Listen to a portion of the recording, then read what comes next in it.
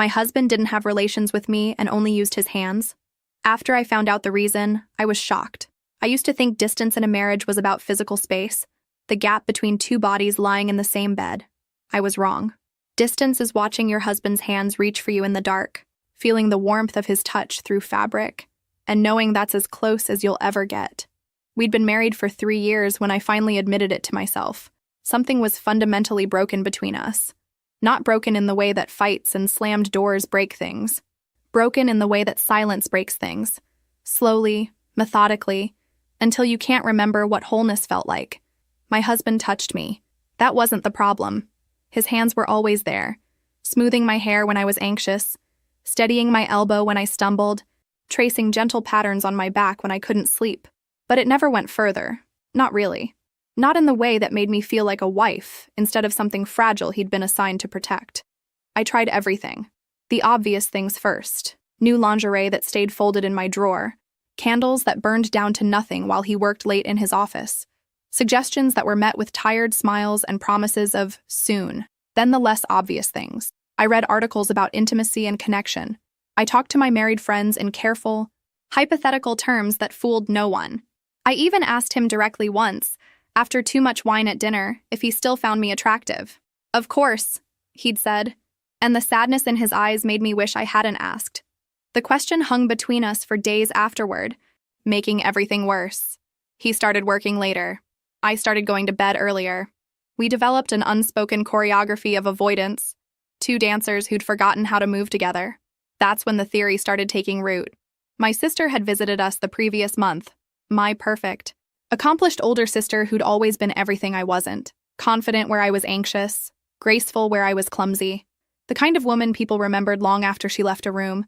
I'd watched him watching her over dinner, the way his attention sharpened when she spoke, the small smile that played at his lips when she told stories about her life in Boston.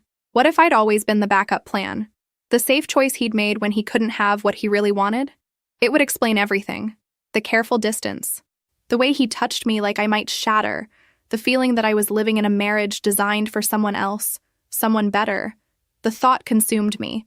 I started noticing things I'd dismissed before. How he kept her graduation photo on his desk at work. How he always asked about her when we talked to my parents. Small things that suddenly felt enormous. I started planning for divorce. Not actively. I didn't call lawyers or separate our finances, but mentally. I organized my life into 2 categories, mine and ours. I stopped buying groceries for 2. I applied for a position in another city, one that would give me an excuse to leave that wasn't about failure or weakness. I told myself I was preparing for the inevitable. Then one Friday evening, I came home early from work with a headache and heard his voice from the kitchen. He was on the phone, speaking to someone from college. I recognized the name. Male friends he still grabbed beers with occasionally. Guys who knew him before he became this careful, contained version of himself. You ever worry you'll hurt someone just by wanting them? His voice was rough, unguarded in a way I never heard it. Like your desire itself is dangerous? I froze in the hallway, my heart hammering against my ribs. No, man, I'm not explaining this right. He laughed, but it sounded broken. She's my wife. I love her. That's exactly why I can't. I just keep thinking about all the ways I could mess this up. You know? All the ways I could be too much, want too much. She deserves better than someone who... His friend must have interrupted because he went quiet. When he spoke again, his voice was barely above a whisper. Sometimes I lie awake watching her sleep and I'm terrified. Not of her. Of myself. Of what it means to want someone this much when you know you're capable of... He stopped, cleared his throat. Forget it. I sound insane. I stood there for a long time after he hung up, my back pressed against the wall, still holding my keys. Trying to reconcile what I'd heard with everything I'd believed about our marriage. The theory I'd built, the careful architecture of my inadequacy, my role as the consolation prize, crumbled into something more complicated. Something that made my chest hurt in a different way. He wasn't distant because he didn't want me. He was distant because he wanted me too much, and was terrified of what that meant. I didn't know if that made things better or worse. That night, I couldn't sleep. I lay in bed listening to him move around downstairs, the soft clink of dishes being washed, the creak of floorboards, the eventual silence that meant he'd settled into his office instead of coming upstairs. I kept replaying his words. I'm terrified. Not of her. Of myself. What did that even mean? How could wanting someone be dangerous? I'd spent 3 years believing I wasn't enough, that I was living in the shadow of what he really wanted. Now I had evidence of something else entirely, but I couldn't make sense of it. Around 2 in the morning, I made a decision. One more try. One real, honest attempt before I gave up completely. I spent the next day preparing. Not in the obvious ways, I'd learned those didn't work. Instead, I tried to prepare myself mentally, to be brave enough to break through whatever wall stood between us, even if it hurt, even if it confirmed my worst fears. That evening, I waited for him in our bedroom. I'd changed into something simple, comfortable. I wasn't trying to seduce him. I was trying to reach him. When he came upstairs and saw me sitting on the edge of the bed, something flickered across his face. Hope, maybe, or fear, possibly both. "Hey," he said softly, stopping in the doorway. "Come here," I said. "Please." He approached slowly like I was something wild that might bolt. When he sat beside me, I could feel the careful space he maintained between us. 6 inches that might as well have been miles. "I miss you," I said. Simple. True. His jaw tightened. "I'm right here." "Are you?" The silence stretched. Then I did something I'd never done before. I reached for him first. Not tentatively, not asking permission. I kissed him the way I used to when we were dating, before everything became careful and measured. For a moment he responded. His hand came up to cup my face, his thumb brushing my cheekbone. I felt him lean in, felt the possibility of something real opening between us. Then he pulled back, stood up, put his hands in his pockets. "I'm sorry," he said, his voice rough. I need to check something downstairs. Give me a minute." A minute turned into 10, then 20. I found him in his office, staring at his computer screen without really seeing it. "What are you so afraid of?" The question came out harder than I intended. He didn't turn around. "It's not that simple." "Then explain it to me.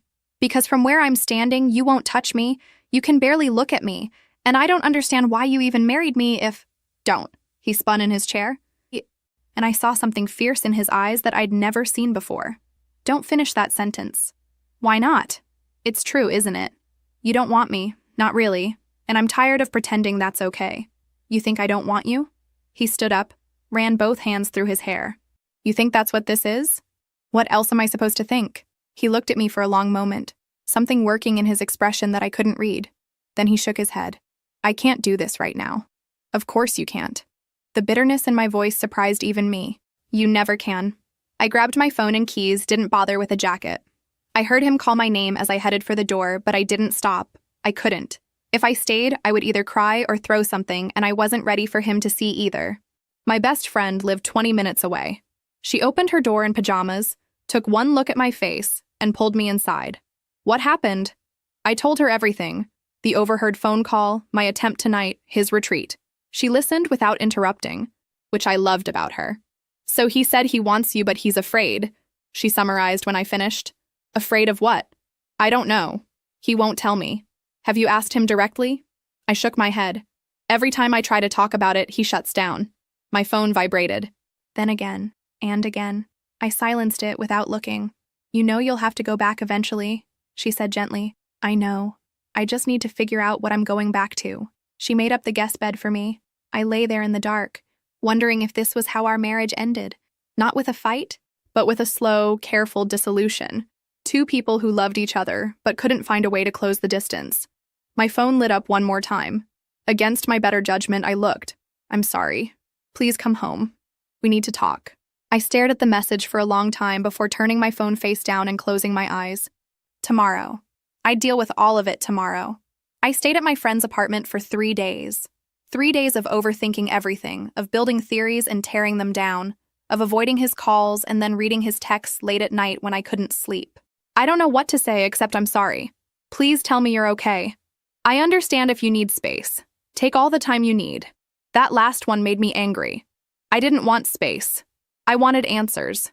I wanted him to fight for us instead of giving me permission to leave.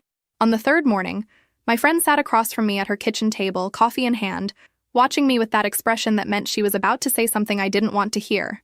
"Have you considered," she started carefully, "that maybe it's not about you at all?" "What do you mean?" "I mean, you keep circling back to your sister, to the idea that you're not enough. But what if his issues have nothing to do with either of those things? What if something happened to him that makes intimacy difficult?" I'd considered it. Briefly. then dismissed it because it was easier to believe I was the problem than to imagine he was carrying something I couldn't fix. He would have told me, I said, but it sounded weak even to my own ears. Would he? You've been married 3 years and you just now overheard him admit he's afraid. This isn't a man who shares easily. She wasn't wrong. My husband was the kind of person who handled everything internally. Work stress, family problems, even joy. He processed alone, contained everything, rarely let anyone see what was really happening beneath the surface. So what do? You go home, you have an actual conversation, and you stop assuming you know what he's thinking. I went home that afternoon. My husband's car was in the driveway even though it was only 2 o'clock on a Wednesday. When I walked in, I found him on the couch, laptop abandoned beside him, looking exhausted in a way that had nothing to do with physical tiredness.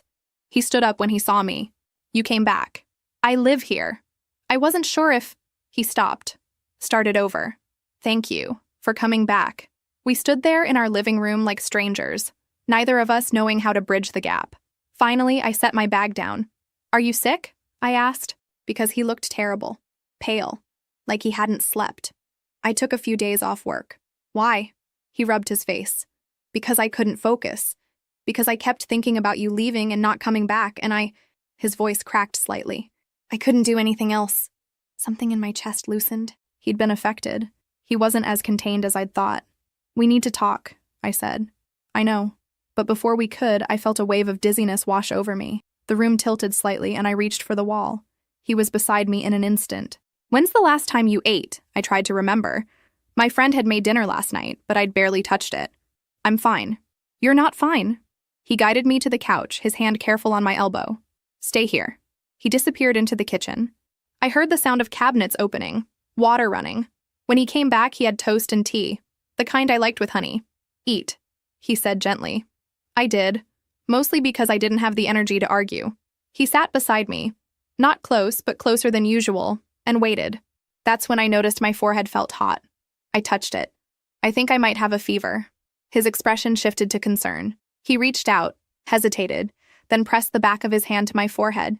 You're burning up. Have you been feeling sick? Just tired. Stressed.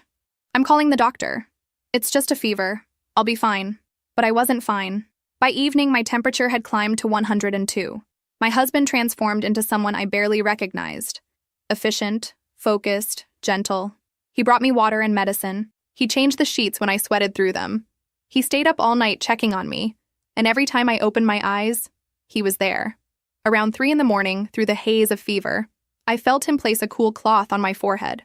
Why won't you touch me? I asked, the words coming out before I could stop them. Fever made me honest. His hand stilled. I am touching you. You know what I mean. In the darkness, I heard him exhale slowly. I want to. More than you know. Then why?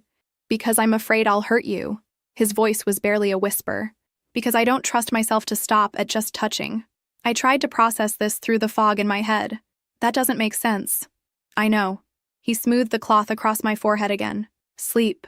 We'll talk when you're better. I promise. I wanted to argue, to push for more, but exhaustion pulled me under. The last thing I remember was his hand, still gentle, still careful, still there. I recovered slowly over the next week. My husband stayed home the first few days, working from his laptop at the kitchen table so he could hear if I needed anything. By the time I was well enough to move around normally, I'd noticed something strange. My blue scarf was missing, the soft one I wore constantly during winter. I'd looked everywhere, the coat closet, the car, my dresser, but it had vanished. Then a few days later, I couldn't find my favorite sleep shirt, the old, worn one with the faded logo. I'd had it for years, and I knew exactly where I kept it. At first, I thought I was being paranoid. Things got misplaced. It happened. But then my lip balm disappeared from my nightstand, and the book I'd been reading, the one I'd left on the coffee table with a bookmark, was gone too. Small things.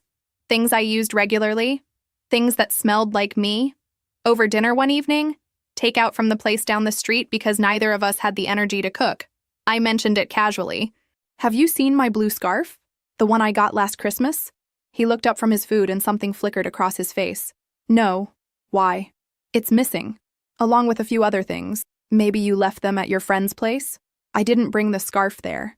Or my sleep shirt. His jaw tightened almost imperceptibly. He stabbed at his noodles. I'm sure they'll turn up. The deflection was too quick, too practiced. I studied him across the table. The way he wouldn't quite meet my eyes. The tension in his shoulders. Did you take them? What? He finally looked at me. Why would I take your things?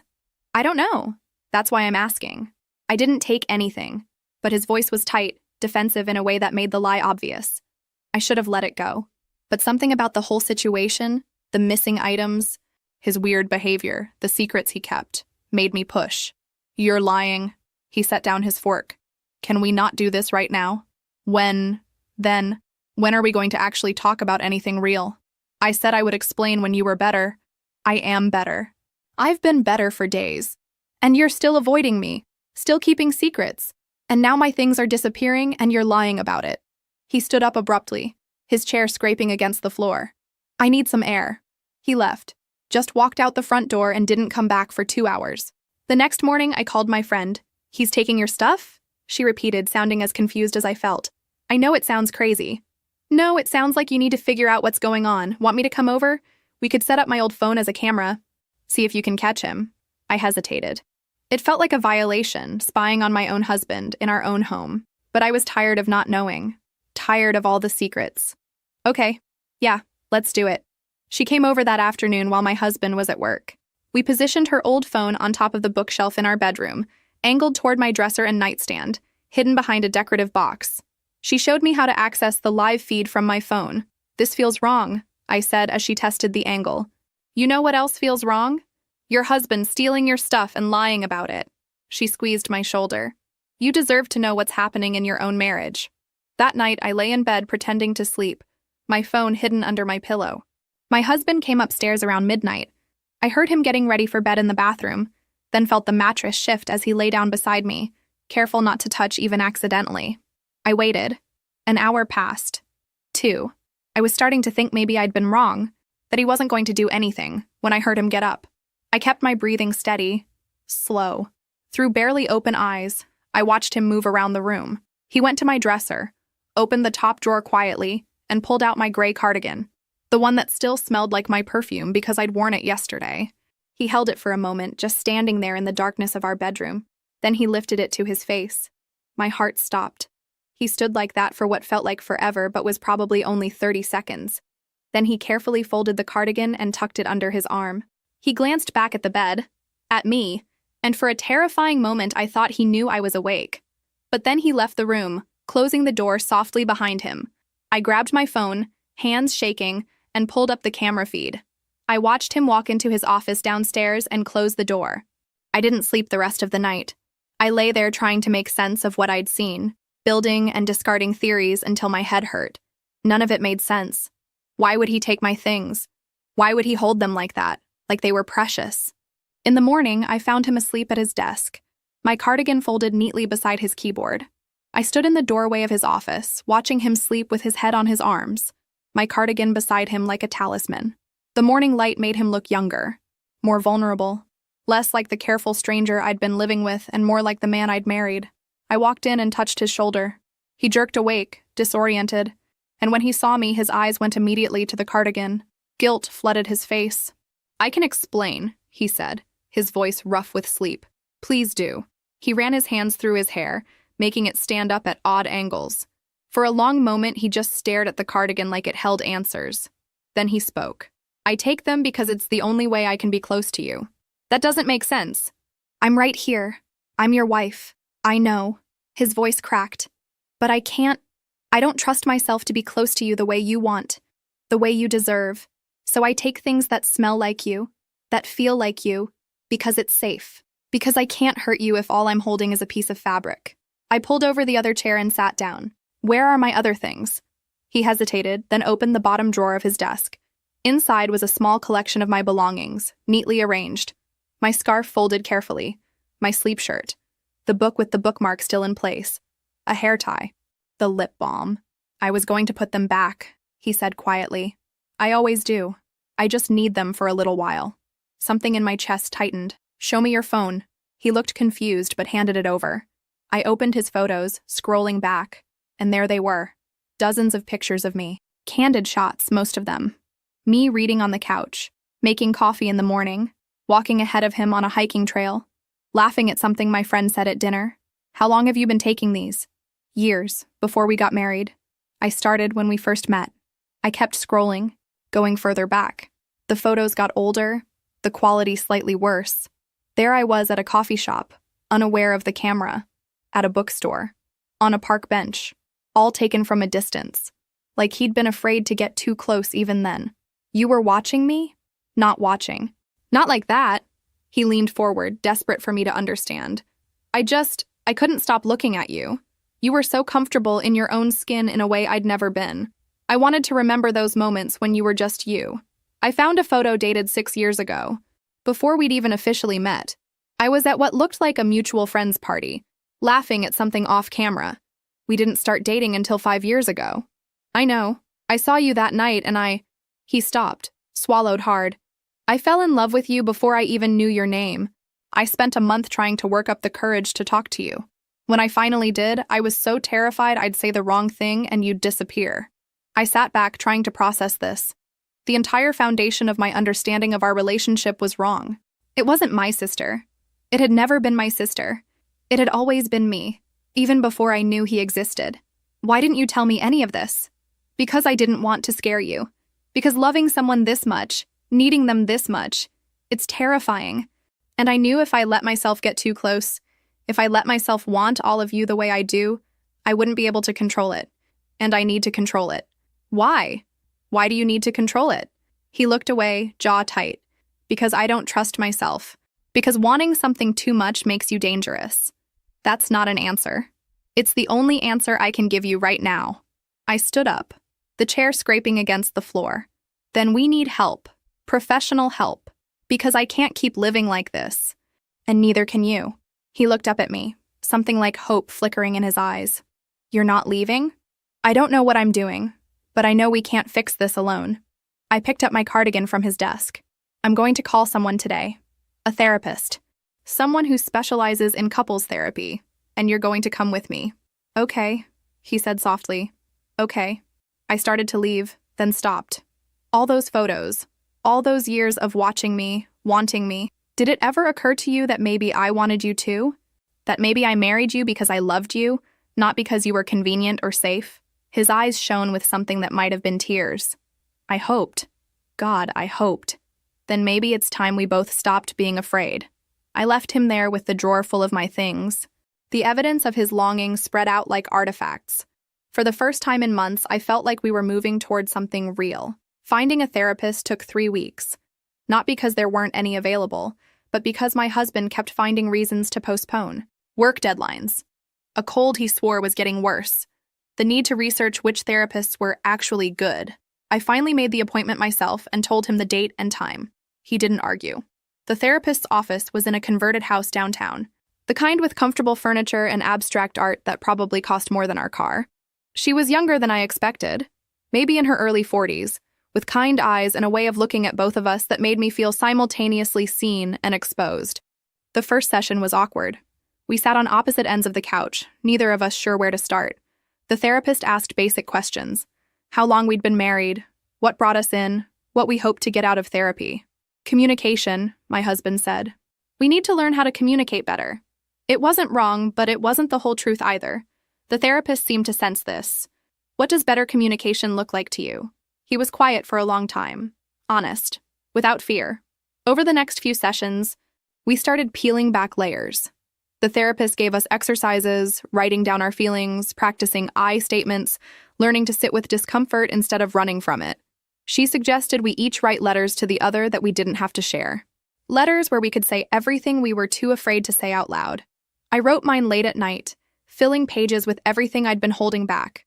All my fears about not being enough, about being a substitute for someone else, about the loneliness of sharing a bed with someone who wouldn't touch me.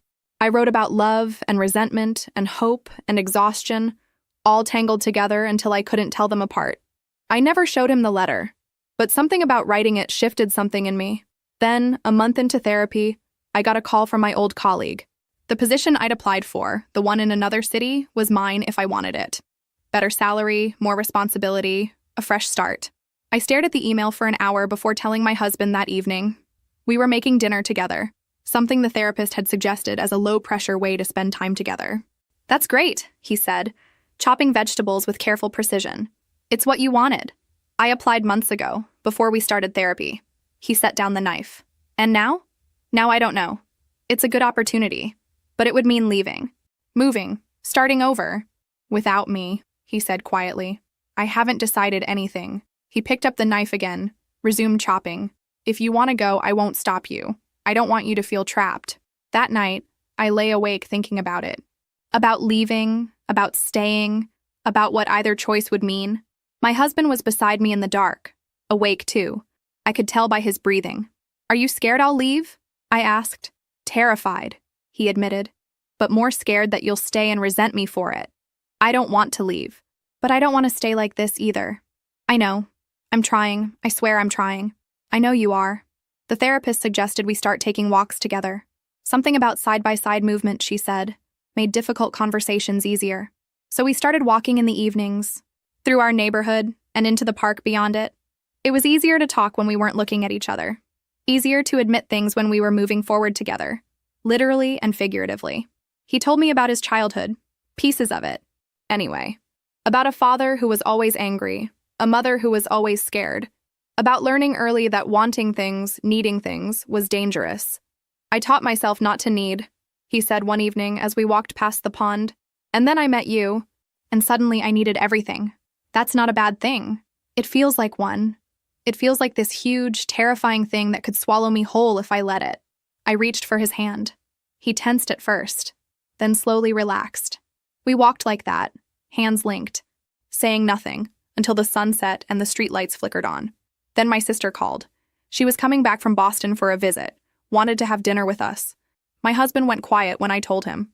"It's fine if you don't want to come," I said. "No, I'll come. It's important to you."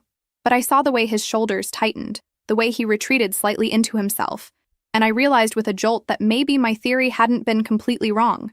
Not in the way I'd thought, but maybe he had idealized her once. Before me. Before he knew me. The dinner was scheduled for the following Saturday. All week I felt the tension building between us again, that careful distance creeping back in. The progress we'd made felt suddenly fragile, like something that could shatter with one wrong move. The night before the dinner, I found my husband in his office again, staring at his computer screen. "We don't have to do this," I said from the doorway. "I want to. I need to prove to you that she's not. That it was never—" He stopped. "I need you to see that you were never second choice." "Okay," I said softly. "But after this, we're going to have a real conversation. About everything. No more halfway truths." He nodded. "After this. I promise." The restaurant my sister chose was one of those trendy places with exposed brick and Edison bulbs, the kind where you had to shout to be heard over the ambient noise. She was already there when we arrived, sitting at a corner table, looking effortlessly put together in a way I'd never managed. "There you are." She stood to hug me, then turned to my husband. "It's been too long." "It has," he said, his voice carefully neutral. We ordered drinks, made small talk about her work in Boston, the weather, mutual friends. My husband was polite but distant, contributing to the conversation without really engaging. I watched him carefully, looking for signs of the admiration I'd once been so sure existed. But all I saw was someone being polite to his wife's sister. "So," my sister said, turning to me halfway through dinner, "Mom mentioned you might be moving? For work?" I glanced at my husband. "It's an option. I haven't decided yet. You should take it. You'd be great. And honestly, a change of scenery might be good for you. You seemed kind of stuck last time I saw you." Stuck? The word stung more than it should have. You know what I mean. Like you weren't quite happy, but weren't quite unhappy either. Just existing. My husband's fork clattered against his plate. "She's not stuck." My sister looked surprised by his tone. "I didn't mean—" "She's brilliant at what she does. She has friends, hobbies, a life. Just because she's not constantly chasing the next big thing doesn't mean she's stuck." There was an edge to his voice I rarely heard. Something protective. Almost fierce. The rest of dinner was subdued. We finished our meals, declined dessert, and said our goodbyes in the parking lot. My sister hugged me tight. "I really didn't mean to upset him," she whispered. "I know. It's fine." The drive home was silent. When we got inside, I went straight to the kitchen for water. My husband followed. "I need to tell you something," he said. "Okay." He leaned against the counter, hands in his pockets. I did have a crush on your sister, years ago, before I met you. My stomach dropped despite having suspected it. It was stupid, he continued. Completely one-sided. I saw her at a few parties, thought she was confident and everything I wasn't. I built this fantasy in my head, but I never really talked to her. It was just an idea. When did it end? The night I actually met you. The same party where I took that first photo. He looked at me directly. She was there too. I'd spent the evening working up courage to talk to her, and then I saw you. You were by yourself, reading book spines on someone's shelf, completely content to be alone. And I forgot your sister existed. Just like that? Just like that. Because she was a fantasy. But you were real. You were this actual person who didn't need anyone's attention to be interesting, who looked at the world like it was worth paying attention to. He moved closer, still maintaining that careful distance. I fell in love with you that night, completely. And every day since then I've loved you more, and it terrifies me because I don't know how to love someone this much without destroying it. You're not going to destroy me. You don't know that. I set down my glass. Then talk to me. Tell me why you're so afraid. Because this thing you're holding on to, it's the only thing actually hurting us. He was quiet for a long time, his jaw working like he was trying to force words out. Finally, he spoke. My father wanted things too much. Needed to control everything. And when he couldn't, when things didn't go exactly how he wanted, his voice cracked. He'd hurt us. Me, my mother. Not every day. Just when we disappointed him. The air felt heavy. I spent my whole childhood learning to want nothing. To need nothing. Because wanting led to disappointment. And disappointment led to... He couldn't finish. And now? I asked softly. Now I want you so much I can barely breathe sometimes. And I'm terrified that if I let myself have what I want, I'll become him. That all that wanting will turn into something ugly. But you're not him, I said. You're nothing like him. How do you know? How can you be sure? Because I've known you for 5 years. Been married to you for 3. And in all that time, even when you've been frustrated or angry, you've never been cruel. Never been violent. You pull away instead of lashing out. What if it's just because I've kept myself in check? Then we figure it out. Together. I took a step toward him. But you can't keep living like this. We can't. You're so busy protecting me from something that hasn't happened that you're not seeing what is happening. We're both miserable. He looked at me with eyes that held years of fear and longing.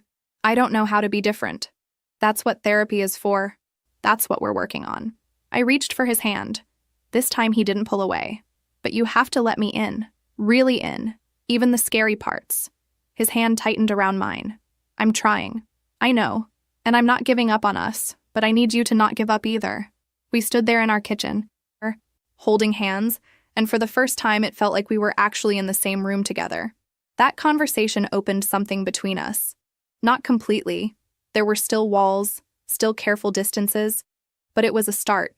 Over the next few weeks, we talked more. In therapy, on our walks, late at night when darkness made honesty easier. He told me about his childhood in pieces, about hiding in closets when his father came home angry, about the unpredictability, how his father could be laughing one moment and violent the next, about learning to read every micro-expression, every shift in tone, trying to predict when the mood would turn. I got good at disappearing, he said one night.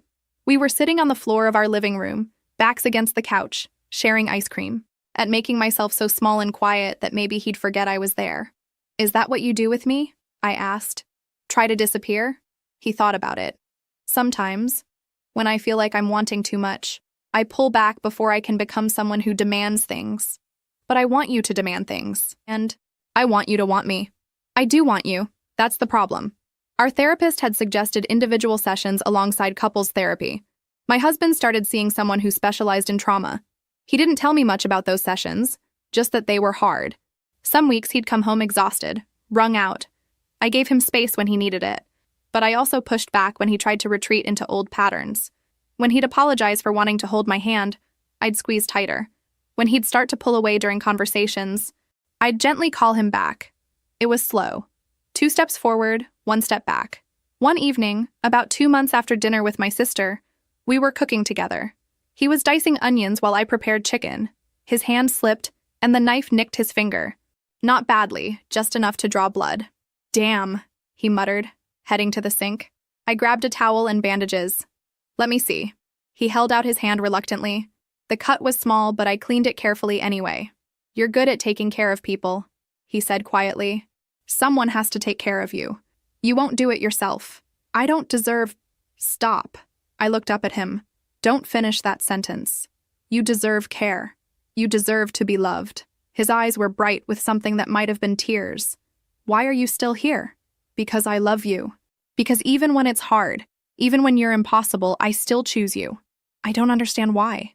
You don't have to understand it. You just have to believe it. He pulled me close then. Carefully, like always, but closer than usual. I felt his heartbeat against my cheek, fast and uncertain. I'm trying to believe it, he whispered. I'm trying. That night, something shifted. When we went to bed, instead of maintaining his usual distance, he stayed close. Not touching exactly, but near enough that I could feel his warmth. Can I tell you something? He asked into the darkness. Always. When I was 8, I tried to protect my mother during one of my father's rages. I got between them. He paused. He broke my arm. Told me that's what happens when you get in the way of people who love each other. My chest tightened. For years I believed him. That love meant violence. That wanting someone meant hurting them. That protecting someone meant staying away. But you don't believe that anymore, I said. Do you? I'm learning not to. It's just, sometimes I feel this intense want. This need to be close to you, and my whole body floods with panic. Like I'm about to do something terrible. What do you do in those moments? Usually I leave the room, go to my office, take your scarf or whatever I've hidden and just hold it until the panic passes. I rolled over to face him in the dark. What if next time, instead of leaving, you told me? What if we sat with it together? I don't know if I can. We could try. Just once. See what happens. He was quiet for so long I thought he'd fallen asleep. Then, okay, we can try. It happened 3 days later. We were watching a movie, sitting on opposite ends of the couch. I looked over at him, and something must have shown on my face because he tensed. What? He asked. Nothing. I just wish you were sitting closer. I saw it happen. That flash of want followed immediately by panic. He started to stand, to make an excuse. Wait, I said. Stay. Tell me what you're feeling right now. He froze, then slowly sat back down. His hands were clenched into fists. I want to move closer, he said, his voice strained. And it's making my heart race. Every instinct is telling me to leave before something bad happens. What bad thing do you think will happen? I don't know. That's what makes it worse. I just have this certainty that if I give in to what I want, something terrible will follow. Okay, so let's test that. Move a little closer, just a little, and we'll see if anything terrible happens. He looked at me like I'd suggested jumping off a building, but slowly, inch by inch, he slid across the couch. Not all the way, there was still a cushion between us, but closer than usual. How do you feel? I asked. Terrified, like I'm about to ruin everything. And what's actually happening? He looked around, checking for the disaster he was sure was coming. Nothing, we're just sitting on a couch. Exactly, nothing terrible. Just us. We stayed like that for the rest of the movie. Him radiating tension, me pretending to focus on the screen. When it ended, he hadn't moved away, hadn't hurt me, hadn't become the monster he feared. See? I said softly. You're safe. I'm safe. We're okay. He nodded, but I could see he wasn't convinced. Not yet. But it was a start. 3 months into therapy, our therapist suggested something that initially seemed impossible. Moving. Not to another city for my job. I'd turned that down weeks ago, but to a different home. Somewhere without the weight of all our failed attempts at intimacy, all the nights spent on opposite sides of the same bed. This house holds a lot of pain for both of you, she said during one session. Sometimes a fresh start means a fresh space. We talked about it on our evening walk that night. The idea felt both terrifying and oddly right. I think she might be onto something, my husband said as we passed the pond. Every room in that house has a memory of me pulling away from you, of me being too afraid to be what you needed. It's not just your fault. I made assumptions too, built whole narratives in my head instead of just asking. Still, maybe starting over in a place that's just ours, where we build new memories from the beginning, maybe that would help. We started looking at apartments the following weekend. Nothing too big or too far from our jobs. We found a place after 3 weeks of searching, a 2-bedroom on the 4th floor of an older building, hardwood floors, large windows, a kitchen barely big enough for 2 people to stand in. It was smaller than our house, simpler, and somehow that felt right. The move happened gradually over a month. We packed together, sorted through years of accumulated belongings. My husband found the box where he'd been keeping my things, the scarf, the shirt, all the small items he'd borrowed to feel close to me. "What should I do with these?" he asked, holding up the blue scarf. "Keep them if you need them, or give them back. Whatever feels right." He folded the scarf carefully and handed it to me. "I think I'm ready to stop hiding." Moving day was chaotic. My friend helped, along with a couple of my husband's colleagues. By evening, we were surrounded by boxes in our new living room, exhausted and slightly overwhelmed. "Pizza?" I suggested. "Pizza," he agreed. We sat on the floor, surrounded by our packed life, eating takeout from paper plates. The apartment was a mess, but it felt different from the house. Lighter, somehow. "This is ours," he said, looking around. "Not my parents', not anyone else's, just ours." Over the next few weeks, we unpacked slowly. We established new routines: coffee together every morning at the small kitchen counter, evening walks through our new neighborhood, weekend trips to the farmer's market a few blocks away. Small acts of care became our language. He'd leave my favorite tea brewing when I got out of the shower. I'd pick up his dry cleaning without being asked. He'd queue up shows he knew I wanted to watch. I'd make sure his phone was charged before bed. It wasn't grand gestures or passionate declarations. It was the quiet, consistent practice of showing up for each other, of choosing each other daily in small, tangible ways. One Saturday, we were assembling a bookshelf together, one of those flat-pack nightmares that requires patience and teamwork. I was holding pieces in place while he screwed them together. "This is probably the most domestic we've ever been," I said. He looked up, a slight smile on his face. "I like it. Us doing normal couple things without—" He paused, searching for words. "Without the weight of everything making it feel impossible." Me too. We finished the bookshelf and stood back to admire our work. It was slightly crooked, but it was ours. We'd built it together.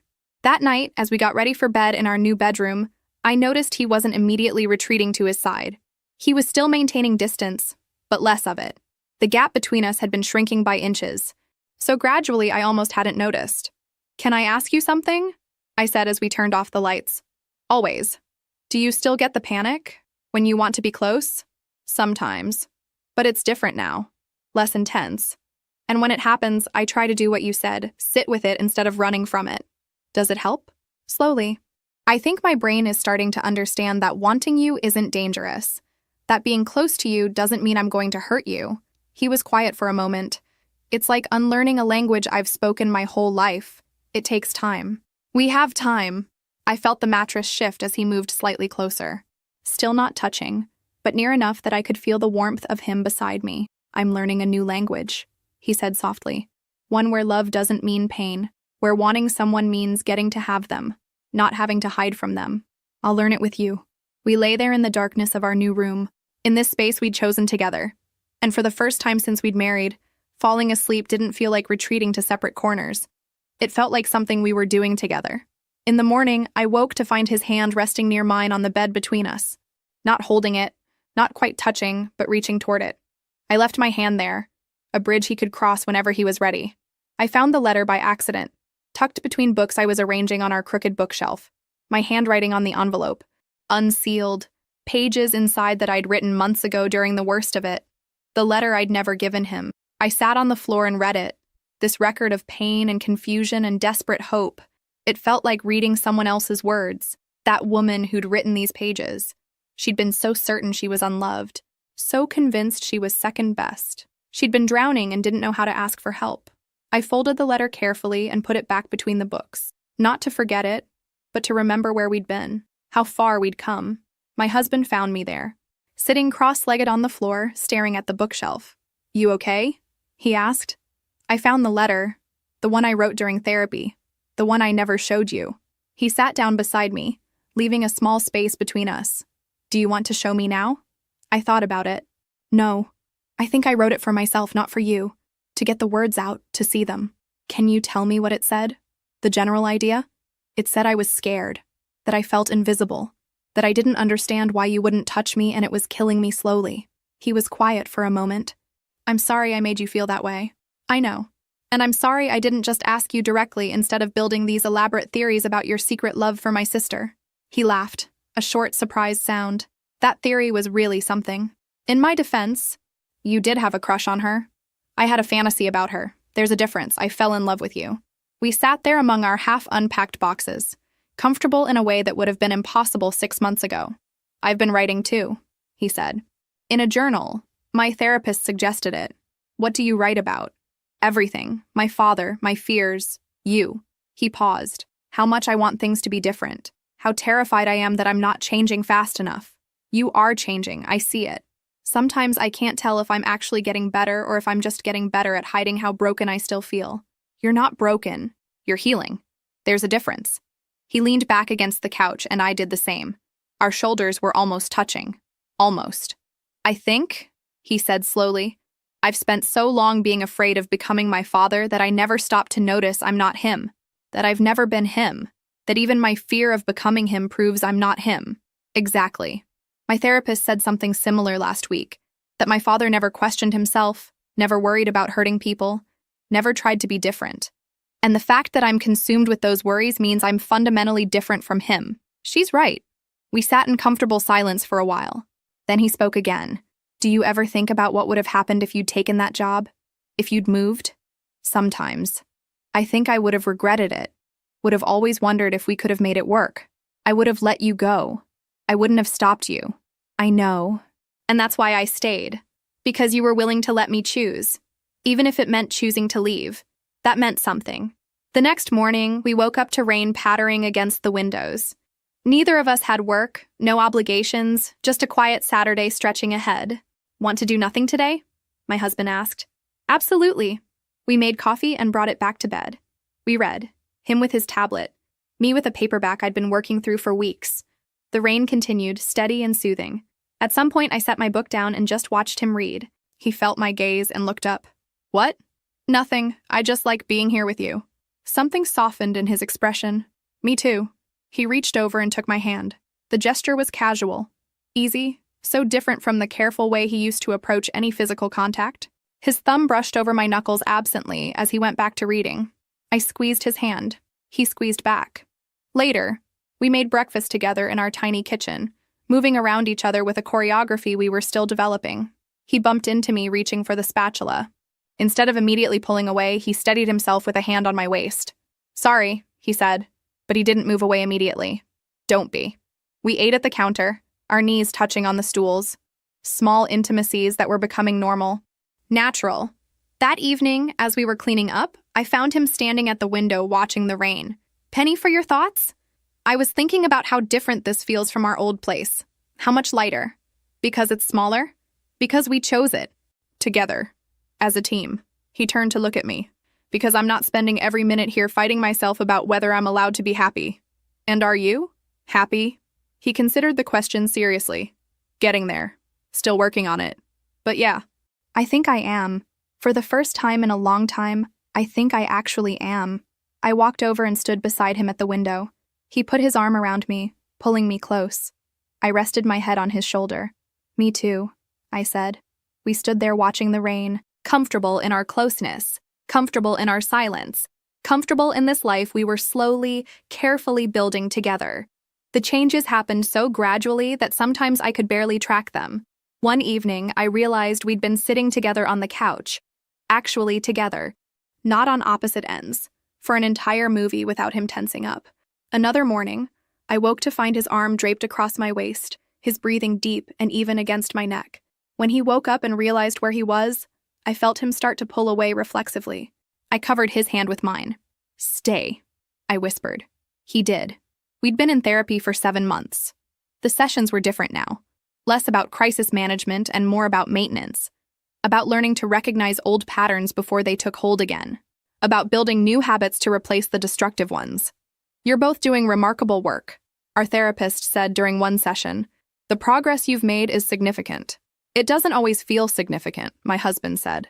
Sometimes it feels like we're moving at a glacial pace. Sustainable change usually does. You're not putting a Band-Aid on something.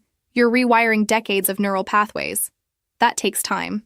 She was right, of course, but it was hard to see progress when you were living in it every day. Then one Saturday, my friend came over for lunch. She'd been a constant presence throughout everything. The confidant I'd run to, the one who'd helped me set up that camera, the one who'd listened to me cry and rage and hope. You two seem different, she observed after my husband excused himself to take a work call. Lighter. We are different. We're actually talking now. Actually seeing each other. And the intimacy stuff? I felt my face warm. Better. Still working on it, but better. He's learning to be close without panicking. I'm learning to be patient. I'm proud of you. Both of you. It would have been easier to just walk away. Easier isn't always better.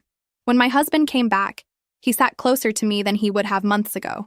His hand found mine naturally, without the hesitation that used to precede every touch. My friend noticed. She didn't say anything, but I saw the small smile on her face. Later that week, we went out to dinner. Not for any special occasion, just because we wanted to. At the restaurant, sitting across from each other with candlelight flickering between us, I had a sudden flash of memory. Our early dates, before marriage, before fear built walls between us. What are you thinking? He asked. I was remembering when we first started dating, how easy everything felt. It was easy then. I hadn't figured out yet how much I had to lose. Do you wish you could go back? To before everything got complicated? He considered this seriously. No, because back then I was just running on borrowed time before the fear caught up with me. Now we're actually dealing with it, actually fighting through it together. So you're saying our crisis made us stronger? I teased. I'm saying almost losing you made me realize I needed to actually try, to stop hiding behind my fear and start facing it. After dinner, we walked through the park near our apartment. It was one of those perfect autumn evenings, cool but not cold, leaves crunching underfoot. He took my hand as we walked, something he did easily now. There's something I want to try, he said after a while. If you're okay with it. What? Can we just... He stopped walking and turned to face me. Can I just hold you? Here, in the park. No pressure, no expectations. Just hold you because I want to. My throat tightened. Yes. He pulled me close and I wrapped my arms around him. We stood there in the middle of the path, holding each other as people walked around us.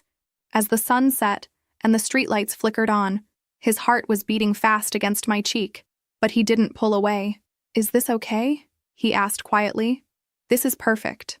When we finally pulled apart, there were tears on his face. Happy tears, I thought. Or maybe relieved tears.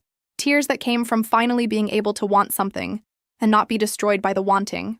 At home that night, we got ready for bed with our new routine, brushing teeth side by side, him stealing my face moisturizer because he always forgot to buy his own, me stealing his hoodie because mine was in the laundry. In bed, he pulled me close. Not perfectly, not without some remaining hesitation, but close. His arms around me felt like safety, like home, like promise. I love you, he said into the darkness. I don't say it enough. I don't show it enough. But I do. I love you more than I know how to express. I love you too, even when it's hard, even when you're impossible, even when we're figuring it all out as we go. Especially then. His breath was warm against my hair. His hold on me tightened slightly. And for once, there was no panic in it. Just love, just presence, just us, learning slowly how to be together without fear standing between us. We fell asleep like that, tangled together in our new bed in our new home, building something that was finally, truly ours. 9 months after we moved into the apartment, I woke up to sunlight streaming through our bedroom window and the smell of coffee drifting in from the kitchen. My husband's side of the bed was empty but still warm. I could hear him moving around, the soft clink of mugs, the quiet hum of him doing something he did now, existing in our space without apology. I got up and found him at the counter, 2 cups of coffee already poured, scrolling through his phone. When he saw me, he smiled. Not the careful, measured smile of before, but something open and easy. Morning, he said, sliding my cup across the counter. Morning. We stood there in our tiny kitchen, drinking coffee in comfortable silence. His foot was hooked around my ankle under the counter, a casual touch that would have been impossible a year ago. What do you want to do today? He asked. Nothing. Everything. Something in between. He laughed. Perfect. Let's do that. We spent the morning organizing books we'd been meaning to shelve for weeks. He'd pull one out, read the back, make a comment. I'd argue about categorization, alphabetical versus by color versus by how much we actually liked them. This is ridiculous, he said at one point, holding up a book neither of us remembered buying. Who organizes books by color? People with aesthetics, unlike some people who just throw them wherever. I have a system. Chaos isn't a system. He pulled me close, kissed the top of my head. You love my chaos? And the thing was, I did. I loved the way he left books face down on the coffee table. I loved how he forgot to put away his coffee cups. I loved the small evidences of him actually living in our space instead of just existing in it carefully. Around midday, we walked to the market like we did most weekends. He held my hand the entire way, swinging our arms slightly, pointing out things, a dog wearing a sweater, someone's overgrown garden, the cafe we'd been meaning to try. At the market, we wandered through stalls selling vegetables and bread and flowers. He bought me sunflowers without me asking, because he'd learned I loved them. I bought the fancy cheese he pretended not to love, but definitely did. We're becoming one of those couples, I said as we walked home, bags in hand. What couples? The ones who go to farmers markets and buy flowers for no reason. The boring domestic ones. I like boring domestic. Boring domestic is underrated. Back home, we made lunch together. He chopped while I cooked, and we moved around each other in our small kitchen like dancers who'd finally learned the steps. When his hand landed on my waist as he reached past me for the pepper, it was natural. When I leaned back into him slightly, he didn't flinch. After lunch, I curled up on the couch with my book. He joined me, lifting my legs so they rested across his lap while he worked on his laptop. His hand rested on my ankle, thumb tracing absent patterns. I was thinking, he said after a while, not looking up from his screen. Dangerous. He smiled. I was thinking we should go away somewhere. Take a real vacation, just us. Where would we go? Anywhere. Nowhere. Somewhere we've never been. Somewhere we can just be together without thinking about it. I'd like that. He looked over at me then, and something in his expression made my chest warm. I'd like it too. I'd like a lot of things with you that I was too afraid to want before. Like what? Like lazy mornings. Like inside jokes. Like arguing about how to organize books. He paused. Like a future that isn't defined by my fear. I set my book aside and moved closer to him. He wrapped his arms around me, and I rested my head on his chest, listening to his heartbeat. I'm proud of us, I said. Of how far we've come. Me too, even when it's hard. Even when I still have bad days and old fears come back. I'm proud we didn't give up. I'm proud you didn't give up on yourself. We stayed like that as the afternoon faded into evening. At some point, he started playing with my hair, his fingers gentle and unhurried. At another point, I traced the lines of his hand resting on my shoulder. As night fell, we made dinner. Pasta with the fancy cheese from the market. We ate at our small table, knees touching underneath, talking about nothing important and everything important all at once. After dinner, we did the dishes together. He washed, I dried. When he flicked soap suds at me, I retaliated with the dish towel. We ended up laughing, close together at the sink, his arms around me from behind while water ran forgotten. I love this, he said into my hair. I love us. I love that we're not perfect, but we're ours. Me too. In bed that night, we lay facing each other in the darkness. His hand found mine between us, fingers intertwining. Our feet touched under the covers, familiar and comfortable. Thank you, he said quietly. For what? For staying, for fighting, for not giving up on us when it would have been easier to walk away. Thank you for letting me in, for doing the hard work, for learning how to be here with me. He leaned forward and kissed me, soft and unhurried. When we pulled apart, we stayed close, foreheads touching. We fell asleep like that, hands clasped, feet tangled, breathing in sync. Not perfectly, not without the occasional bad day waiting in our future, but together, really together. Finally understanding that love wasn't about being perfect or fearless. It was about choosing each other again and again, through the fear and imperfection and complicated messiness of being human. We'd learned to speak a new language, one where love meant safety, where wanting meant being wanted back, where closeness wasn't dangerous but essential. And every day we practiced that language together, building a home not just in our small apartment, but in each other. She posted, "Some people will never be enough," after I proposed with a 1-carat ring instead of 2. I commented, "You're absolutely right." Then I proposed to someone else with the same ring 1 year later. Her mother called me begging to give her daughter another chance after seeing the wedding announcement. I, 30 male, proposed to my girlfriend Kendra, 28, 6 months ago, after 3 years together. I'd saved for 8 months to buy a 1-carat solitaire diamond ring. Cost me $6,200. Not the biggest purchase of my life, but as someone making $72,000 a year, it was significant. I planned everything perfectly. her favorite restaurant, private room, photographer hidden to capture the moment. When I got on one knee, she said yes. We kissed, cried, the whole thing. The photographer got beautiful shots. Then she looked at the ring, really looked at it. Her exact words, "Oh, it's classic." I should have known right then. We got home, she immediately called her mom, her sister, her best friend Jordan. I heard her in the bedroom saying, "Yeah, it's nice, just smaller than I expected." The next morning, she posted the engagement announcement on Instagram, but the caption, "He proposed." Can't wait to start this journey. Remember, ladies, it's not about the ring, it's about the love.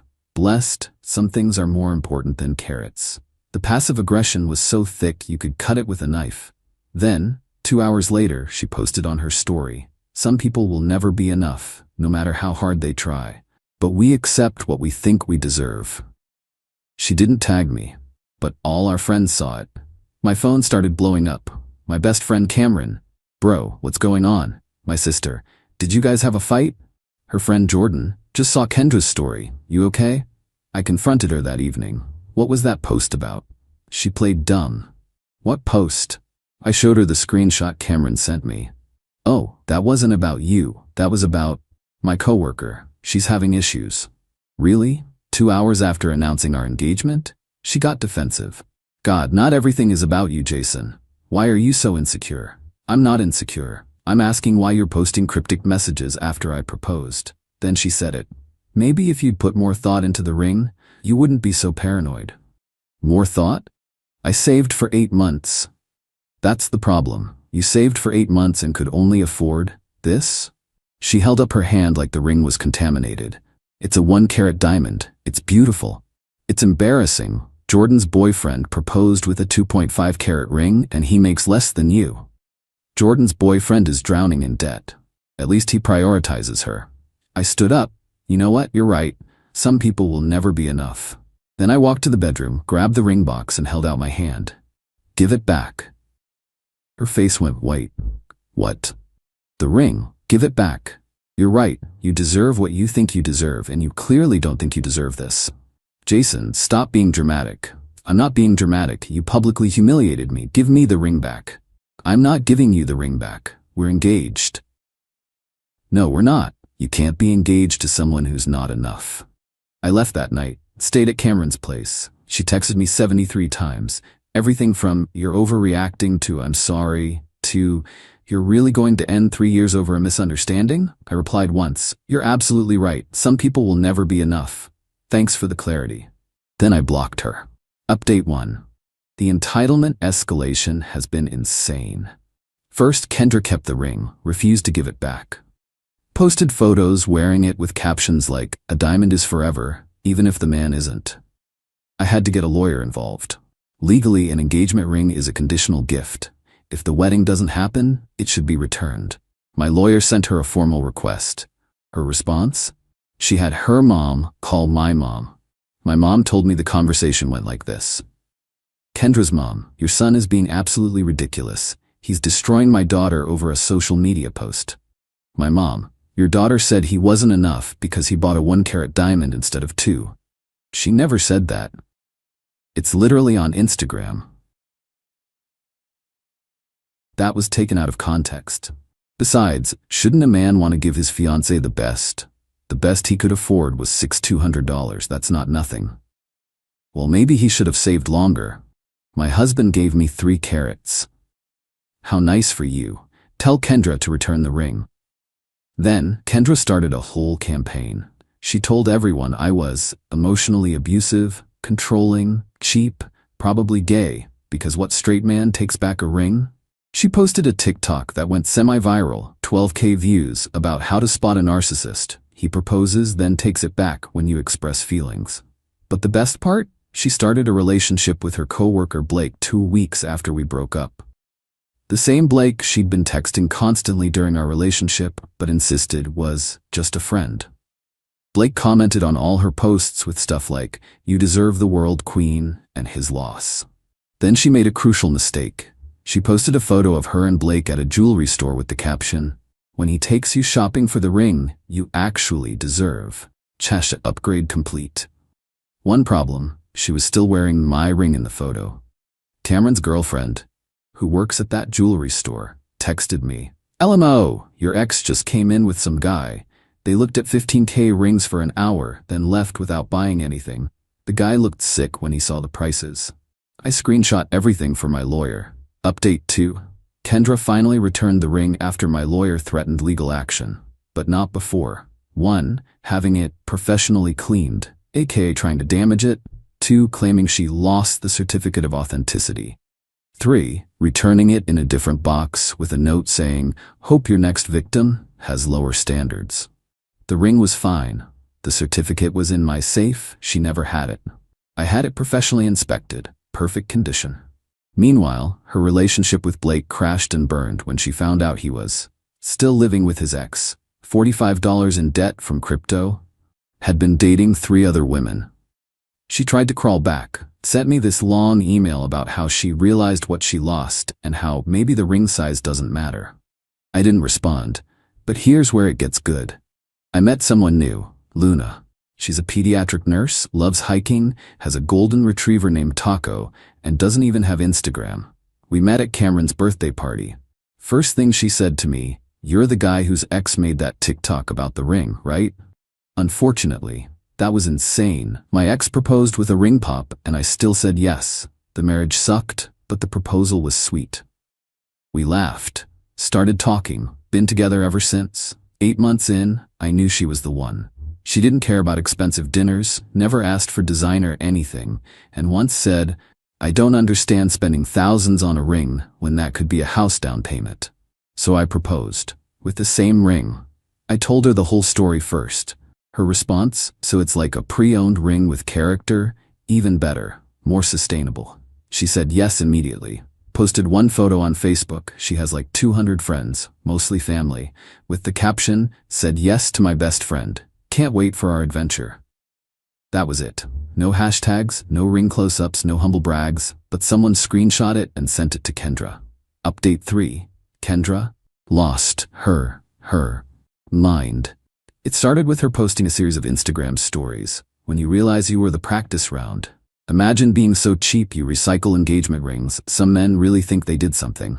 Then she made a whole TikTok series called Red Flags I Ignored, where she talked about our relationship. Except she rewrote history completely. Claims I was financially controlling. I paid for 70% of our dates. Says I isolated her from friends. I encouraged her to go out. Insists I gaslighted her about the ring. She literally called it embarrassing. But my favorite accusation, I probably planned this all along to humiliate her. Yes, Kendra, I planned to fall in love with someone else and propose with the same ring just to spite you. You cracked the code. Then came the flying monkeys. Her friend Jordan messaged Luna on Facebook. "Girl to girl, you should know that ring has bad energy. Kendra wore it first. You're getting her leftovers." Luna responded, "Girl to girl, I'm getting a man who knows my worth isn't measured in carats. But thanks for your concern." Jordan screenshot this and posted it on her story. Some women have no self-respect. Luna, who again barely uses social media, created her first and only Instagram story. A photo of her hand with the ring and the caption, "Self-respect is knowing your value doesn't come from what's on your finger, but who's holding your hand." Also, this ring is perfect. She tagged Jordan. Jordan blocked her. But the peak entitlement came from Darlene, Kendra's mom. She called me, at my workplace. "Jason, this is Darlene. We need to talk." "We really don't. You're being cruel. Using the same ring? That's psychological warfare. It's my ring. I bought it." "You bought it for Kendra. And she didn't want it, said it wasn't enough. She was emotional. You know how women are about proposals. Luna wasn't. She said yes immediately. That's because she has no standards. Or because she loves me for me, not my bank account. You're doing this to hurt Kendra. I'm doing this because I love Luna. Kendra's feelings aren't my concern anymore. She's been crying for weeks. She should have thought about that before publicly humiliating me. Just, can you at least get a different ring? I'll pay the difference for a new one. Same size, different ring." "What? I'll give you $200 for a new ring. Just don't use that one. You want to pay me to get a different ring so your daughter feels better about rejecting it? It's causing her emotional distress. No. I'll make it $8,000. Darlene, I'm hanging up now. 10,000, just please. I hung up. She called back and left a voicemail offering $12,000. Update 4. So Kendra did something unhinged, even for her. She reached out to the photographer who did our proposal photos. Remember those? The ones from the failed proposal? She created a whole Instagram post with those photos and this caption. 1 year ago, I made the hardest decision of my life. I said no to settling. These photos were taken the moment I realized I deserved more than what was being offered. Sometimes the bravest thing you can do is walk away from something that looks perfect but feels wrong. To all the queens out there, never settle. Wait for the man who sees your worth. Know your value, queen mindset. She edited the narrative to make it look like she rejected me. The photographer who I'd hired and paid was pissed. He commented, "These photos were from an accepted proposal. You said yes, I was there. This is false advertising of my work." She deleted his comment and blocked him. He then posted on his page, "When someone uses your work to lie about what happened." She said, "Yes, folks, I have the video." And he posted a clip of her saying yes and crying happy tears. Kendra reported his page for harassment. But the best response came from an unexpected source, Blake. "Yeah, the guy she dated after me." He commented on her post, "Didn't you beg me to propose after knowing me for 3 weeks? And didn't you ask to try on rings on our second date?" Weird definition of not settling. The tea he spilled in that comment section before she could delete it. She asked him his salary on their first date. She had a Pinterest board called Blake's Proposal Ideas after dating for 1 week. She told him she expected at least 3 carats. She cried when he said he needed to pay off debt first. Then my wedding announcement went live in the local paper. Luna's grandma insisted. She's 87 and traditional. Darlene called me again, this time crying. "Please, Jason, please reconsider." "Reconsider what? I'm getting married in 6 days." Kendra made a mistake. She knows that now. "I'm marrying Luna." She's had a rough year. Blake broke her heart. Blake dated her for 3 weeks. She got passed over for a promotion. Not my problem. She's been in therapy. Good for her. She still loves you. She loved the idea of a 2-carat ring. She made that clear. Just, can you meet with her? 1 coffee. Let her apologize. No. She's my only daughter. She's been depressed. She cries looking at your wedding announcement. Then she shouldn't look at it. You destroyed her life. No, she destroyed our relationship. I just moved on. With her ring. With my ring that I bought with my money that she rejected. You're heartless. I'm getting married on Saturday. Don't call again. She called 16 more times. I had to block the number. Final update. I married Luna yesterday. It was perfect. Small ceremony, 50 guests, backyard reception at her parents' house. She wore her mom's wedding dress, altered to fit. I wore a suit I already owned. We spent the wedding budget on an amazing honeymoon to Costa Rica instead. During the ceremony, when the officiant asked for objections, Cameron loudly coughed and said, "If anyone named Kendra is here, now's not your chance." Everyone laughed. Luna's vows included, "I promise to love you for your generous heart, not your ring budget, and to always measure our wealth in memories, not carats." But here's the wild part. Kendra showed up at the reception. Not invited, not welcome. Just showed up. Security, Luna's cop brother, stopped her at the gate. She was wearing a white dress. To my wedding, Luna's brother called me over. Kendra was crying, mascara running, holding a letter. "I need 5 minutes," she begged. "You need to leave. I wrote you a letter. Just read it, please." Luna walked over, looking stunning in her dress. "Oh, you must be Kendra. Love the white dress. Bold choice for someone else's wedding." Kendra looked at Luna's ring, the ring, and started sobbing harder. "That was supposed to be mine." "But you didn't want it," Luna said calmly. "You said it wasn't enough." "I think it's perfect. Thank you for giving him back to the dating pool. You're trash, my treasure, and all that." "You're wearing my ring." "Actually," Luna held up her hand, "it's my ring. Has been for a year. Fits perfectly too. Almost like it was meant to be." Kendra turned to me. "How could you do this to me? Do what? Move on? Get married? Be happy? You know what you did, using the same ring." "The ring you publicly mocked? That ring?" I was stressed. I wasn't thinking clearly. "For 3 years? Because you made fun of my gifts our entire relationship? I've changed. Good for you. I've moved on. I'll do anything. I'll apologize publicly. I'll delete all the posts. Luna interrupted. You'll leave. Now, before I have my brother arrest you for trespassing.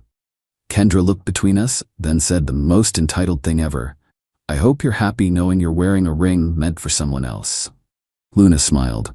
I'm wearing a ring my husband chose, paid for, and gave to someone he loves. The fact that someone else was too shallow to appreciate it just makes it more special to me. Kendra left, but not before throwing the letter on the ground and screaming, You'll regret this. We didn't read the letter. Luna's brother threw it away. The reception continued. We danced, laughed, ate amazing food. Cameron gave a speech about how sometimes you have to go through coal to find your diamond, and Jason found his after returning one to the jewelry store of life. Today, we're at the airport heading to Costa Rica. Luna's wearing the ring, reading a book, occasionally showing me funny memes. Last night, Kendra posted on Instagram, The universe removes people from your life to protect you. Thankful for the bullets I've dodged. Jordan commented, He was never worthy of you, Queen. Her mom commented, My beautiful daughter deserves the world. Blake commented, This is why I'm glad we ended things. The photographer commented, Still false advertising to use my photos. Luna saw the post, someone sent it to her, and said, Should I be petty? Always. She posted one photo on her rarely used Instagram, a picture of us at the altar, her ring clearly visible, with the caption, Married my best friend, to the person who said this ring wasn't enough, thank you. It was exactly enough for the right person. She didn't tag Kendra, but everyone knew. The post got 2,847 likes, more than any of Kendra's posts ever got. Kendra's account went private an hour later. As I'm typing this on the plane, Luna just showed me a text from an unknown number. This is Darlene. I'll pay you $20,000 to divorce him and give Kendra another chance. Luna replied, I'd rather have my 1-carat ring and amazing husband than your money or your daughter's drama. Lose this number. Then she blocked it and ordered us champagne. To everyone saying I should have bought a different ring, why? This ring is beautiful, expensive, and meaningful. The fact that someone else couldn't see its value doesn't diminish it. Luna loves it because of its history, not despite it. To those saying I was petty, absolutely.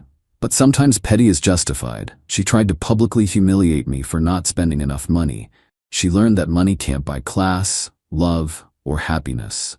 The ring isn't cursed or tainted. It's just a ring that found its right owner. Currently sipping champagne at 30,000 feet with my wife who thinks I'm enough exactly as I am. Living my best life. Edit, since people keep asking, yes, Kendra is still single. No, Blake never proposed to anyone. Yes, Jordan is still with her boyfriend but still not engaged despite the 2.5-carat ring. Edit 2. The photographer reached out to say Kendra tried to hire him for a self-love photo shoot where she wanted to recreate proposal photos but with herself. He declined. He also said he's using her as an example in his contract about misrepresentation of services. Edit 3. Luna says hi and wants everyone to know the ring sparkles extra bright in the Costa Rican sun. She also wants to add that she's gotten more compliments on this ring than her friend with a 3-carat ring because taste matters more than size, her words. Not mine. I got on one knee, she laughed, and said, I'm in love with your best friend. So I cut them both off. A year later, they hated each other and my new girlfriend just said yes to my proposal. Hey viewers, before we move on to the video, please make sure to subscribe to the channel and hit the like button if you want to see more stories like this. Thanks. The ring felt like a lead weight in my pocket, a secret so profound it seemed to warp the very air around me. I kept touching my jacket just to make sure the small velvet box was still there, a nervous tick I hoped Chloe would mistake for casual coolness. You okay, man? Mark clapped me on the shoulder, his grin wide and easy. You look like you're about to pass out. Just a big night, I said, forcing a smile. My best friend. He was in on it, of course. He'd help me plan the whole thing. You got the signal straight? When I adjust my glasses, you start the music. Relax, Alex. It's in the bag. She's gonna lose her mind. He gave my shoulder a reassuring squeeze before melting back into the small crowd of our closest friends gathered on the rooftop terrace. And what a rooftop it was. Fairy lights twinkled against the deep indigo of the evening sky, strung between potted olive trees. The city glittered below us, a silent, sprawling witness. The air smelled of jasmine and grilling meat. It was perfect. I'd planned it to be perfect. I was a planner. It's who I am. I build things, a career, a future, a life I desperately wanted to share with her. I found Chloe by the railing, her back to me, looking out at the view. Her auburn hair cascaded down her back, catching the soft light. My heart did its familiar, painful squeeze. God, I loved her. Hey you, I said, slipping an arm around her waist. She turned, offering me a smile that didn't quite reach her eyes. She'd been distant lately, stressed about work, she said. I'd chalked it up to pre-anniversary jitters. Our 4-year was next week. I'd thought I was being romantic, beating the date. Having fun, I asked. It's a nice party, she said, her gaze drifting over my shoulder. Lisa's drink is ridiculously strong, and Mark is being a lot. He's just happy we're all together, I said, a thread of defensiveness in my voice I immediately regretted. I wanted tonight to be flawless. She just shrugged, pulling out her phone. Yeah, sure. That was the other thing. The phone. It was always in her hand now, a shield against me. I'd catch her typing with a small, secret smile, her thumbs flying. When I asked who she was talking to, she'd lock the screen and say, just Lisa. Girl stuff. The hollow feeling in my chest, the one I'd been ignoring for weeks, gave a violent thrum. Not now, I told it. This is the night everything gets better. Dinner was a blur of laughter and clinking glasses that felt miles away. I barely tasted the food. I watched her, my Chloe, as she laughed at one of Mark's jokes, her head thrown back. She seemed more animated with him than she had with me all night. I shook the thought away. Paranoia. This was Mark, my brother from another mother. He was the charismatic one, the life of the party. I was the steady one, the planner. We balanced each other out. Finally, the moment arrived. Dessert was cleared. The soft, ambient music playing through the speakers faded. My heart hammered against my ribs, a wild bird trapped in a cage of bone. This was it. I stood up, my chair scraping softly on the terrace tiles. The conversation around the table died down. All eyes turned to me. I saw phones being subtly raised, recording lights blinking on. Good. I wanted this remembered. I adjusted my glasses. On cue, the first few, gentle chords of our song, a sappy Ed Sheeran number she adored, began to play from the speaker Mark had set up. A wave of soft ahs swept the table. Chloe looked up from her phone, her brow furrowed in confusion. Alex? What's going on? I couldn't speak. My throat had sealed shut. All my carefully rehearsed words vanished from my mind. So I just did it. I walked around to her side of the table, my legs feeling like they belonged to someone else. The world narrowed to her face. The love I felt was a physical force, a tidal wave about to break. I got down on one knee. The gasp from our friends was collective, a sharp intake of breath that seemed to suck all the sound from the night. I fumbled in my pocket, my fingers finally closing around the velvet box. I saw her eyes widen, saw her look from my face to the box and back again. Alex, she whispered, but it wasn't the breathless, joyous whisper I'd dreamed of. I opened the box. The diamond caught the fairy lights and exploded in a shower of brilliant sparks. It was perfect, just like her. My voice, when it finally came, was rough with emotion. Chloe, from the moment I met you, my life had a new purpose. It was to make you happy, to build a world with you that was safe and fun and full of love. I could see tears in the eyes of her friends. I pushed on, my confidence growing.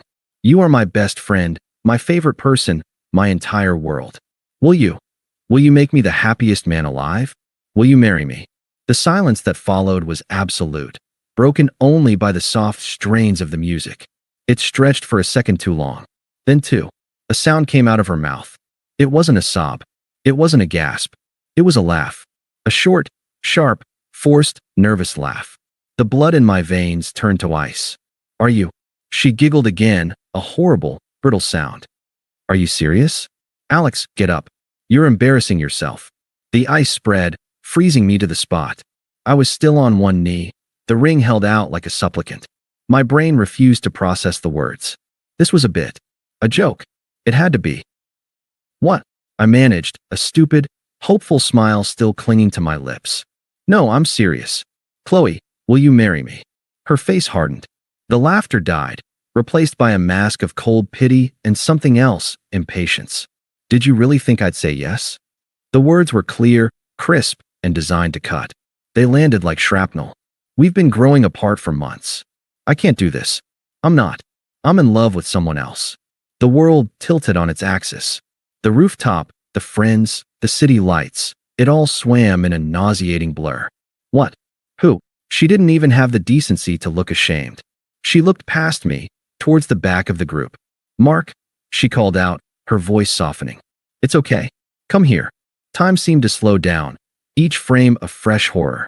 Mark, my best friend, the guy who'd helped me pick out this very ring, stepped out from behind Lisa. He wouldn't meet my eyes. His face was a mixture of guilt and a smug, possessive triumph that made my stomach lurch. He walked over and stood beside Chloe, his hand finding the small of her back. A gesture I'd done 1,000 times. My gesture. On my girl. You? The word was a choked whisper. I looked from his traitorous face to her defiant one. Mark. He makes me feel alive, Alex, Chloe said, as if explaining something simple to a child. Her eyes were bright now, not with tears of joy, but with the drama of it all. She was the star of her own shocking movie. You? You just plan things. You're a blueprint. He's the adventure. You just plan things. The words were the final, precise twist of the knife. She had taken the core of who I was, my steadiness, my reliability, my desire to build a future for us, and she had weaponized it. She had used it as her justification for this public execution of our relationship. The numbness began then. A blessed, anesthetic void that spread from my core, silencing the screaming pain, dousing the white-hot fury. I looked at the ring, still winking innocently in its box. I looked at the horrified, tear-streaked faces of my friends, their phones still recording, now documenting my utter annihilation. I didn't say a word. With a calm I didn't know I possessed, I closed the velvet box. The click was deafening in the silence. I stood up, my knees protesting, my body feeling 100 years old. I slipped the box back into my pocket. I looked at Chloe, then at Mark. I held their gaze for a single, endless second, letting them see the man they had just killed. Not with anger, not with tears, but with a profound, bottomless silence. Then I turned, and I walked away. I walked past the table of stunned friends, past the waitstaff who looked awkwardly at their shoes, through the door leading off the rooftop, and into the sterile hallway of the building. I heard a single, sharp sob, probably Lisa's, and then the door swung shut, cutting off the world I had just left behind. The elevator ride down was silent. My reflection in the polished brass doors was a stranger's face, pale, composed, empty. The lead weight in my pocket was no longer a secret hope. It was a tombstone, and I was the ghost, walking away from my own grave. The drive home was a study in sensory deprivation. The city lights blurred into meaningless streaks of color. The hum of the engine was a distant, mechanical whine. My hands were steady on the wheel, my breathing even. Inside, I was a cathedral that had been struck by lightning. The structure was still standing, but the interior was scorched, hollow, and silent.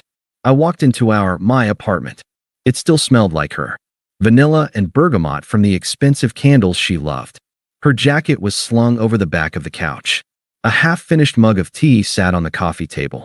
It was a museum of a life that had, an hour ago, felt utterly real. I didn't break down. I didn't scream. I didn't even cry.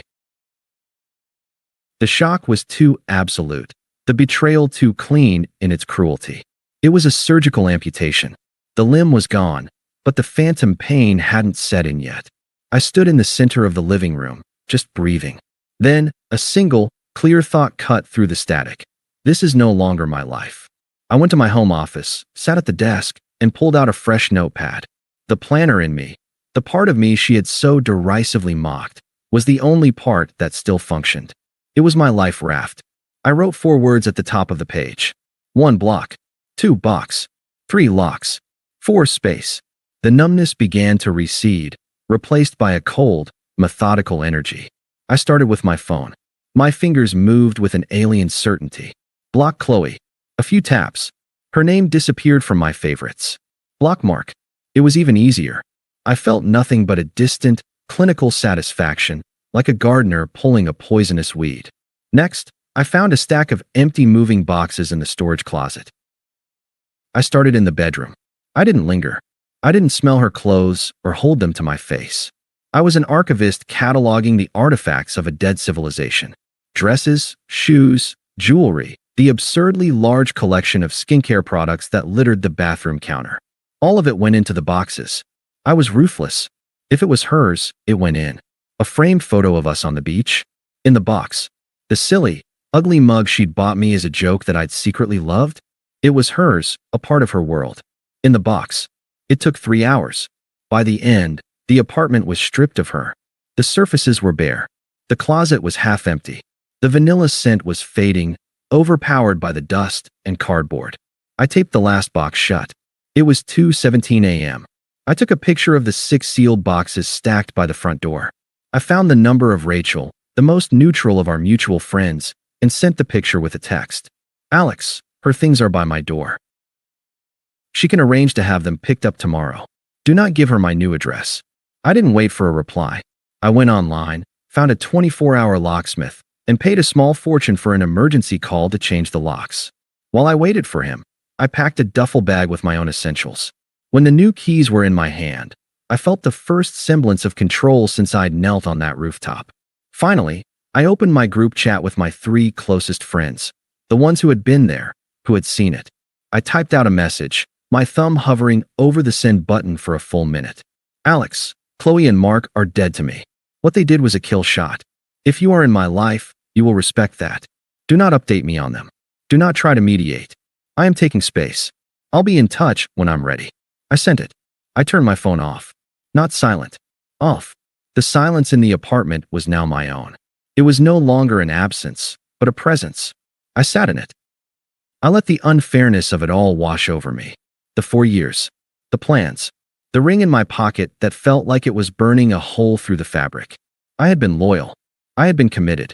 I had built a foundation, and she had called it a cage. The phantom pain was starting, a deep, aching throb in a part of my soul that was now missing. But I didn't fight it. I just sat, in the quiet of my new, hollowed-out world, and let it hurt. I wasn't building a future for us anymore. I was shoring up the defenses for me. And the first, most important rule was simple. They were gone. And they were never, ever coming back. Weeks bled into a month. The raw, screaming pain had subsided into a constant, low-grade hum of anger. I'd moved into a new apartment, a sleek, modern box in a building where no one knew me. It held no ghosts. I worked from home. I went to the gym until my muscles screamed and my mind went blessedly blank, and I learned to cook for one. I was on the treadmill, drenched in sweat, pushing through the last punishing kilometer when my phone buzzed on the console. I glanced down, expecting a spam message. It was from an unknown number. Unknown. Alex, we need to talk. My heart didn't flutter. It didn't leap. It just gave a single, hard, angry thud against my ribs. I knew. I just knew. I kept running, my pace steady. The message sat there, a digital ghost at the feast. A minute later, another buzz. Unknown. What you did, just walking out, was so cruel. You humiliated me. A cold laugh escaped me, lost in the grunt of my effort. I humiliated her. The audacity was still breathtaking. I finished my run, slowing to a walk, my breath coming in ragged gasps. I picked up my phone, my thumb hovering over the block button. But a colder, more curious part of me wanted to see the script. I knew how this worked. I'd seen it in movies she'd made me watch. Alex, this number is being blocked. I put the phone down and started my cool-down stretches. It buzzed again almost instantly. 3 rapid-fire texts. Unknown, wait. Please. Unknown. It wasn't supposed to happen like that. Unknown. You pushed me into his arms. You were so focused on the future you forgot about us in the present. Mark was just there for me. It just happened. There it was. The justification. The classic rewrite of history. Our shared dreams were now my singular obsession. My stability was now emotional neglect. Mark's betrayal was now him simply being there.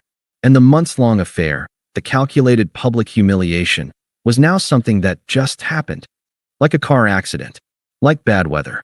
I looked at the words, waiting for the sting. There was none. All I felt was a profound, bone-deep weariness. This was the person I'd wanted to spend my life with. This was the depth of her character. It was pathetic. I finished my stretches, grabbed my towel and my water bottle. I looked at the phone one last time. No more messages came. She had fired her shot, the one she probably thought would make me see the error of my ways, and it had landed in a void. I picked up the phone. I didn't type a response. I didn't give her the satisfaction of a reaction, not even an angry one. I simply tapped a few times, selected the number, and hit block. The screen went back to my home screen. I wiped my face with the towel, took a long swig of water, and walked out of the gym into the clean, anonymous morning. The hook had been baited and cast, but the fish had already swum away. The water was calm. 2 months to the day after the rooftop, I was finally feeling human again. The new apartment felt like mine. I'd hung a few pictures, bought a ridiculously comfortable armchair, and mastered a decent chicken curry. The silence was no longer hollow. It was peaceful. I was working on a complex project, my headphones on, when my personal phone lit up. The screen showed Lisa. Lisa, Chloe's chief bridesmaid, the unofficial president of her fan club. A flying monkey, if ever there was one. My first instinct was to ignore it. But the planner in me, the part that liked to know what was coming, reasoned that letting this play out was smarter than letting it fester. I took a steadying breath and accepted the call, putting it on speaker. Alex? Oh my God, you actually answered. Her voice was a dramatic, breathy rush. Lisa, I said, my tone flat. I'm working. You have 30 seconds. Okay, look. I know you said not to contact you, but this is an emergency. A friend emergency. I said nothing. The silence stretched, forcing her to fill it. It's Chloe. She's a mess, Alex. A complete wreck. This thing with Mark, it's a disaster. I picked up a pen and started doodling a cube on a notepad. Still, I said nothing. He's nothing like she thought he was, Lisa plowed on, her voice dropping to a conspiratorial whisper. He's so jealous. He checks her phone. He gets mad if she talks to other guys, even at work. And he lost his job, did you hear? He's just leeching off her. It's awful. I finished the cube and started shading one side. The karma was unfolding exactly as one might have predicted. There was no surprise, only a dull confirmation. She misses you so much, Lisa pleaded, her voice cracking with performative emotion. She cries every night. She knows she made a colossal mistake. The biggest mistake of her life. You have to talk to her. You have to forgive her. You guys were meant to be. I put the pen down. My 30 seconds were up. Lisa, I said, my voice calm and utterly devoid of warmth. I was very clear with my friends. You are no longer one of them. Do not contact me again. I heard her sharp intake of breath, a prelude to another plea. But Alex. I ended the call. Then I blocked her number. The entire interaction had taken less than a minute. I leaned back in my chair, looking at the shaded cube on my notepad. The message was clear. The affair partner was a dud. The fantasy was crumbling. The desperation was setting in. It was no longer about love or guilt. It was about a sinking ship, and she was looking for the life raft she'd so carelessly tossed overboard. I felt nothing. Not vindication. Not pity. It was just data. And it was data I had no use for. A year. It had been a year to the day since the rooftop. I was meeting a colleague, David, for a quick coffee to discuss a project. I'd chosen a place I never went to, a modern, minimalist cafe with uncomfortable chairs and excellent espresso. I was 5 minutes early, scrolling through news on my phone, when a shadow fell over my table. I looked up. It was Chloe. She looked diminished. The vibrant, dramatic energy that used to crackle around her was gone. Her hair was pulled back in a simple ponytail, and she wore no makeup. She looked tired and older than she should. She slid into the chair opposite me without asking. You look good, she said, her voice barely a whisper. I didn't reply. I simply placed my phone face down on the table and watched her. I was a scientist observing a specimen. There was no anger, no nervousness, just a detached curiosity about how this would play out. The silence unnerved her. She wrung her hands, a gesture I remembered well. Alex, I'm so sorry. It was the biggest mistake of my life. I took a slow sip of my coffee. The bitterness was clean, bracing. Mark and I broke up, she continued, the words tumbling out in a rush. Months ago, he was using me the whole time. The second I was available, he lost interest. He cheated on me. Can you believe that? He cheated on me 2 months in. I was just too proud to admit it. I had nowhere to go. She looked at me, expecting a reaction, a gasp, and I told you so. Something. I gave her nothing. I just waited. Her composure began to crack. Say something, she hissed, her eyes glistening with frustrated tears. Aren't you going to say it? I told you so. Aren't you going to gloat? You have every right to. I set my cup down with a soft, precise click. Why would I? I asked, my voice even in quiet. I haven't thought about you in months. The words landed with the force of a physical blow. She recoiled, her face crumbling. Then, just as quickly, it twisted into anger. The real Chloe, the one beneath the tears and the drama, finally surfaced. You're a liar, she spat, her voice low and venomous. You loved me. You wanted to marry me. You can't just turn that off. I didn't turn it off, Chloe, I said, my tone still infuriatingly calm. You burned it to the ground. I simply decided not to stand in the smoke. The man who loved you died on that rooftop. You killed him for a guy who saw you as a conquest. I saw David walk in, spot me, and hang back by the door, understanding the situation. I gave him a slight nod. I've built a new life, I continued, standing up and picking up my jacket. And you have no place in it. Not as a friend, not as an acquaintance, not even as a memory I bother to revisit. She stared up at me, her face a mask of pure, undiluted fury. The tears were gone. You're a cold, heartless bastard. I'm glad I didn't marry you. I looked at her, this stranger who had once been my entire world, and I felt the last, invisible thread between us snap. I know, I said, pulling on my jacket.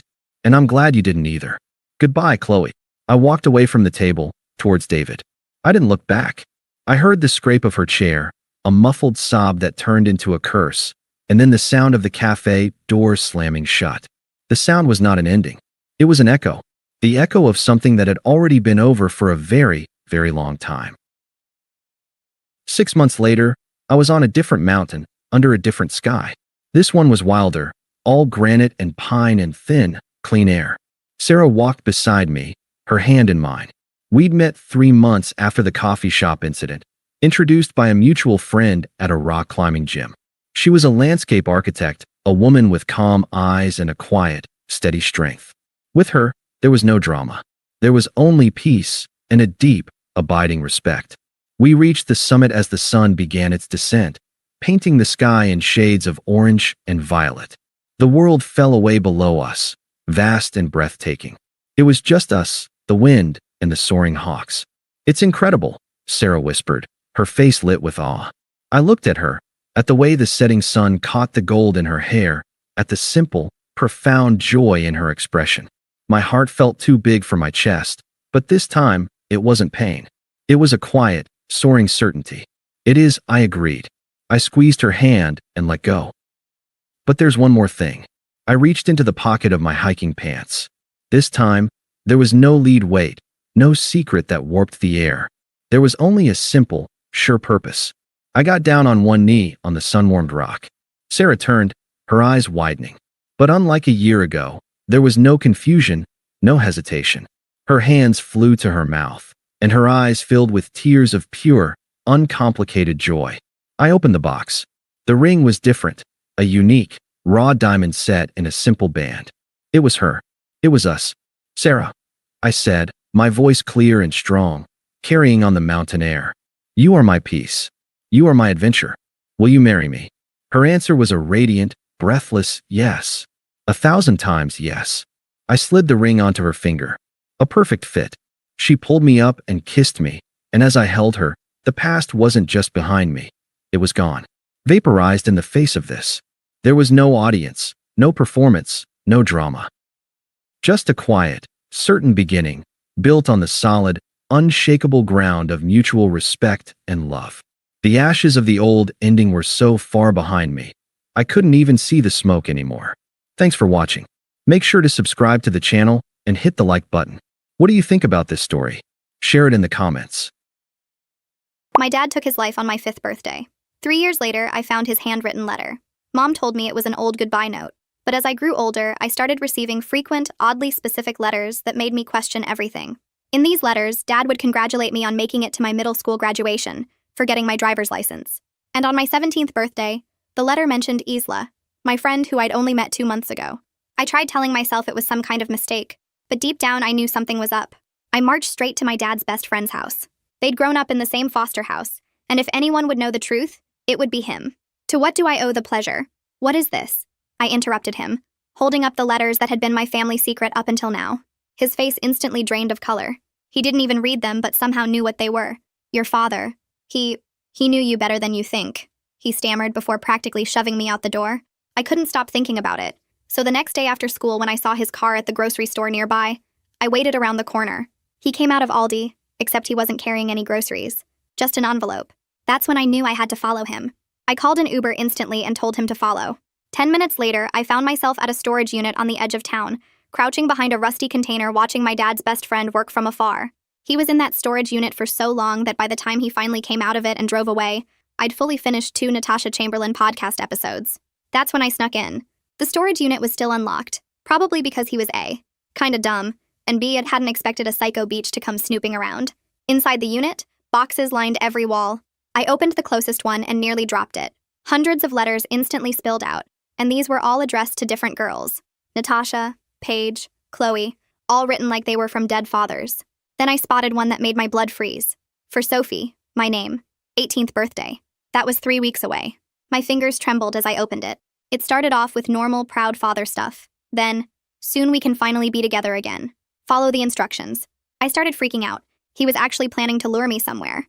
Where would he have taken me? And what would he do once we were alone? I was about to sneak out to just get some air until I saw the filing cabinet. Inside were folders filled with girls' photos.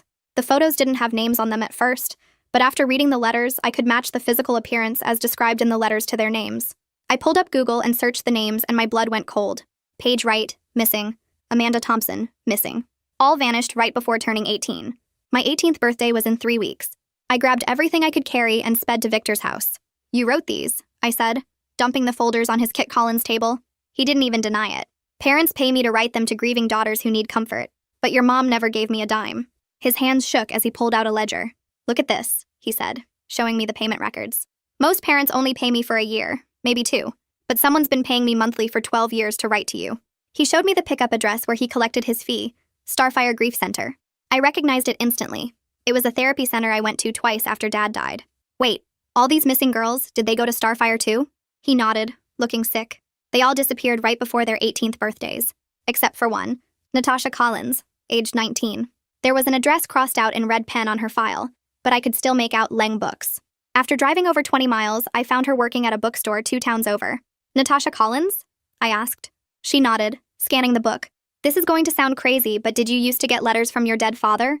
Her face went white. I don't know what you're talking about. She shoved my book back at me. I think you should leave. Wait. I pulled out one of my dad's letters, hands shaking. I get them too. Every birthday since I was 8. She looked around the empty store, then grabbed my arm. A week before my 18th birthday, I got one saying Dad was waiting for me at the old Starfire building. Said he'd faked his death to protect me. I was actually going to go, but my mom found it first and freaked out. My blood ran cold. I left immediately, driving home in a panic. That night, a letter slipped under my door. 3 weeks before my birthday. I opened it with shaking hands. My dearest Sophie, I've waited so long for this. Midnight on your 18th birthday. Come to the Starfire building. Come alone. I got ready to leave. Requested Reads is on Spotify now. Check out link in the description or comments. To leave to the police, but my hands froze on my phone. I couldn't just walk into a station and dump this on some random cop who might not believe me or might mess everything up. I needed someone who would actually listen and know what to do.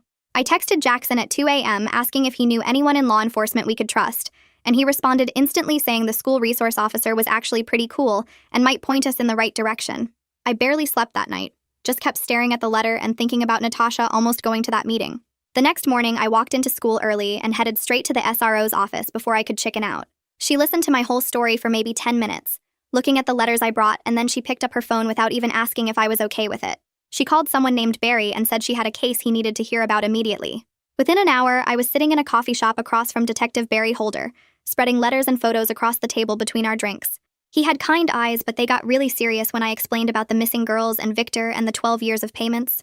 He took notes on everything, asked detailed questions about exact dates and times, and promised this would stay between us until we had a solid plan. I felt this huge weight lift just having an actual detective believe me instead of thinking I was paranoid or crazy. 2 days later, Barry called and asked me to meet him at the same coffee shop. He pulled out his laptop and showed me security footage from the Aldi, and there was Victor walking out at exactly the time I remembered, carrying just an envelope and nothing else. Seeing it on screen made everything feel more real, like I wasn't making this up in my head. Barry said he was working on getting warrants but needed to build the case carefully, so nothing got thrown out later. That afternoon, I was sitting in chemistry class when my phone buzzed with an Instagram DM from an account with 0 posts and no profile picture. The message just said, "Stop asking questions," and my heart started pounding, so hard I thought everyone could hear it. I screenshot it immediately and sent it to both Barry and Jackson, my hands shaking so bad I almost dropped my phone. Barry called me during lunch and said he traced the account to a burner email address, but couldn't get much further without a subpoena. He told me the thread itself was actually evidence that we were getting close to something, which somehow made me feel both safer and more scared at the same time. That evening, Barry picked me up in an unmarked car and drove me past the Starfire building. It sat in this industrial area outside town with a bunch of empty lots around it, looking way less welcoming than the photos on their website. We parked down the block and just watched for over an hour. A few regular-looking people came out around 6 p.m., probably normal clients who had no idea what was really going on inside. Then at 8 p.m., when the place should have been closed for the night, someone went in through a side door that I hadn't even noticed before. Barry made notes in this little notebook and said he'd come back with better surveillance equipment to see who was coming and going after hours. The whole thing felt surreal, like I was in some crime show instead of my actual life. I couldn't stop thinking about Natasha and how close she came to going to a meeting just like the one they wanted me to attend. The next day after school, I drove the 20 miles back to Ling Books and found her on her break in the back room. This time when I approached her, she didn't try to brush me off. She pulled out her phone and showed me the exact letter she got before her 18th birthday, and I felt sick reading it because the wording was almost identical to mine. It even had the same phrase, "We can finally be together again," that made my skin crawl. She told me she spent the last year wondering if she was a coward for not going, if maybe her dad really could have been alive somehow. I looked her right in the eyes and told her she wasn't a coward. She was a survivor, and the information she was giving me might help save other girls from whatever happened to Paige and Amanda. We exchanged numbers right there, and she made me promise to text her every single day, so she'd know I was safe. I promised and meant it, because talking to her made me realize how easily I could have been one of the missing girls if I hadn't gotten suspicious about the letters. Barry called me 2 days later with news that made my stomach flip. He'd interviewed Victor again, this time at the actual police station instead of his house, and Victor started slipping up about the payment schedules. Victor mentioned getting paid, like clockwork, every month for over a decade, which proved the payments for my letters never stopped even after all these years. Barry said Victor was getting scared now and might be willing to cooperate more if we pushed the right way. The storage facility manager came through with access logs showing Victor visited that unit at least 3 times before every girl's 18th birthday going back 5 years. Barry spread the logs out on his desk and showed me the pattern, and it was so clear and deliberate that I felt physically sick looking at it. But Barry said patterns were exactly what he needed to get a warrant from a judge. By the end of that day, he called me back saying he had a judge's signature to search the entire storage unit. The police search happened on a Tuesday morning while I was supposed to be sitting in English class. Barry texted me updates every 20 minutes, and I sat in the school bathroom stall reading them and trying not to cry. They recovered boxes and boxes of letter templates organized by girl's name, mailing schedules written in Victor's actual handwriting, and photo files that matched the pictures of the missing girls I'd seen before. I sat there on that toilet reading Barry's texts and crying with relief that I wasn't making this whole thing up, that there was real evidence now that other people could see. When I finally came out of the bathroom, my eyes were all red and puffy, but I didn't even care. Barry introduced me to Rachel Bennett the next day at the police station. She had short gray hair and this calm voice that made me feel instantly safe, like she'd seen everything before and nothing shocked her. She worked as a victim advocate with the DA's office and specialized in cases like mine.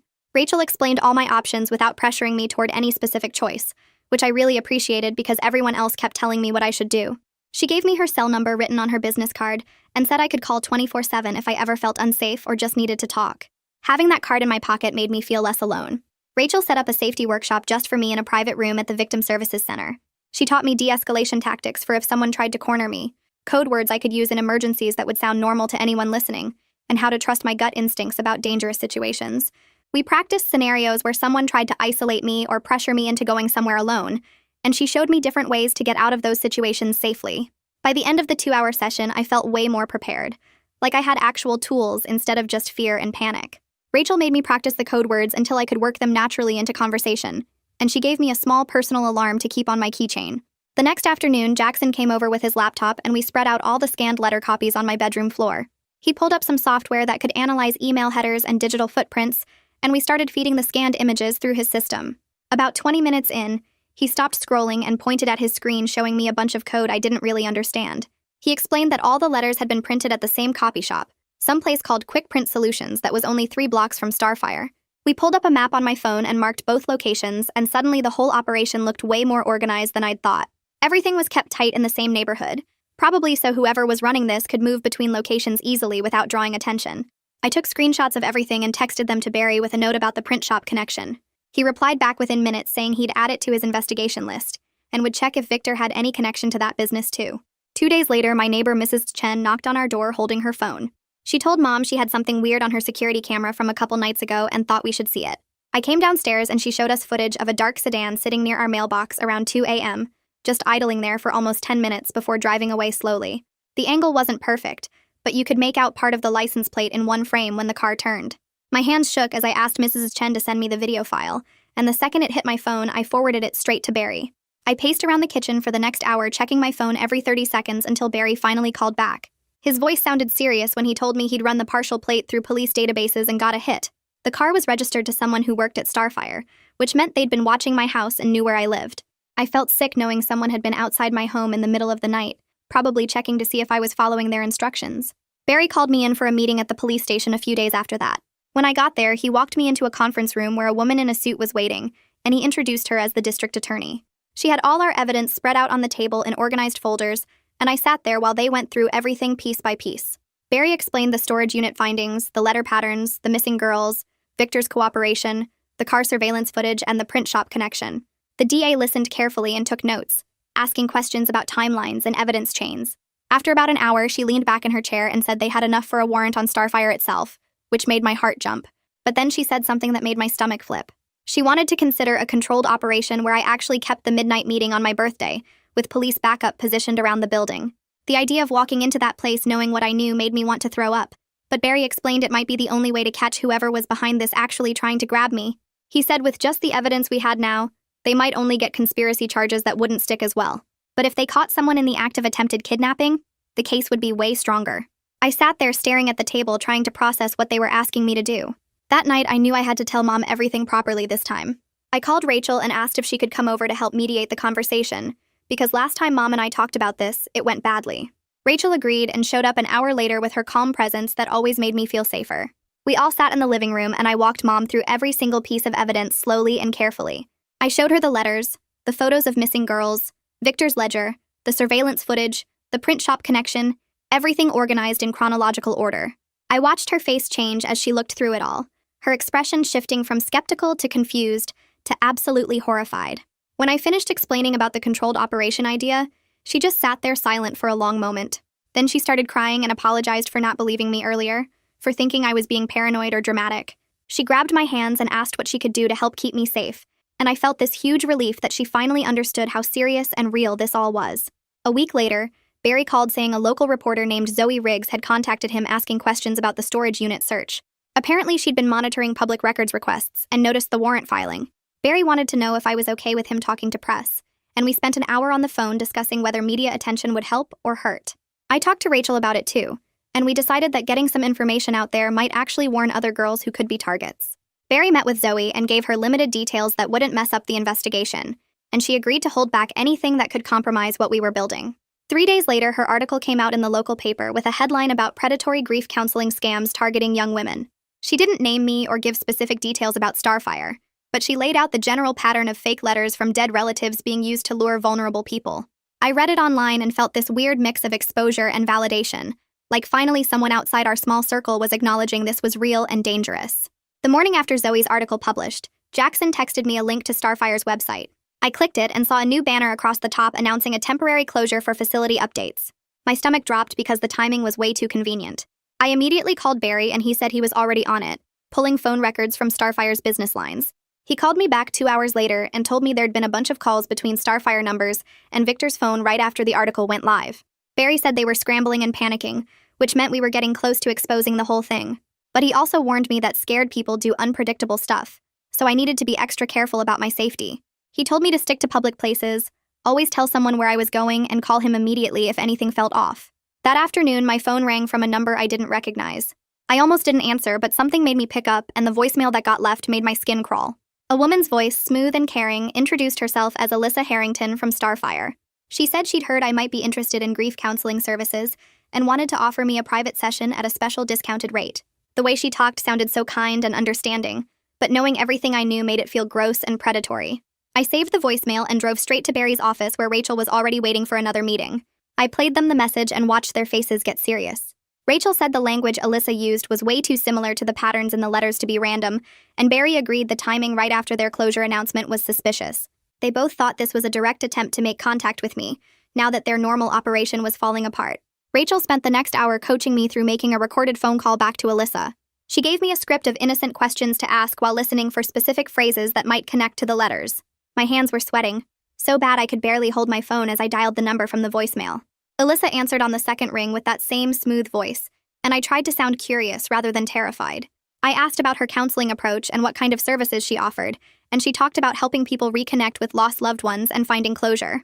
Then she used the exact phrase that had been in my lure letter, talking about how grief counseling could help me feel like my dad and I were together again. Barry was sitting across from me and gave me a thumbs up when he heard it, mouthing that I was doing great. I managed to finish the call without my voice shaking too much, thanking Alyssa and saying I'd think about scheduling something. The second I hung up, I felt like I needed to shower. Barry took the recording straight to the DA that same day, along with all our other evidence. I waited at home trying to distract myself with homework, but mostly just staring at my phone. Finally, around 8 p.m., Barry called and said the DA had agreed to greenlight the controlled meeting operation if we could make the safety plan completely solid. He explained what that meant in detail, that I would actually go to Starfire at midnight on my birthday, wearing a wire with police positioned all around the building and in unmarked cars. They'd have eyes on me the whole time and could move in within seconds if anything went wrong. My stomach was doing flips as he talked through the plan, but I knew this might be the only real chance to stop whoever was behind this, and maybe get answers about what happened to those missing girls. Barry said we'd do multiple practice runs and safety drills before my birthday, so I'd know exactly what to do in any situation. When I told Mom about the final decision to do the controlled operation, we had the biggest fight we'd ever had. She completely lost it, yelling that they should just arrest everyone now based on what we already had, and not put me in danger. I tried to explain what Barry had told me about how without catching someone actually trying to grab me, the charges might not stick, and these people could get away with it. Mom said she didn't care about charges sticking. She cared about me being safe and nothing was worth risking my life. We went back and forth for over an hour, both of us crying and frustrated. Finally, I told her I was doing this with or without her permission because I was almost 18, and those other girls deserved justice. She looked at me for a long time and then said, if I was really going through with it, she was going to be in the command vehicle with Barry the whole time so she could see and hear everything that was happening. Barry agreed to that arrangement when I called him, and Mom made me promise I'd follow every single safety protocol exactly as instructed. I promised, even though the whole thing made me want to throw up every time I thought about it. The next morning, I went straight to Barry instead of doing anything stupid on my own. He met me at the police station and took me to a small room in the back where he pulled out what looked like a normal jacket button, except it had tiny wires coming off the back.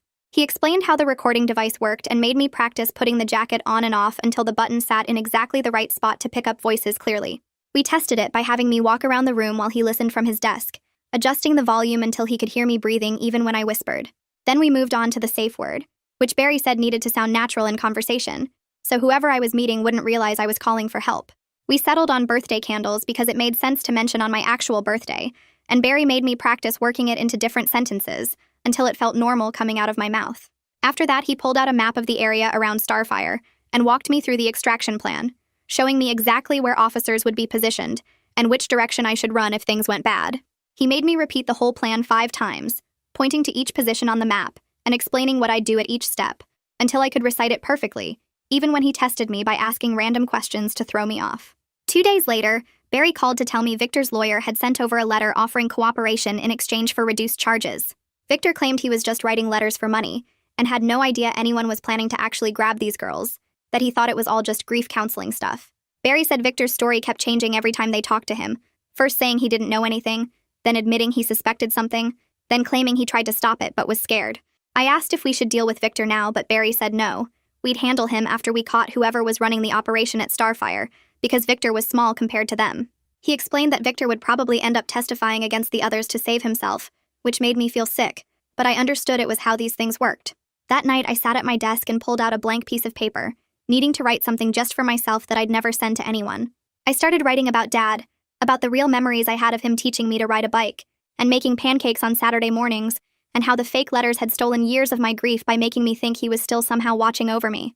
Writing it all out helped me separate what was real from what Victor had manufactured, helped me see that my actual father would never have wanted me manipulated like this. The words came out messy and honest. Nothing like the careful sentences in those fake letters. And when I finished, I felt lighter somehow. I folded the paper into an envelope, wrote "for after" on the front, and hid it in the back of my desk drawer behind old school papers where I'd find it when this was all over. The next afternoon, Rachel called and said she'd arranged video calls with 2 families of the missing girls, that they wanted to meet me and hear about what I'd found. The first call was with Amanda's mom, who looked tired in a way that went deeper than just lack of sleep. She thanked me for being brave enough to investigate when she'd spent 2 years hitting dead ends with police who'd written Amanda off as a runaway. I promised her we were going to find answers, that the operation at Starfire was finally getting exposed, and she started crying so hard she had to end the call. The second family was Paige's parents, both of them sitting together on their couch, and they asked detailed questions about the letters and the storage unit, and whether I thought their daughter might still be alive somewhere. I had to be honest that I didn't know, that we were still gathering evidence, but that every piece we found brought us closer to the truth.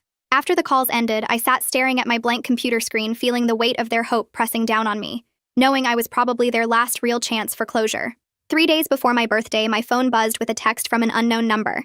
The message said there'd been a change of plans, that I should come to the loading entrance at the back of Starfire instead of the front door, and to make sure I came alone like the letter said. My hands shook as I forwarded the screenshot to Barry, who called me back within 5 minutes. He said the change actually worked better for police positioning because the loading area was more isolated, and they could set up closer without being spotted. The fact that they were texting me directly meant they were fully committed to this meeting happening, that they believed I was going to show up. Barry told me not to respond to the text, to just let them think I'd seen it and agreed, and I spent the rest of the day trying not to think about what midnight would actually be like. The police station conference room felt too bright and too crowded when Barry brought in the additional officers for the full briefing. I sat at the end of the long table while they discussed entry points and communication protocols, passing around photos of the Starfire building and marking up maps with different colored pens. Someone asked about backup plans if I couldn't get to the extraction point, and another officer explained the secondary positions they'd have ready. They talked about me like I was part of the operation, rather than just some scared kid, going over arrest procedures and evidence collection while I tried to focus on breathing slowly. One of the younger officers looked at me and asked if I was sure I wanted to go through with this, if I understood the risks. And I said yes, because every time I closed my eyes, I saw Paige and Amanda and the others, who didn't get a chance to stop this from happening to them. The night before my birthday, Rachel showed up at my house with a bag full of supplies for what she called grounding exercises. We sat on my bedroom floor, and she taught me techniques for staying calm when I felt scared, like focusing on 5 things I could see, and 4 things I could feel I could touch, and 3 things I could hear. She made me practice breathing patterns that would keep my heart rate steady, and we went through different scenarios where I might feel panicked, and what I could do to center myself. Rachel kept reminding me that I could call the whole thing off at any point, that my safety mattered more than catching anyone, and I appreciated her saying it even though I knew I wasn't backing out. She stayed for 2 hours, going through everything until I felt more prepared, and when she left, she hugged me and said she'd be monitoring everything from the command vehicle. On my birthday morning, Mom made my favorite breakfast without saying anything about tonight's plan. She set down a plate of French toast and scrambled eggs, acting like it was just a normal birthday, and then pulled out a small wrapped box. Inside was a delicate silver necklace that had belonged to my grandmother, and Mom's hands shook as she helped me put it on. She told me she loved me, and that she was proud of how strong I'd become, and I felt the necklace settle against my chest where the wire would be hidden later. The weight of it felt like a reminder of actual family love versus the manufactured comfort of Victor's fake letters, something real I could hold on to when things got scary. At 10 p.m., Barry called me down to the station for the final briefing. He checked the wire one more time, making sure the button was secure and the audio was coming through clear, and then made me promise to put my safety above getting evidence. Jackson was waiting outside the briefing room and gave me a tight hug, making me swear to text him the second it was over, so he'd know I was okay. Mom stood next to Barry looking like she might throw up, but she squeezed my hand hard and said she was proud of me for being brave enough to do this. Everyone kept saying I could still back out, that no one would blame me, but I shook my head because we'd come too far to stop now. At 11:45 p.m., I drove toward Starfire with my headlights cutting through the darkness and an unmarked police car following far enough back that I could barely see it. The building came into view looking dark except for a single light over the loading entrance, exactly where the text had said to meet. I parked in the spot they'd designated, my hands gripping the steering wheel so tight my knuckles went white, and pulled out my phone to text Barry. I typed "I'm here" and hit send, then sat waiting in the silence with my heart pounding so hard against my ribs that I worried the wire would pick up every beat. The clock on my dashboard switched to 11:58, and I watched the seconds tick by while my breath fogged up the windshield. At exactly midnight, a figure stepped out from the shadows near the loading entrance, and I recognized Victor's walk before I could even see his face clearly. He moved toward my car with his hands in his pockets, looking relaxed and friendly, like he was just meeting me for coffee instead of trying to lure me into a building where girls had disappeared. I opened my car door because that was the plan, and stood up on shaking legs while Victor smiled at me with that same warm expression he'd used my entire life. He started talking about how proud my dad would be of me for being so brave, and how special this night was going to be. His voice had that caring tone that used to make me feel safe when I was little, and now it just made my skin crawl knowing what he really was. I managed to say something about being nervous and excited, which was what Barry told me to say, and Victor nodded like he understood completely. He kept going on about my dad and how much he loved me, and I had to focus on breathing steady, so the wire would pick up his words clearly. Then the door behind Victor opened and a woman walked out into the light wearing nice clothes and a smile that looked painted on her face.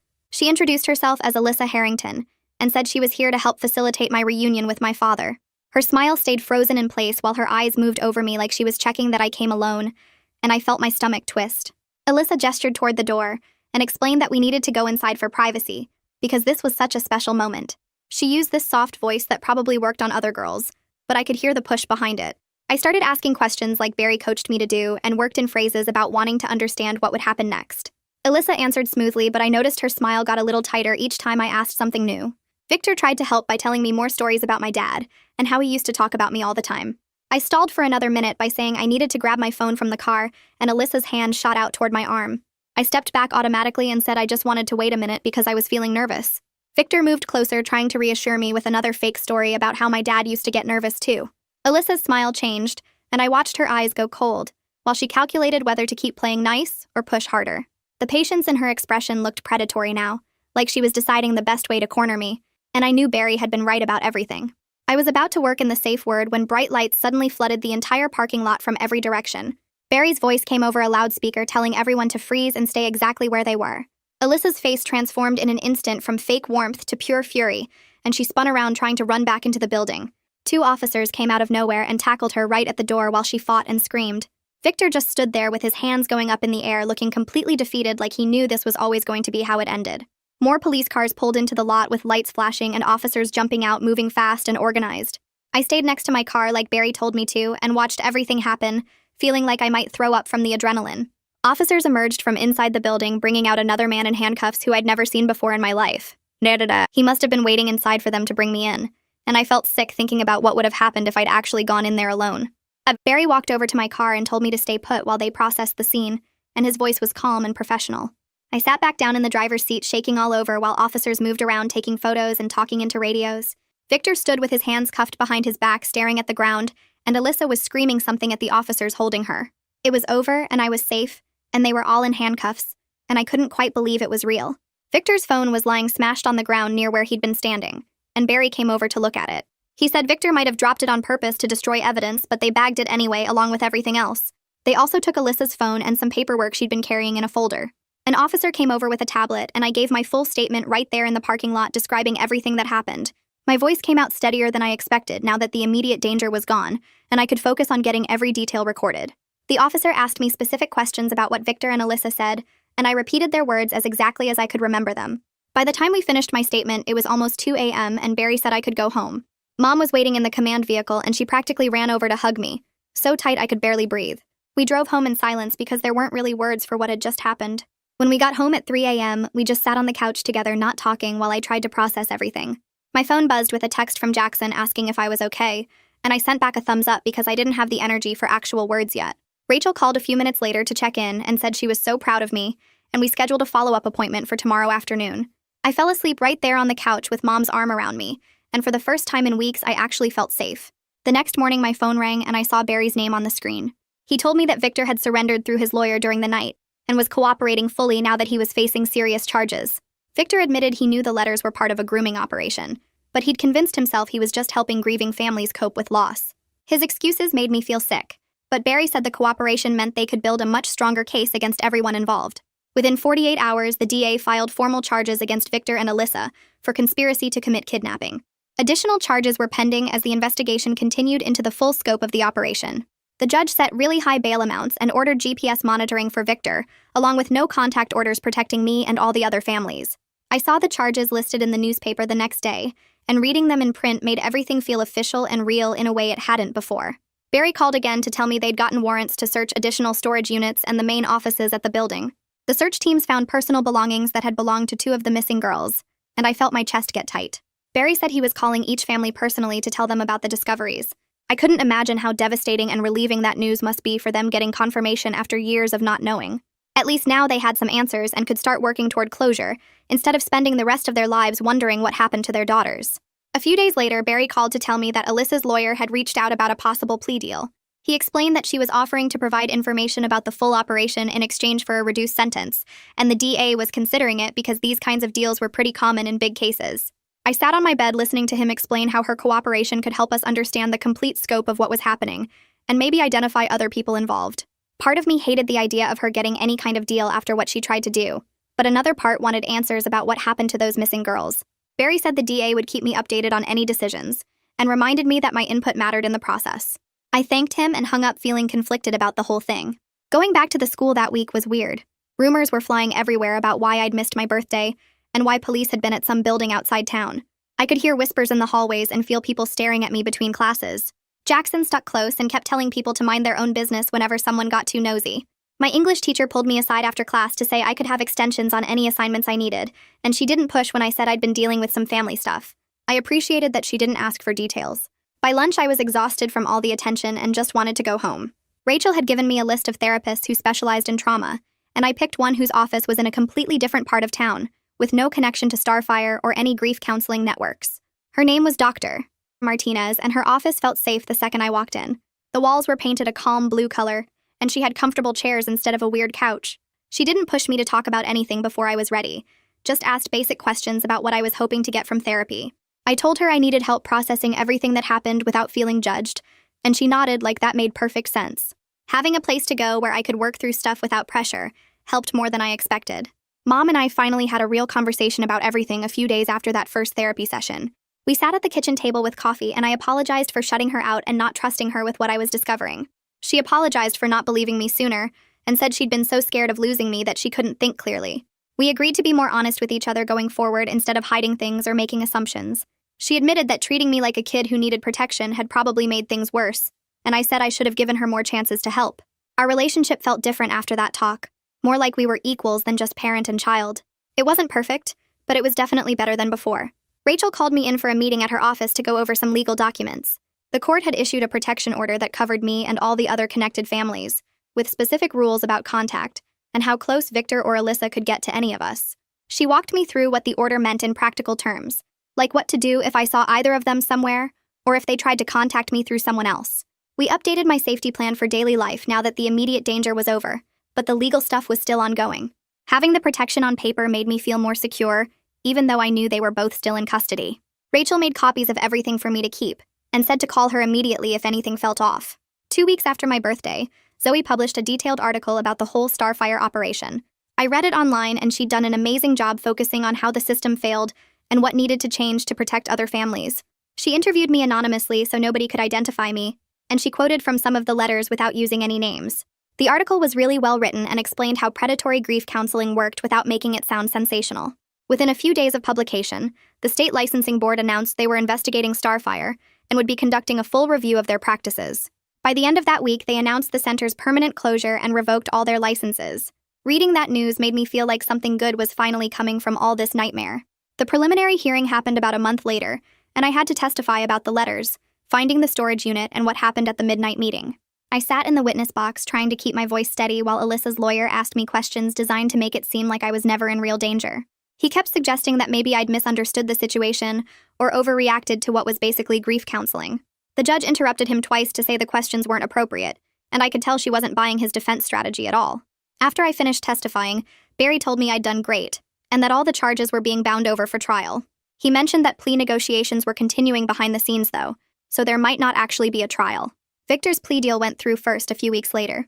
Barry called to tell me that Victor was getting 5 years in prison plus probation for his role in the conspiracy. It didn't feel like nearly enough for 12 years of lies and helping endanger multiple girls, but Barry explained it was actually a significant sentence for this type of crime. The important part was that Victor would be on the registry and wouldn't be able to work with vulnerable people ever again. I asked Barry if 5 years was really justice, and he said sometimes the legal system doesn't give us the satisfaction we want, but at least there was accountability. I tried to accept that even though part of me wanted Victor to face more consequences. Alyssa fought the charges longer, but eventually accepted a plea deal when the evidence became too strong to ignore. Barry told me she was getting 8 years in prison, and her cooperation had led to identifying 2 more people involved in the operation. Those arrests happened quietly without much media attention, but Barry said it meant the whole network was finally being taken apart piece by piece. He explained that Alyssa's information helped them understand how the operation recruited girls and what happened to some of them. I didn't ask for specific details because I wasn't sure I could handle knowing everything yet. About a week after Alyssa's sentencing, I got a letter forwarded through Rachel from one of the other families. The mother wrote to thank me for being brave enough to investigate and report what I found. She explained that her daughter's case was reopened with new evidence from the Starfire investigation, and they finally had real hope for answers after years of not knowing. Reading her words made me cry, but in a good way, like all the fear and stress had actually been worth something. She said her family would be forever grateful that I didn't just ignore the weird letters, and that my actions might bring them closure. I folded the letter carefully and put it in my desk drawer next to the one I'd written to myself about Dad. A few weeks later, Natasha texted asking if I wanted to meet for coffee, and I drove to the cafe near her bookstore feeling nervous, but also relieved to talk to someone who understood. She looked different from the first time I saw her, less scared somehow, and we sat in a corner booth away from other people. She told me she'd started seeing a therapist who specialized in manipulation and predatory behavior, and for the first time she was actually processing what almost happened instead of just trying to forget it. I shared that I was doing the same thing with my new therapist, and we talked about how weird it felt to grieve the fake version of our dads while also remembering the real ones. Natasha brought up the idea of starting a support group for people who'd been through predatory grief counseling, but we both agreed we needed to heal more first before we could help others. Just knowing I wasn't alone in this experience made me feel less broken, like maybe what happened to us wasn't our fault after all. We exchanged numbers and promised to check in regularly, and when I left the cafe, I felt lighter than I had in months. 3 months after my birthday, Rachel called asking if I wanted to volunteer at her victim advocacy organization, and I said yes before really thinking about it.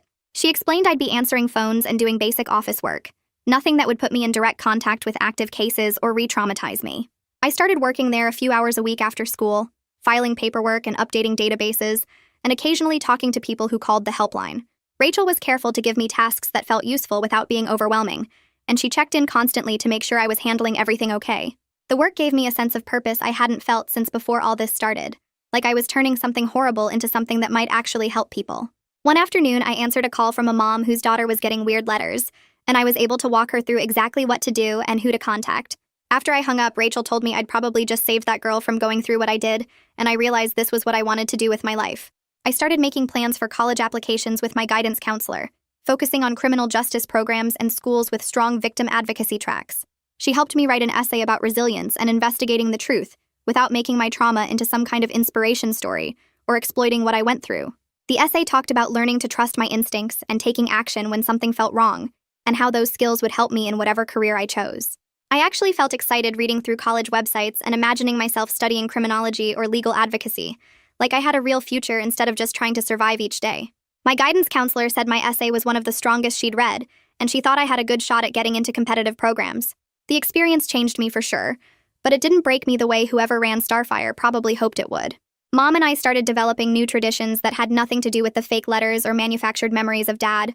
We began taking Sunday morning walks around the neighborhood, just talking about normal stuff like school and her work, and what we wanted to cook for dinner.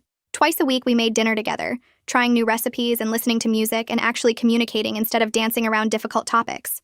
She told me stories about Dad that were real, things I'd forgotten or never knew, and I shared memories from when I was little that she'd never heard my perspective on. We were rebuilding trust and connection based on honest communication, instead of the false comfort those letters provided for 12 years.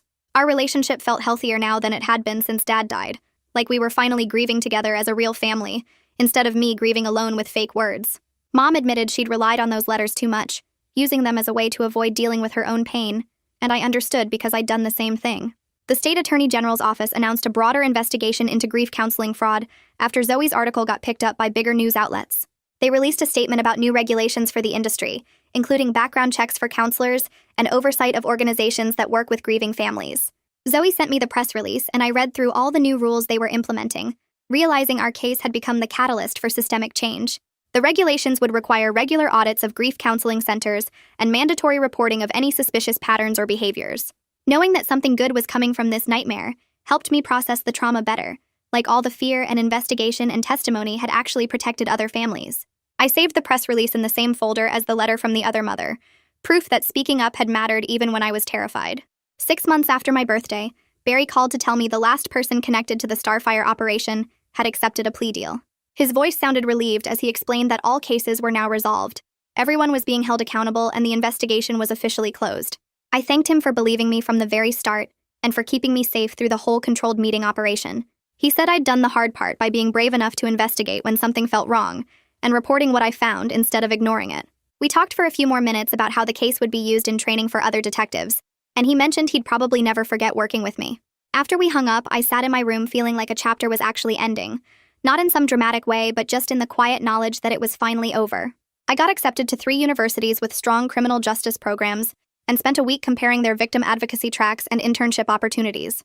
One school stood out because they had partnerships with legal aid organizations and a specialized program in trauma-informed victim services. I called Jackson to tell him my decision, and he got excited because he'd just been accepted to their cybersecurity program. We started making plans to room near each other, looking at apartment listings and talking about finally living somewhere new. Having a friend who knew everything I'd gone through and still saw me as a normal person meant everything. Someone I could be completely honest with without having to hide or explain. We made lists of things we'd need for our apartments, and started a group chat with Natasha about visiting each other once we all got settled. The future felt real and possible instead of scary and uncertain. On what would have been Dad's birthday, I sat down and wrote him a real letter about who I'd become and what I'd survived. I told him about the fake letters and how I'd uncovered a predatory operation, about meeting Natasha and working with Barry and testifying in court. I wrote about choosing to study victim advocacy and how I thought he would be proud of me for turning something horrible into a way to help people. The letter was honest about my anger at Victor and the people who'd used Dad's death to manipulate me, but also about the real memories I still had of him that no one could take away. I took the letter downstairs to our fireplace and burned it, watching the pages curl and turn to ash while Mom stood next to me. Letting go of the manufactured version of him felt like finally accepting that he was really gone, but keeping my real memories meant he wasn't completely lost. I'm sitting in Rachel's office for our regular check-in when she tells me about a new survivor who needs support, someone who experienced something similar with predatory grief counseling. I agree to talk to her when she's ready, knowing I can help guide someone else through this because I've been there. Rachel explains the girl is still pretty scared and might not be ready for a few weeks, but having a peer support person lined up will make a big difference. My phone buzzes with a text from Mom asking what I want for dinner, then another from Jackson sharing a meme about college stress, then one from Natasha saying she's planning a visit next month. I look at the messages and realize I'm not just surviving anymore. I'm actually building a real life surrounded by people who genuinely care about me. Rachel asks if I'm okay, and I tell her yeah, I really am, and for the first time in months, I completely mean it. Wow, what a journey Sophie went through, right? I'm just so glad she trusted her instincts and found people who believed in her. If this story resonated with you, I'd absolutely love a like. And subscribe if you want more incredible true stories, because honestly, sharing these with you all is the highlight of my week. I'm Karen, 35 years old, and attending another tense family reunion at Bella Not, an upscale Italian restaurant downtown. Despite my successful marketing career, personal relationships, especially with family, have always been my struggle. My mother Barbara and sister Diane sit across from me, while my adorable nieces Emma and Lily fidget in their chairs looking hungry. I had hoped today might heal old wounds, but when the food arrives, everything changes. Mother slides napkins toward the girls with cold disdain, uttering words that ignite something in me I can no longer suppress. Before I continue, drop a comment letting me know where you're watching from, and hit that subscribe button to join our storytelling community. Growing up, I was always the responsible one in our family. By age 10, I packed my own lunches, did my homework without reminders, and often took care of Diane, who was 3 years younger. My sister, on the other hand, was the darling of our household. She could do no wrong in our mother's eyes. If she forgot her science project, Mom would stay up all night helping her. If she needed new clothes, even when money was tight, Barbara would find a way. Meanwhile, I wore hand-me-downs and was told I should be more practical about my wants. Diane is more sensitive, my mother would explain when I questioned the disparity. She needs extra support. But what about what I needed? The question lingered throughout my childhood, but was never properly addressed. Family gatherings were particularly difficult. Thanksgiving dinners where Diane got the drumstick because she's always loved it while I was expected to take whatever was left. Christmas mornings when her pile of gifts towered over mine, and I was supposed to be mature enough not to mind. Birthday parties where my mother spent weeks planning elaborate celebrations for Diane while mine were often afterthoughts, sometimes even forgotten until the day of. Barbara, my mother, ruled our home with an iron fist disguised in a velvet glove. She was the quintessential controlling parent who masked her manipulation as concern. Her favorite phrases included, I'm only saying this because I love you, and someday you'll thank me for this. She was particularly skilled at creating divisions, pitting Diane and me against each other while positioning herself as the reasonable mediator. As adults, the dynamic persisted. Diane married Paul, a financial analyst from a wealthy family right after college. They appeared to have it all: a beautiful Tudor-style house in the suburbs, luxury cars, and expensive vacations documented meticulously on social media. But rumors of their financial troubles had been circulating among family members. Despite this, my mother continued to favor Diane, offering financial support when needed, while commenting on my practical but uninspired apartment whenever she visited. The week before this family reunion, I spent hours selecting perfect gifts for my nieces. Emma, 8 years old with her mother's blonde hair and infectious laugh, loved science experiments. I found her a premium chemistry set with real lab equipment suitable for her age. For 6-year-old Lily, who was going through a dinosaur phase, I purchased a museum-quality fossil collection with an accompanying guidebook. Both gifts cost more than I should have spent on my teacher's salary, but I wanted them to feel special. The night before the reunion, my phone rang. It was Tanya, my best friend since college, calling to check in. "Are you ready for tomorrow's battleground?" she asked, only half joking. "I've got my armor polished and my shields up," I replied, sorting through my closet for something appropriate to wear. "I just hope Mom behaves herself this time." "Karen, honey, when has Barbara ever behaved herself at family functions? Remember your cousin Vanessa's wedding when she told the bride her dress made her look pregnant?" I groaned at the memory. Or my 34th birthday when she brought up my ex-boyfriend and wondered aloud why he left. "Exactly," Tanya said. "Just remember what Dr. Levine told you. Set your boundaries, stick to them, and don't take the bait." Dr. Levine was my therapist, who had been helping me navigate my complicated family relationships for the past year. Her advice had been invaluable, but theory always seemed easier than practice when actually facing my mother. "I'll try," I promised. "But it's not just Mom I'm worried about. Diane's been strange lately. Last time we talked, she seemed stressed about money, but when I tried to ask about it, she shut down completely." "Just focus on those adorable nieces of yours," Tanya suggested. "They're the innocent parties in all this family drama." She was right. Despite the tensions with my sister, I adored Emma and Lily. They were bright, curious, and affectionate children who somehow remained unspoiled despite their parents' materialistic tendencies. Whenever possible, I tried to be the aunt who listened, who played board games instead of buying expensive presents, though I did that too, who remembered their favorite colors and foods without being reminded. Before going to bed, I laid out my outfit, a simple navy dress that was professional without being stuffy, comfortable low heels, and the silver bracelet my father had given me before he became a background character in the Barbara show. I set my alarm early, knowing I'd need extra time to prepare mentally for the day ahead. That night, I dreamed of childhood dinner tables where my plate was always smaller than Diane's, where I watched her eat dessert while I was told to clear the dishes. I woke up with a familiar knot in my stomach, the physical manifestation of 35 years of family dynamics that never seemed to change. But today would be different, I told myself as I got ready. Today, I would maintain my composure, focus on my nieces, and not let Barbara's manipulations affect me. I repeated Dr. Levine's mantra as I drove to the restaurant. You cannot control their behavior, only your response to it. Little did I know how much that resolve would be tested before the day was through. Bella Notte wasn't just expensive, it was ostentatiously so.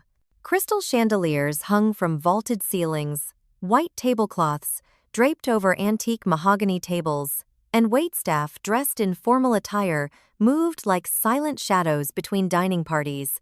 The kind of place where prices weren't listed on the menu because if you have to ask, you can't afford it. Of course, my mother had chosen it. I arrived exactly on time, knowing that being early would mean awkward one-on-one time with whoever arrived first, while being late would give my mother ammunition for criticism. The host, a slender man with an Italian accent that seemed slightly affected, checked my name against the reservation. "Ah, the Romano party. The rest of your family has already arrived. Please follow me. My pulse quickened as we weaved between tables toward a private room at the back of the restaurant. Through the open doorway, I could see them all arranged like figures in a diorama of family dysfunction. Barbara sat at the head of the table, her silver blonde hair styled immaculately, wearing a cream-colored blouse that probably cost more than my monthly rent. Beside her was my father, George, whose once commanding presence had diminished over the years into something apologetic and deferential. Diane and Paul sat on one side, her hand resting possessively on his arm while he stared at his phone. My nieces were positioned at the far end of the table almost as an afterthought. The first to notice me was Emma, whose face lit up with genuine excitement. "Aunt Karen," she called out, waving enthusiastically. Lily joined in, bouncing in her seat. I moved to them first, deliberately bypassing the adults. Kneeling between their chairs, I gave each a warm hug. "I've missed you both so much," I told them sincerely. "Emma, how was your science fair? And Lily, did you finish that dinosaur book I sent you?" Before they could answer, my mother's voice cut across the table. "Karen, aren't you going to say hello to everyone else? We've been waiting?" I straightened up, plastering on my social smile. "Of course. Sorry to keep you waiting." The next few minutes were a blur of awkward greetings. Barbara offered her cheek for a kiss rather than a hug. My father gave me a warm but brief embrace, his eyes communicating an apology I couldn't quite decipher. Diane's hug felt performative, while Paul barely looked up from his phone to acknowledge me with a nod. Also present were my grandmother, Helen, my mother's mother, who at 82 retained both her sharp mind and sharper tongue. Uncle Robert, my father's younger brother, who had always been kind to me. And Cousin Vanessa with her husband Troy, both pleasantly neutral parties in family conflicts. "You look tired," was Barbara's first real comment to me as I took my assigned seat, notably far from the girls and positioned between Uncle Robert and Vanessa. "I'm fine, Mom. Just busy with work," I replied neutrally, unfolding my napkin and placing it on my lap. "She's always fine," Barbara said, to no one in particular. "Never needs help, our Karen." The passive-aggressive Barb was so familiar it almost didn't sting anymore. Almost. My father attempted to change the subject. "Karen, how's that new curriculum going? You mentioned your school was implementing some new teaching methods this year." Grateful for his intervention, I began explaining the project-based learning approach I'd been helping develop at the middle school, where I taught English. But I'd barely gotten 2 sentences in when Barbara interrupted. "The menus, George. Ask about the menus. We need to order before the kitchen gets backed up." As if summoned by her words, a waiter appeared with leather-bound menus, distributing them to each adult at the table. I noticed immediately that Emma and Lily didn't receive any. "Excuse me," I said to the waiter. "I think you forgot menus for my nieces." An uncomfortable silence fell over the table. The waiter looked questioningly at Barbara, who waved her hand dismissively. "That won't be necessary. We've already decided what everyone will be having." I glanced at Diane, expecting her to speak up for her daughters, but she was studying her menu intensely, avoiding eye contact. The restaurant's interior suddenly felt stifling. Across the room, I observed other families dining together, parents helping children select meals, grandparents sneaking extra breadsticks, to eager grandchildren, everyone included in the experience. The contrast with our table's dynamic was stark and painful. Paul finally put his phone down, but only to make a show of studying the wine list. "They have a decent Barolo," he announced, as if imparting great wisdom. "Though I've had better at that little place in Turin we visited last year. Remember, Diane?" My sister nodded automatically, though I wondered if they'd actually taken that trip, or if it was part of the carefully curated image they presented to the world. Something about Paul's constant name-dropping of expensive experiences rang hollow. Throughout the next 20 minutes, I observed the subtle currents of tension flowing around the table. Grandmother Helen made cutting remarks about the restaurant's decor being new money gauche. Uncle Robert attempted to engage the girls in conversation, one of the few adults acknowledging their presence. Cousin Vanessa and Troy discussed their recent home renovation in deliberately neutral tones, careful not to trigger Barbara's competitive instinct to one-up them. And through it all, my nieces sat quietly, occasionally whispering to each other, their presence increasingly peripheral to the adult dynamics dominating the table. I caught Emma's eye and gave her a reassuring smile which she returned uncertainly. Lily had begun folding her napkin into increasingly elaborate shapes, a nervous habit she'd developed over the past year. As water glasses were filled and bread baskets distributed again bypassing the children, I couldn't help but notice a small insulated bag beside Diane's chair. The logo on its side was from an expensive gourmet deli across town. Something about that bag made me uneasy, though I couldn't yet articulate why. The stage was set for what was to come, though none of us yet realized just how uncomfortable this family reunion was about to become. "I think we should start with the calamari fritti for the table," Barbara announced, not bothering to consult anyone else, "and perhaps the bruschetta sampler." The waiter nodded, jotting down her selections. "Excellent choices, madam." "And for the main courses?" This was when Barbara truly took command, pointing around the table and declaring each person's order with absolute authority. "George will have the osso buco. I'll take the branzino with lemon caper sauce. Diane, you mentioned wanting the truffle risotto, yes. And Paul, I assume the bistecca fiorentina, medium rare." She continued around the table, assigning meals to each adult based on what she thought they should have, rather than asking for preferences. When she came to me, I interrupted gently. "Actually, I'd prefer the eggplant parmesan." Barbara's smile tightened almost imperceptibly. "Eggplant, are you sure? It's so heavy. The salmon would be much better for you."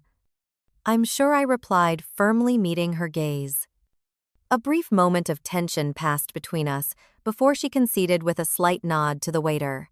"Fine. Eggplant for Karin." Throughout this entire ordering process, I noticed that Emma and Lily were being completely ignored. They sat quietly occasionally, glancing at each other with uncertainty. The bread basket had been placed deliberately out of their reach, and no one had offered them anything to drink besides water. I watched Diane, waiting for her to speak up to order something for her daughters. But she remained silent, occasionally touching her pearl necklace in what I recognized as a nervous gesture from childhood. Paul continued checking his phone under the table, his brow furrowing at whatever messages he was receiving. Finally, I couldn't stand it anymore. "What about Emma and Lily? What will they be having?" The question landed like a stone in still water, creating ripples of discomfort around the table. Barbara looked at me as if I'd committed a social faux pas. "Oh," she said with artificial surprise. "I assumed they'd already eaten." Diane finally spoke, her voice barely above a whisper. "Mom, I mentioned earlier that they hadn't had lunch yet." "Did you?" Barbara replied, eyebrows raised. "I must have forgotten. Well, children's palates aren't developed enough for this kind of cuisine anyway. The chef here doesn't make chicken nuggets." She laughed as if she'd said something witty. Emma, old enough to understand the slight, looked down at her empty plate. Lily leaned against her sister, visibly hungry and confused. "They eat all kinds of food," I said, trying to keep my voice level. "Emma loves pasta and Lily." Paul cut me off. "We're watching their diet. Too much restaurant food isn't good for children." The conversation was interrupted by Uncle Robert asking about the wine selection, a deliberate attempt to diffuse tension that I appreciated but resented was necessary. As the adults discussed vintages and pairings, I caught Diane's eye across the table. She gave me a small apologetic smile that did nothing to explain why she wasn't advocating for her own children. The next 15 minutes devolved into a bizarre discussion of family finances initiated by Barbara with all the subtlety of a bulldozer. "Paul, I hear Westridge Investments has been going through some restructuring. Has that affected your department?" she asked innocently, though nothing my mother did was ever truly innocent. Paul stiffened. "Just routine organizational changes. Nothing to worry about." "That's not what Harold Pemberton told me at the country club," Barbara pressed. "He mentioned several senior analysts were being let go." I watched Paul's knuckles whiten around his water glass. Diane placed a hand on his arm, a gesture that seemed both supportive and cautioning. Mom, can we not discuss work today? Diane asked. This is supposed to be a family gathering. Barbara feigned surprise. I'm just showing interest in Paul's career. That's what family does. The subtext was clear to everyone at the table. Barbara was probing for confirmation of rumors about Paul and Diane's financial troubles, not out of concern but to establish her position in the family hierarchy. The more they needed her, the more control she maintained. Throughout this uncomfortable exchange, I became increasingly aware of my niece's growing discomfort. Emma had her arms wrapped around herself, a self-soothing gesture I recognized from my own childhood. Lily had given up on her napkin folding and was now leaning against her sister, clearly hungry and tired of waiting. A memory surfaced suddenly, myself at 8 years old, sitting at a similar table during a family dinner at an upscale restaurant. I'd been told to wait patiently while the adults enjoyed a multi-course meal. By the time anyone remembered I might be hungry, the kitchen was closing, and I was told I'd have to wait until we got home. I remembered the gnawing emptiness in my stomach, but even more vividly, I recalled the feeling of being utterly unimportant, an afterthought in my own family. Looking at Emma and Lily now, I saw that same feeling reflected in their eyes, and something inside me began to shift from discomfort to determination. The appetizers arrived with flourish, placed in the center of the table theoretically for sharing, but as Barbara distributed small portions onto everyone's appetizer plates, she bypassed the girls entirely. When I reached for the bruschetta to give some to Emma, and Barbara intercepted. Karen, there's barely enough for the adults. Besides, tomatoes make Lily break out in hives. No, they don't, I said confused. She had tomato soup the last time I visited. Well, we've recently discovered the allergy, Barbara insisted. Diane, who should have known her own daughter's allergies, said nothing to contradict this obvious falsehood. Paul was once again absorbed in his phone, visibly stressed by whatever messages he was receiving. The conversation shifted to Cousin Vanessa's recent promotion, then to Uncle Robert's upcoming retirement, deliberately avoiding the tension simmering beneath the surface. All the while, Emma and Lily sat quietly watching food being enjoyed by everyone but them. As the appetizer plates were cleared, I noticed Diane reaching down for the insulated bag I'd spotted earlier. The girls perked up slightly at this movement, and I realized with a sinking feeling exactly what was about to happen. The main courses arrived with theatrical presentation. Steaming plates of exquisitely prepared Italian cuisine were placed before each adult, the aromas of herbs, garlic, and truffle oil filling our private dining area. The waiter described each dish with practiced eloquence, naming imported ingredients and special preparation methods that justified the exorbitant prices. No plates came for Emma and Lily. The waiter hesitated after serving the last adult, clearly noticing the two children without food. Is there anything for the young ladies? He asked diplomatically. Barbara answered before anyone else could speak. We didn't order for your kids, she said, looking directly at Diane while sliding cloth napkins toward Emma and Lily. Her tone made the statement sound perfectly reasonable, as if this was normal dining etiquette.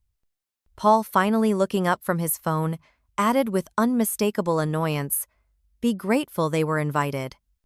I inhaled sharply, the casual cruelty of the statement hitting me like a physical blow.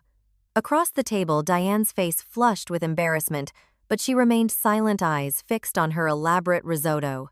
The rest of the family suddenly became intensely interested in their own meals, unwilling to challenge the uncomfortable situation. Emma and Lily exchanged glances, a silent communication that spoke volumes about how accustomed they were to this treatment. Then, with practiced motions that broke my heart, they reached for the insulated bag their mother had placed between them. From it, they withdrew pre-packaged containers of pasta and small dessert boxes, the logo of an expensive gourmet deli clearly visible. The containers are still warm, Lily said quietly to her sister. Mom had them prepare it fresh before we came, Emma explained clearly, trying to find something positive in the situation. As they carefully opened their meals on the elegant table, Barbara made a show of sliding additional napkins toward them, her expression one of barely disguised disdain. Try not to make a mess, she instructed. This tablecloth is imported linen. I couldn't take my eyes off the scene unfolding before me. The girls were eating what appeared to be high-quality pasta with chicken and vegetables, a meal that from the deli it came from probably cost around $80 for both portions. Money wasn't the issue here. It was the deliberate exclusion, the message being sent that they weren't worthy of being included in the family meal. Memories cascaded through my mind. Birthdays where my requests were deemed too expensive, while Diane received everything she asked for. School events where Barbara was too busy to attend for me but never for my sister. Family photos where I was positioned at the edge, easy to crop out if desired. The pattern had never ended. It had simply transferred to a new generation. I watched as Emma helped Lily twist pasta onto her fork, the older sister taking care of the younger just as I had once done with Diane. The parallel was both poignant and infuriating. Just whispered, "Copy that," Paul muttered sarcastically, in response to something on his phone, his attention completely removed from the family drama unfolding at the table. Uncle Robert attempted to engage the girls in conversation, asking Emma about school and complimenting Lily on how carefully she was eating. His kindness stood in stark contrast to the callousness displayed by Barbara, Paul, and, through her silence, Diane. "The pasta is actually really good," Emma said to her great-uncle, trying to be positive despite the circumstances. "I'm sure it is, sweetheart," he replied, throwing a disapproving glance toward Barbara that she pretended not to notice. My grandmother Helen, never one to miss an opportunity for commentary, leaned toward me and whispered, "In my day, children were seen and not heard, but they were at least fed at the family table." Though her delivery was acerbic, I appreciated the subtle support. Cousin Vanessa looked deeply uncomfortable picking at her seafood linguine without appetite. Her husband Troy was the only one who dared to directly question the situation, though he did so carefully. "Were there no children's options on the menu?" he asked innocently. "Most places have something simple they can prepare." Barbara waved her hand dismissively. "The chef here doesn't cater to childish palates. Besides, they're perfectly happy with what they brought." I studied my nieces' faces.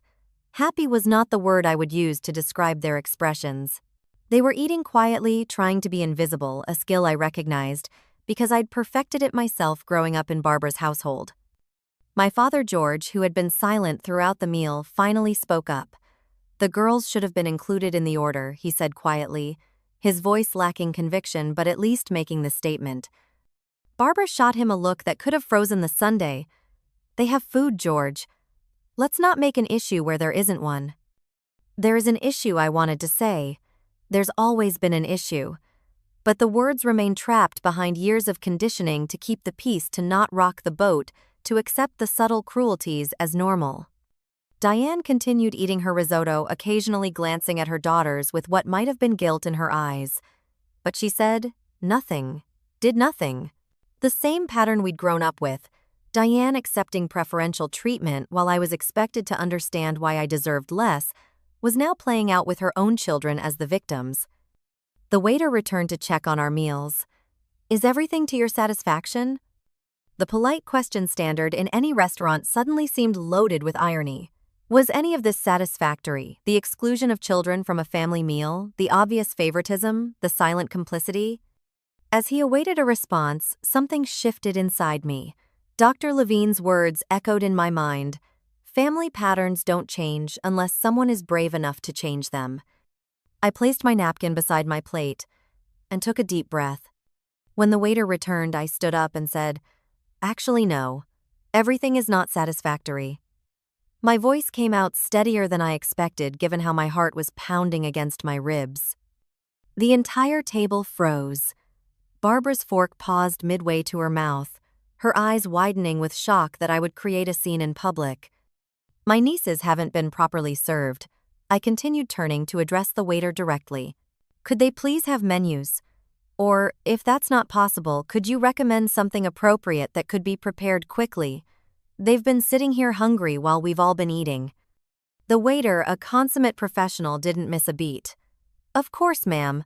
We have several options that would be suitable and could be expedited." He smiled warmly at Emma and Lily, whose expressions wavered between hope and uncertainty. "Corinne, sit down." Barbara hissed, her controlled facade cracking slightly. "The girls have food. You're embarrassing everyone." "No, Mom. What's embarrassing is making children bring their own food to a family dinner like unwanted guests." I remained standing, years of suppressed feelings fueling my resolve. Paul's face darkened with anger. "This is inappropriate. You have no right to interfere with how we parent our children." "Parenting involves advocating for your children," I replied, looking directly at Diane, who seemed to be trying to make herself smaller in her chair. "It means ensuring they're treated with dignity, especially by family." "The girls are fine." Diane finally spoke, her voice barely audible. "They're used to. They don't mind eating what we brought." "That's the problem," I said, softer now, but no less determined. "They shouldn't be used to being treated as less important." I turned back to the waiter. "They'll have the fettuccine alfredo and the margarita pizza, please. And chocolate gelato for dessert." Barbara's face had transformed into the Arctic expression I knew well from childhood, the look that preceded punishment, withdrawal of affection, days of cold silence. "You always had to make everything about you, didn't you, Karin? Even now, creating drama at what was supposed to be a pleasant family gathering." The accusation was so backwards, it almost made me laugh. This isn't about me. It's about Emma and Lily. And it's about patterns that need to stop. I finally sat down, my legs feeling slightly unsteady from the adrenaline. "What patterns?" Barbara demanded, though her tone suggested she knew exactly what I meant. A memory surfaced with such clarity it could have happened yesterday rather than 27 years ago. I was 8, almost Emma's current age. We were at an upscale restaurant celebrating my father's promotion. Barbara had ordered for everyone but forgot to include me.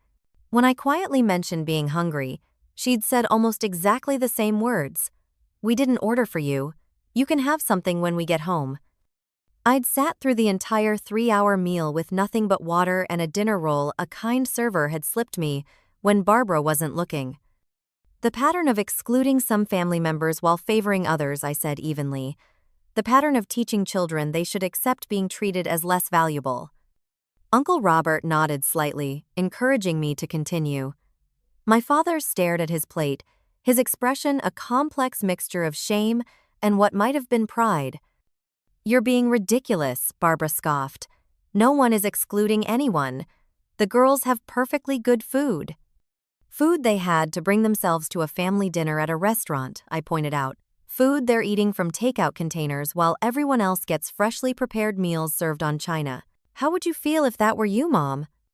Before Barbara could respond, Emma spoke up, her small voice surprisingly steady. "It's okay, Aunt Karin. We're used to it." Those 5 words, "we're used to it," hit me like a physical blow. How many times had I said those exact words as a child? How many times had I convinced myself that unequal treatment was normal, acceptable, something to be endured, rather than challenged? Paul, clearly frustrated that control of the situation was slipping away, tried a different approach. "This is a financial matter, Karin. You have no idea about our current circumstances. The girls' meals from Angelo's are perfectly adequate." "This isn't about money," I countered. "Those takeout meals probably cost more than what you would have spent ordering from the menu here. This is about making the girls feel included, making them feel valued." Diane suddenly pushed back her chair and stood up. "Excuse me," she mumbled before hurrying toward the restrooms, her eyes glistening with unshed tears. The waiter returned to inform us that the girls' orders would be ready shortly.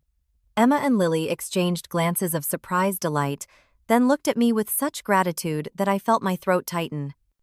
"Thank you, Aunt Karin," Lily said softly. "You shouldn't have done this," Barbara said once the waiter left. "You've undermined their parents' authority and created a scene for no reason." "There's a very good reason," I replied. "These girls deserve to be treated as full members of this family, not accessories to be managed." My father surprised everyone by clearing his throat and saying, "Karin's right, Barbara. The girls should have been included in the meal." Barbara's head snapped toward him, shocked by this rare contradiction. "George, don't encourage her behavior." It's not behavior that needs discouragement, he said quietly. It's standing up for what's right. Paul pushed his chair back aggressively. I'm going to check on Diane, he announced, striding away from the table with obvious anger. In the awkward silence that followed, I moved to sit in the now empty chair beside Emma. I'm sorry if I made things uncomfortable, I told her quietly. But you and Lily are important, and you deserve to be treated that way. She leaned against me slightly, a gesture that spoke volumes. Mom says we shouldn't make Grandma Barbara angry because she helps with our private school tuition. The pieces suddenly clicked into place. The financial control Barbara maintained over Diane and Paul using money to ensure compliance with her expectations. The same tactic she'd used throughout our childhood, dispensing or withholding resources based on how well we conformed to her vision. Across the table, conversation had resumed in an obvious attempt to move past the uncomfortable confrontation. Grandmother Helen was regaling Uncle Robert with stories of her recent cruise, while Cousin Vanessa and her husband discussed summer vacation plans. Barbara sat rigidly in her chair, maintaining her composure through sheer force of will, occasionally casting disapproving glances in my direction.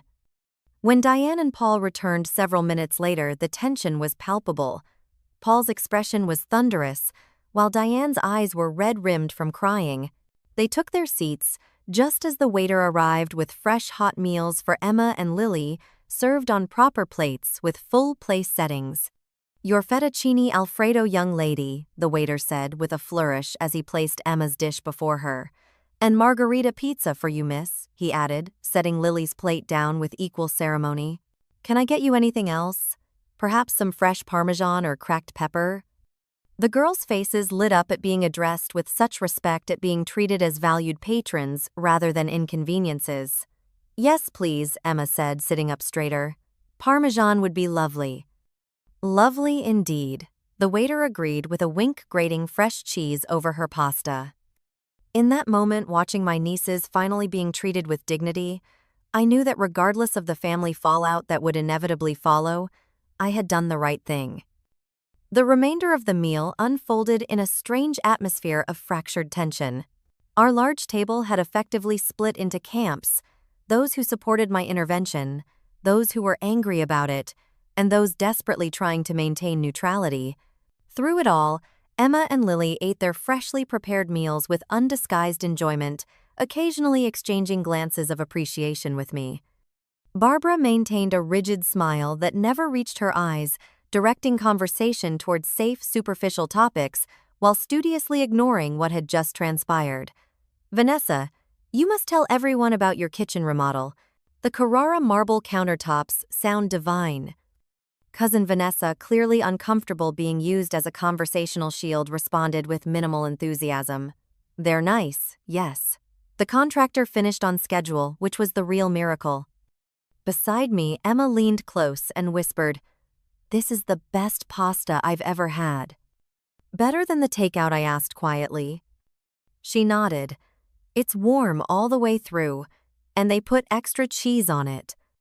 Such a small thing, hot food with extra cheese, but the delight in her voice underscored how rarely her preferences were considered, how seldom she was treated as someone whose enjoyment mattered. Paul spent the remainder of the meal alternating between furious texting and throwing resentful glances my way. His body language screamed discomfort at having his authority challenged, especially in front of the family. I recognized his type all too well. Men who married into our family often either became enablers of Barbara's controlling behavior or attempted to establish their own dominance. Paul had clearly chosen the latter path. Diane picked at her food, her appetite apparently gone. Several times, I caught her watching her daughters enjoying their meals. Her expression a complex mixture of guilt, resentment, and what might have been envy, not of their food, but of their newfound voice through my advocacy. About 20 minutes later, Lily needed to use the restroom.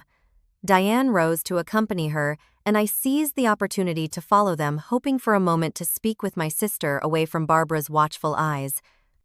In the elegant marble bathroom, while Lily was in a stall, Diane confronted me immediately.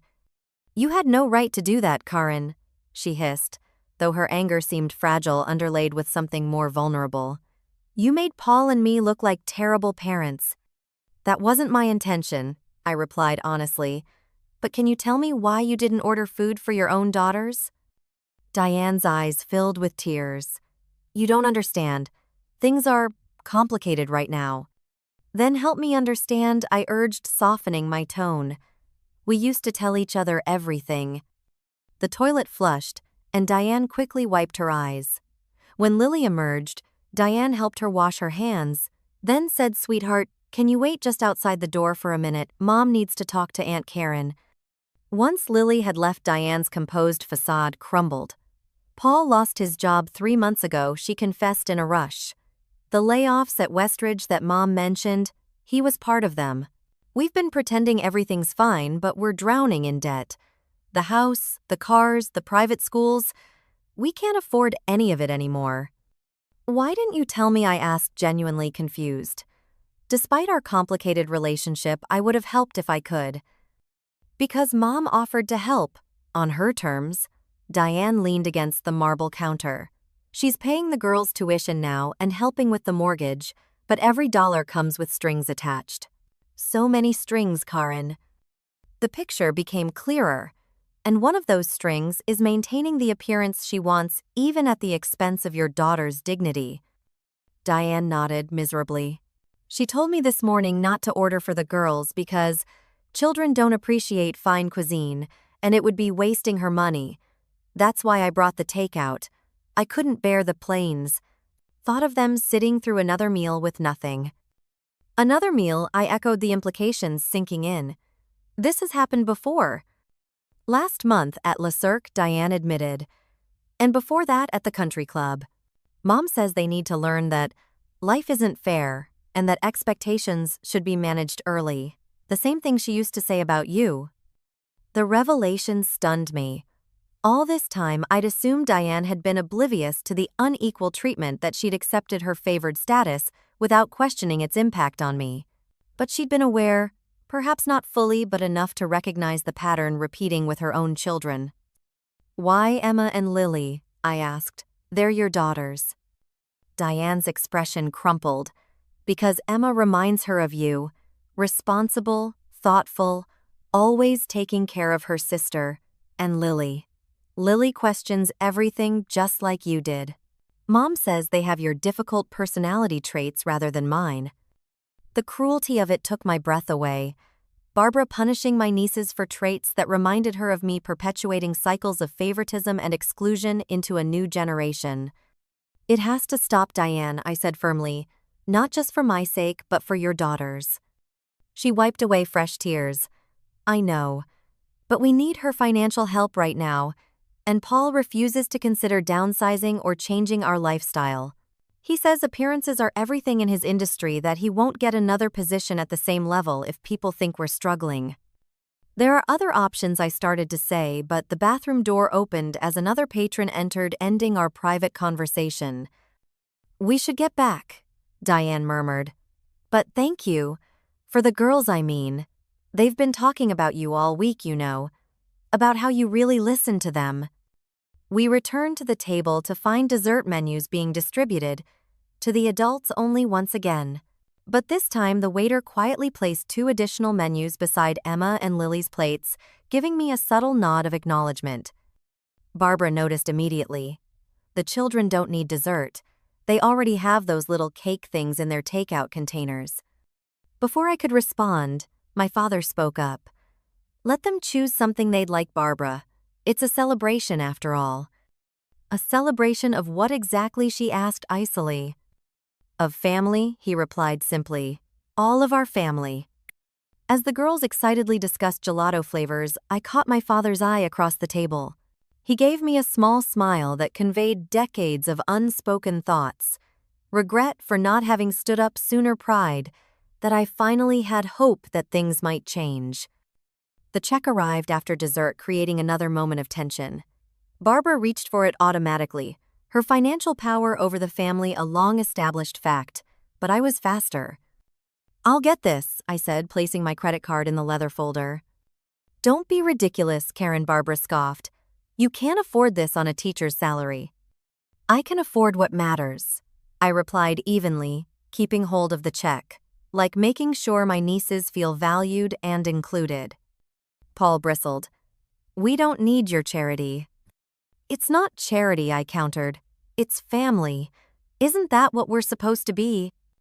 As the waiter took the folder with my card, I saw something shift in Diane's expression. A glimmer of the sister I remembered from before Barbara's influence had fully taken hold of her life before the patterns of our childhood had been transferred to a new generation. The battle lines had been drawn, and for the first time in 35 years, I wasn't backing down. 1 week after the disastrous family reunion, I sat at an entirely different kind of table. The Corner Cafe was a modest family restaurant with checkered tablecloths, crayons provided for young patrons, and a menu where everything was affordable and unpretentious. Across from me sat Emma and Lily, alongside their mother Diane, and surprisingly my father George. Can I have the chocolate chip pancakes? Lily asked, studying the children's menu with serious concentration. Of course you can, sweetheart, Diane replied warmly. You can have whatever you want. The simple exchange brought a smile to my face. Small steps, but meaningful ones. The fallout from my confrontation with Barbara had been exactly as expected. She'd called me the very next morning, voice frigid with controlled fury, to inform me that my behavior had been appalling, embarrassing, and completely unacceptable in polite society. When her attempt to shame me into an apology failed, she'd switched tactics, threatening to withdraw from family gatherings if I couldn't behave appropriately. I'm sorry you feel that way, Mom, I'd responded calmly. But I won't apologize for making sure Emma and Lily were properly included. The conversation had ended with her hanging up on me, a familiar conclusion to many of our disagreements over the years. What I hadn't expected was the text from Diane later that same day, asking if we could meet for coffee. That conversation had been difficult but necessary, opening wounds long covered over, but never truly healed. I knew what was happening, Diane had admitted, her hands wrapped around her coffee mug. I knew Mom treated you differently, but it was easier to accept the favors than to question why you weren't getting them too. And now I'm watching my own daughters go through the same thing, and I hate myself for allowing it. You don't need to hate yourself, I'd told her. But you do need to change the pattern. We both do. Which had led to this breakfast meeting, our first attempt at creating a new kind of family dynamic, one based on genuine care rather than control and manipulation. Dad, are you sure you don't mind picking up my car from the shop after this? Diane asked our father, who was contentedly working on a stack of blueberry pancakes. Not at all, he replied. It's about time I started being more helpful to both my daughters. The emphasis on both was subtle but meaningful. My father had called me privately 2 days after the restaurant incident. I should have spoken up years ago, he'd said, his voice heavy with regret. For you, and now for the girls, I let your mother's strong personality override what I knew was right. It's not too late to change, that I'd assured him.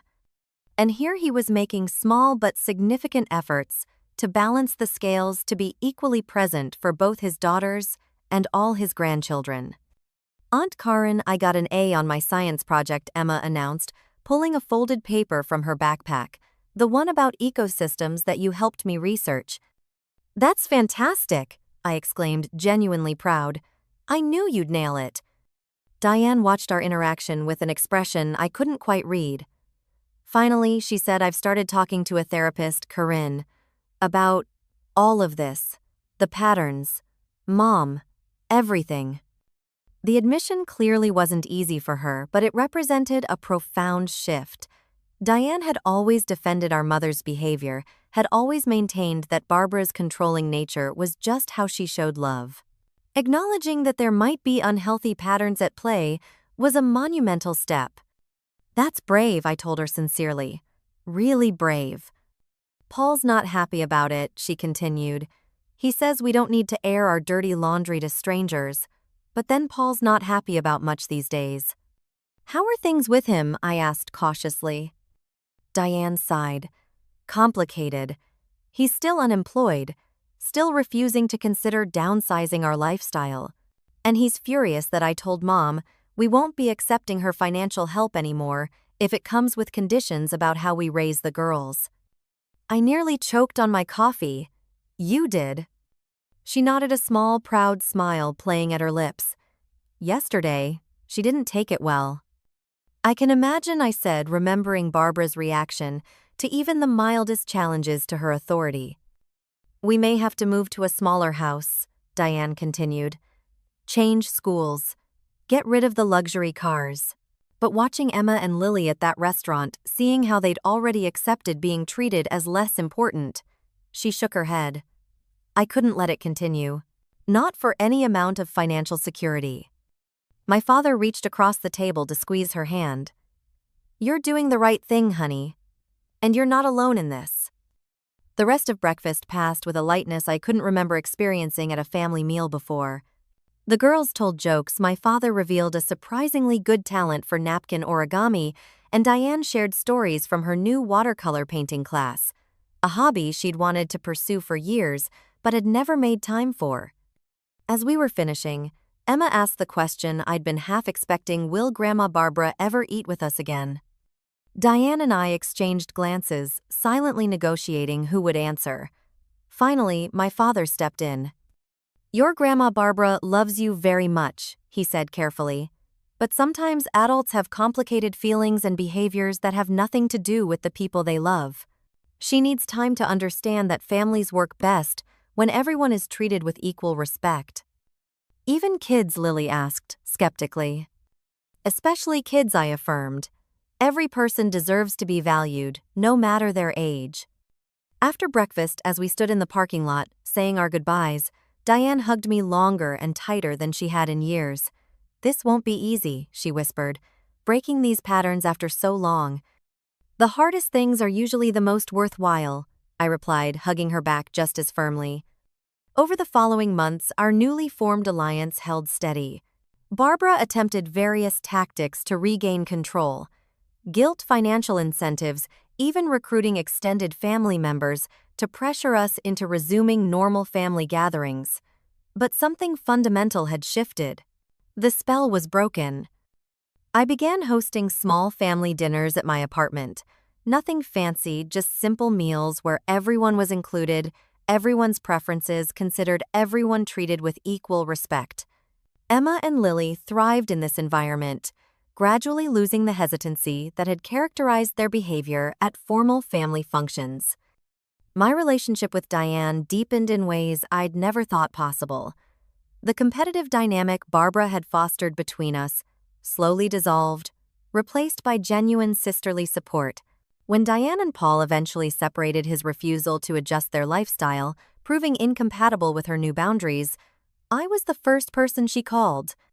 As for my own healing journey, Dr. Levine continued to guide me through the complex process of setting boundaries while maintaining compassion.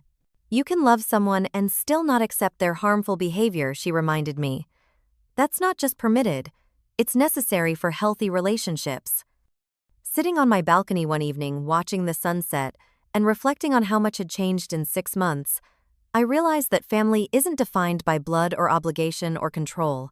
True family is created through respect, through listening, through treating each person as inherently valuable regardless of age or status.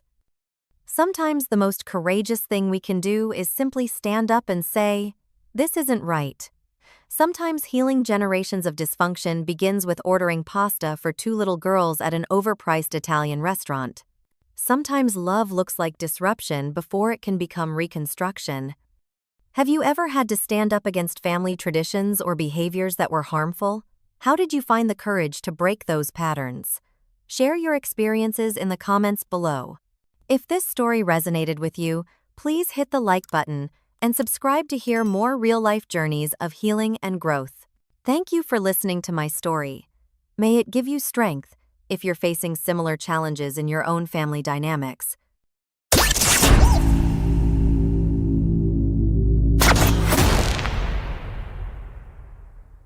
My girlfriend said, "I'm posting thirst traps on Instagram. It's my body, my choice." I replied, "You're absolutely right." Then I started liking and commenting on every single one, from my new account where I was listed as single, When her friends started sliding into my DMs, she deleted everything. Original post: I, 32 male, thought Madison, 29, and I had a good thing going. 3 years together, moved in last year, talking about maybe getting engaged. Then about 2 months ago, she discovered body positivity through some influencer she follows. Look, I'm all for confidence, but Madison went from posting normal pics to suddenly flooding her Instagram with bikini shots, gym selfies in sports bras that barely existed, and these poses that, let's just say, they weren't meant for appreciating the scenery behind her. Babe, don't you think these are a bit much? I asked after she posted one where she was basically bent over in yoga pants with the caption, "Morning Motivation." She whipped around. Excuse me, it's my body, my choice. I'm finally feeling confident and you want to tear me down? I'm not tearing you down, I just think. You think you own me? This is 2024, Derek. I'm not your property. If you're so insecure about other guys looking at me, that's your problem. The conversation went nowhere. She kept posting increasingly thirsty content. Guys commenting fire emojis, sliding into her DMs. She'd show me and laugh about the desperate losers. Meanwhile, she still had taken in her bio an occasional couple pics buried between the thirst traps. Then came the Thursday that changed everything. She posted this photo lying on our bed, my bed, in lingerie I'd bought her for our anniversary. Caption: lazy afternoon vibes. Who wants to keep me company? I sat there staring at my phone. 87 likes in 10 minutes. Comments from dudes saying things I won't repeat. And there was my girlfriend, hearting every single one. Madison, this is too far. Oh my God, Derek, grow up. It's just Instagram. You're being controlling and toxic. Maybe I should ask my followers what they think about jealous boyfriends. That's when something just clicked. You know that moment when you realize you're not the crazy one? You're absolutely right, I said calmly. Your body, your choice. Post whatever makes you happy. She looked suspicious. Really? Really? I support you. She smiled, kissed my cheek, and went back to responding to thirsty comments. That night, I created a new Instagram account. Derek Single 32. Bio: just a guy living his best life. Single and ready to mingle. Profile pic: that photo from my buddy's bachelor party where I'm shirtless on the boat. The one Madison always said made me look too good and asked me not to post. Update 1. Took me about a week to build up the new account. Posted some gym shots, few pics from nights out with the boys, that boat photo as a throwback. Made sure everything was public. Made sure my relationship status was crystal clear. Single. Then I started my campaign. Every single thirsty photo Madison posted, I was there. But not as angry boyfriend Derek. As Derek Single 32, just another admirer. Her morning yoga pants shot, I commented, incredible view, would love to grab coffee sometime if you're free. That bikini pic by the pool? Stunning. You must work out a lot. I'm at Gym Flex too. Maybe we could train together? The lingerie photo that started it all? Absolutely gorgeous. Lucky photographer, though I bet you look even better in person. Here's the thing, I wasn't vulgar like the other dudes. I was respectful, charming even. The kind of comments that stood out. And Madison, not knowing it was me, ate it up. She hearted every comment, replied with flirty emojis. But the real kicker? Her friends started noticing my account. Her best friend Stephanie was first. She DM'd me. Hey, saw you commenting on Maddie's pics. You're cute. Are you really single? Me, thanks. Yeah, totally single. Just moved here actually, trying to meet new people. Madison never mentioned you. How do you know her? Oh, just from Instagram. She popped up on my Explore page. She seems cool but probably taken, right? Actually, it's complicated with her boyfriend. They're having issues. Issues. That was news to me, sitting 5 feet away from Madison while typing this. Her coworker Patricia was next. Then her gym friend, Nicole. They all slid into my DMs, all curious about the hot single guy who kept complimenting their friend. The best part? They started sharing my photos on their stories. Suddenly, Derek Single 32 was getting followers, mostly Madison's female friends and their friends. Madison noticed. Oh boy, did she notice. Babe, this is weird. Some random guy keeps commenting on all my photos. Isn't that what you wanted? Attention? I said, not looking up from my phone where I was responding to her friend Ashley's DM about weekend plans. Yeah, but this one's different. He seems, I don't know, and Steph and Patricia keep asking about him. So, your body, your choice, remember? Can't control who looks. She frowned but dropped it. Then Thursday night happened, 2 weeks into my campaign. I was sitting on the couch when Madison came storming in, phone in hand. Are you kidding me right now? I looked up innocently. What's wrong? She shoved her phone in my face. It was Derek Single 32's latest post, a shirtless gym selfie, with the caption, "Great workout. Anyone want to grab protein shakes after?" The comments were illuminating. Stephanie, I'm free. Looking good. Let me know where. Nicole, we should definitely hang out. And about 12 other women, all mutual friends or friends of friends from Madison's circle. Your friends seem thirsty, I said casually. This isn't about them. This guy, he's commenting on everything I post, and now half my friends are trying to hook up with him. So, you don't own him. He's single. They're single. What's the problem? The problem is, she stopped. The realization was dawning. Madison, why do you care what some random single guy does? I don't. It's weird. Is it weirder than posting lingerie pics asking who wants to keep you company while your boyfriend is sitting right here? Silence. Update 2, Madison went nuclear the next morning, but not at me, at her friends. I woke up to her aggressively typing on her phone, muttering under her breath. Checked my Derek Single 32 account. The DMs were exploding. Stephanie, Madison's being such a botch. She says I can't talk to you anymore. Who does she think she is? Patricia, did you do something to Mad? She just called me screaming about staying away from that Derek guy. Madison just threatened to end our friendship if I hang out with you. WTF is her problem?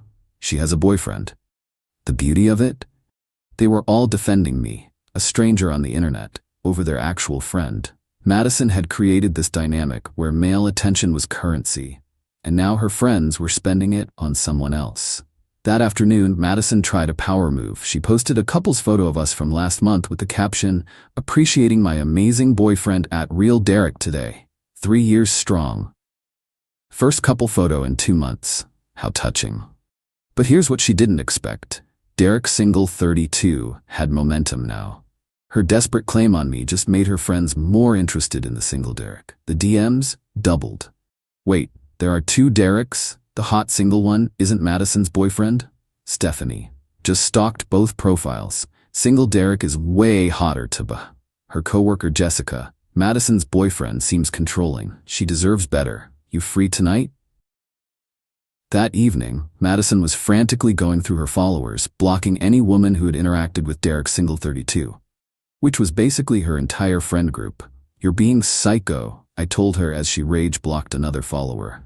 They're supposed to be my friends. They shouldn't be hitting on random guys. Random single guys, I corrected, who are just living their best life. Their body, their choice to slide into DMs, right? She glared at me. This is different. How? Because. She couldn't finish, because there was no difference. She'd established that attention-seeking behavior was empowering and acceptable. She just never expected the competition. That night, she deleted every thirst trap from the last 2 months. Every single one. Back to normal photos, couple pics. Suddenly, I was all over her feed again. Finally feeling like yourself again? I asked. Shut up, those photos weren't me. Really? Because you seemed pretty proud of them when you were calling me insecure and controlling. She threw a pillow at me. I hate that guy Derek Single 32. He ruined everything. Ruined what exactly? My Instagram. Your Instagram where you were soliciting attention from random men while in a relationship? She stormed off to the bedroom. I stayed on the couch, scrolling through the 37 DMs from her friends, all still trying to get Derek Single 32's attention. Update 3. The aftermath was honestly better than the main event. Madison's friend group imploded. See, once she'd blocked half of them for interacting with Derek Single 32, they started talking to each other. Stephanie created a group chat called Madison's Meltdown where they compared notes. How do I know? Because Nicole, who Madison had been particularly nasty to, forwarded me everything on my main account. These women were dragging Madison. She posts thirst traps for months, but we can't talk to one hot guy? Remember when she called us jealous for saying her posts were too much? She literally asked who wanted to keep her company in lingerie while Derek was home. Now she's acting like Derek Single 32 is stalking her. Limo. Girl is pressed that we think he's hotter than her actual boyfriend. The best message was from Stephanie. Madison's been emotionally cheating on Instagram for months, but loses it when we shoot our shot with someone actually single. The math ain't mathing. Meanwhile, Madison was trying to rebuild her image as devoted girlfriend. She went from posting thirst traps to posting quotes about real love and loyalty. The whiplash was giving everyone secondhand embarrassment. Her follower count dropped by 400 in 3 days. Turns out the thirsty dudes weren't interested in Bible verses about faithfulness. But then came the Tuesday confrontation I'd been waiting for. Madison had spent the entire day stalking Derek's single 32's account from her Finsta. Yeah, I knew about that too. She finally noticed something, the boat photo. The one from months ago. The one she'd specifically seen before. She came home from work and stood in the doorway, face pale. It's you. What's me? Derek single 32, it's you. That's the boat photo from Tommy's bachelor party. I kept scrolling through my phone. I don't know what you're talking about. Don't lie to me. I looked up slowly. Like how you didn't lie when you said those posts were just about body positivity, or when you said I was being controlling for having boundaries. You catfished my friends. You pretended to be single. I created an account where I was listed as single. Your friends chose to DM me. Their body, their choice to slide into my DMs, right? That's not the same thing. Why? Because when you get male attention, it's empowering, but when I get female attention, it's deception. She was shaking now. You made me look crazy to my friends. No, Madison, you made yourself look crazy when you had a meltdown over your friends showing interest in someone they thought was single, while you were posting thirst traps with a boyfriend at home. I'm going to tell everyone what you did. Go ahead. Tell them your boyfriend made a fake account where he posted real pictures of himself and responded politely to DMs while you were posting lingerie pics fishing for compliments from strangers. She grabbed her phone, probably to expose me in her group chat. 5 minutes later, she threw it across the room. What? I asked. They're taking your side. Stephanie says I'm a hypocrite. Patricia called me toxic. Nicole sent that stupid meme about the pot, calling the kettle black. Turns out, when you spend months telling everyone that seeking attention online is empowering, and anyone who objects is controlling, you can't suddenly flip the script when the attention goes elsewhere. That night, she tried one more power move, posted a long Instagram story about fake people and betrayal and knowing who your real friends are. Derek single 32 liked it.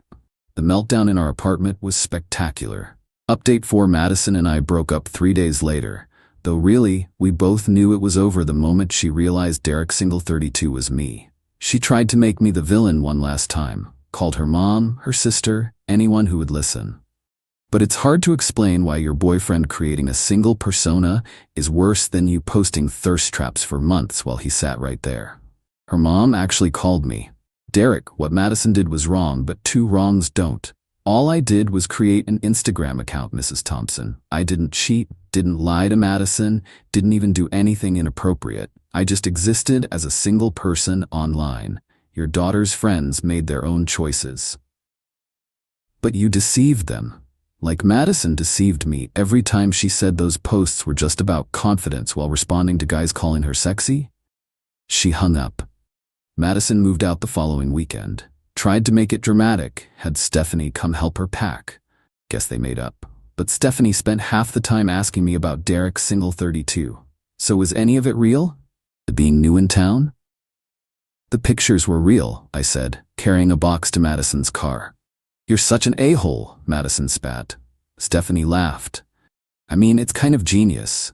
You literally just showed her what she was doing from the other side. Whose side are you on? Madison screamed. Girl, you posted thirst traps for 2 months, then had a breakdown because we thought your boyfriend's alter ego was hot. Make it make sense. After Madison left, I had a decision to make about Derek single 32. Delete it? Keep it going? Plot twist. I kept it, but came clean in the bio. The artist formerly known as Derek single 32. Not actually single, just proved a point. Thanks for playing. You'd think that would end the DMs. Nope. If anything, they increased. Madison's friends thought the whole thing was savage and iconic. Even got a few "your ex was dumb, I'd never post thirst traps if I had you" messages.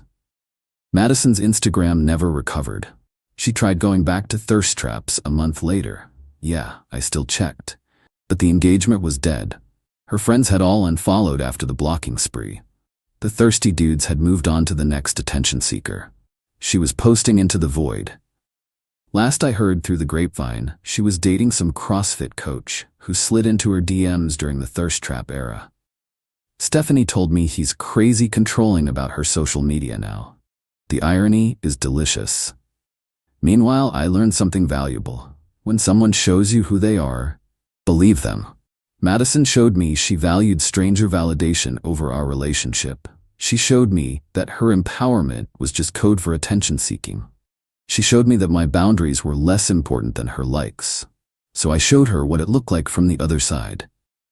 Not by being petty or mean, just by existing in the same space she'd created, playing by the same rules she'd established. Her friends still occasionally DM me on my main account. Patricia asked me out last week. I politely declined. I'm actually dating someone new, a woman who thinks Instagram is for sharing pictures of her houseplants and her cat. It's refreshing. But sometimes, late at night, I get a notification. Madison viewing my stories from her Finsta, the one she thinks I don't know about. I never watch hers back. Because unlike her, I actually got the closure I needed.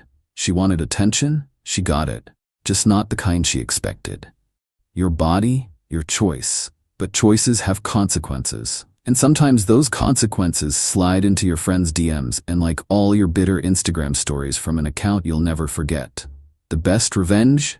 It wasn't the fake account or the DMs or watching her friends turn.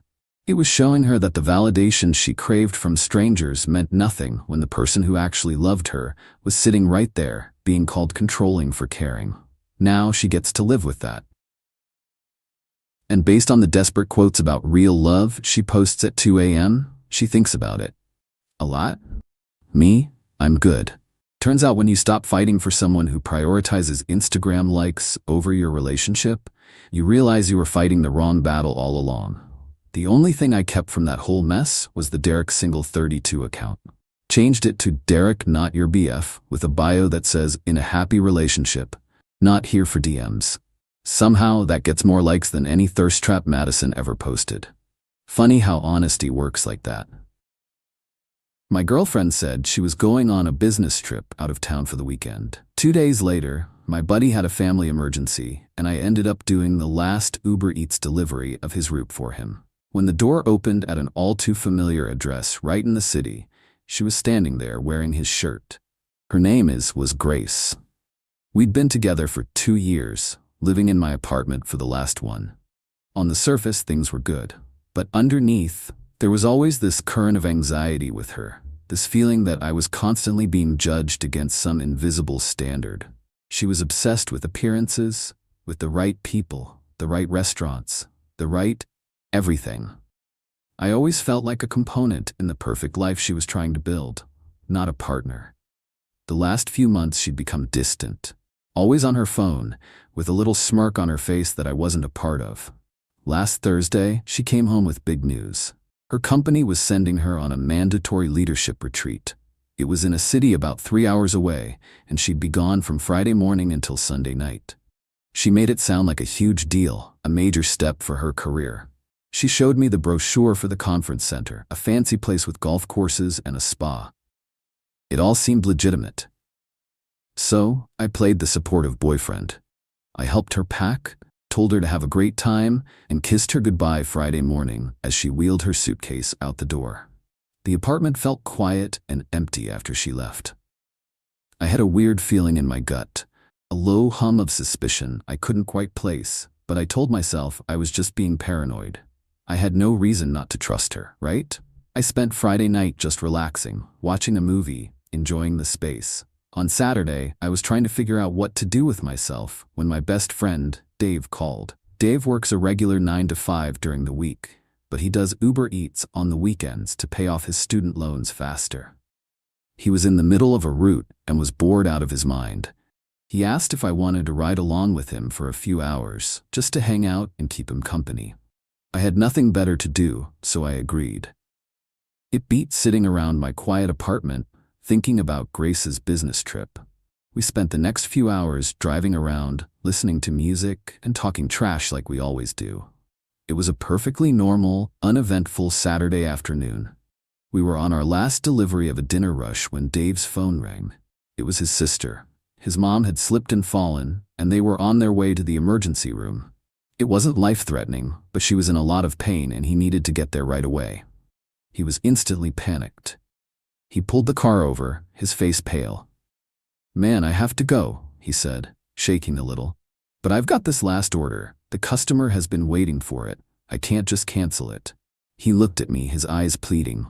"Could you do me a huge favor and drop this off? The address is only like 10 minutes from here. I'll owe you big time."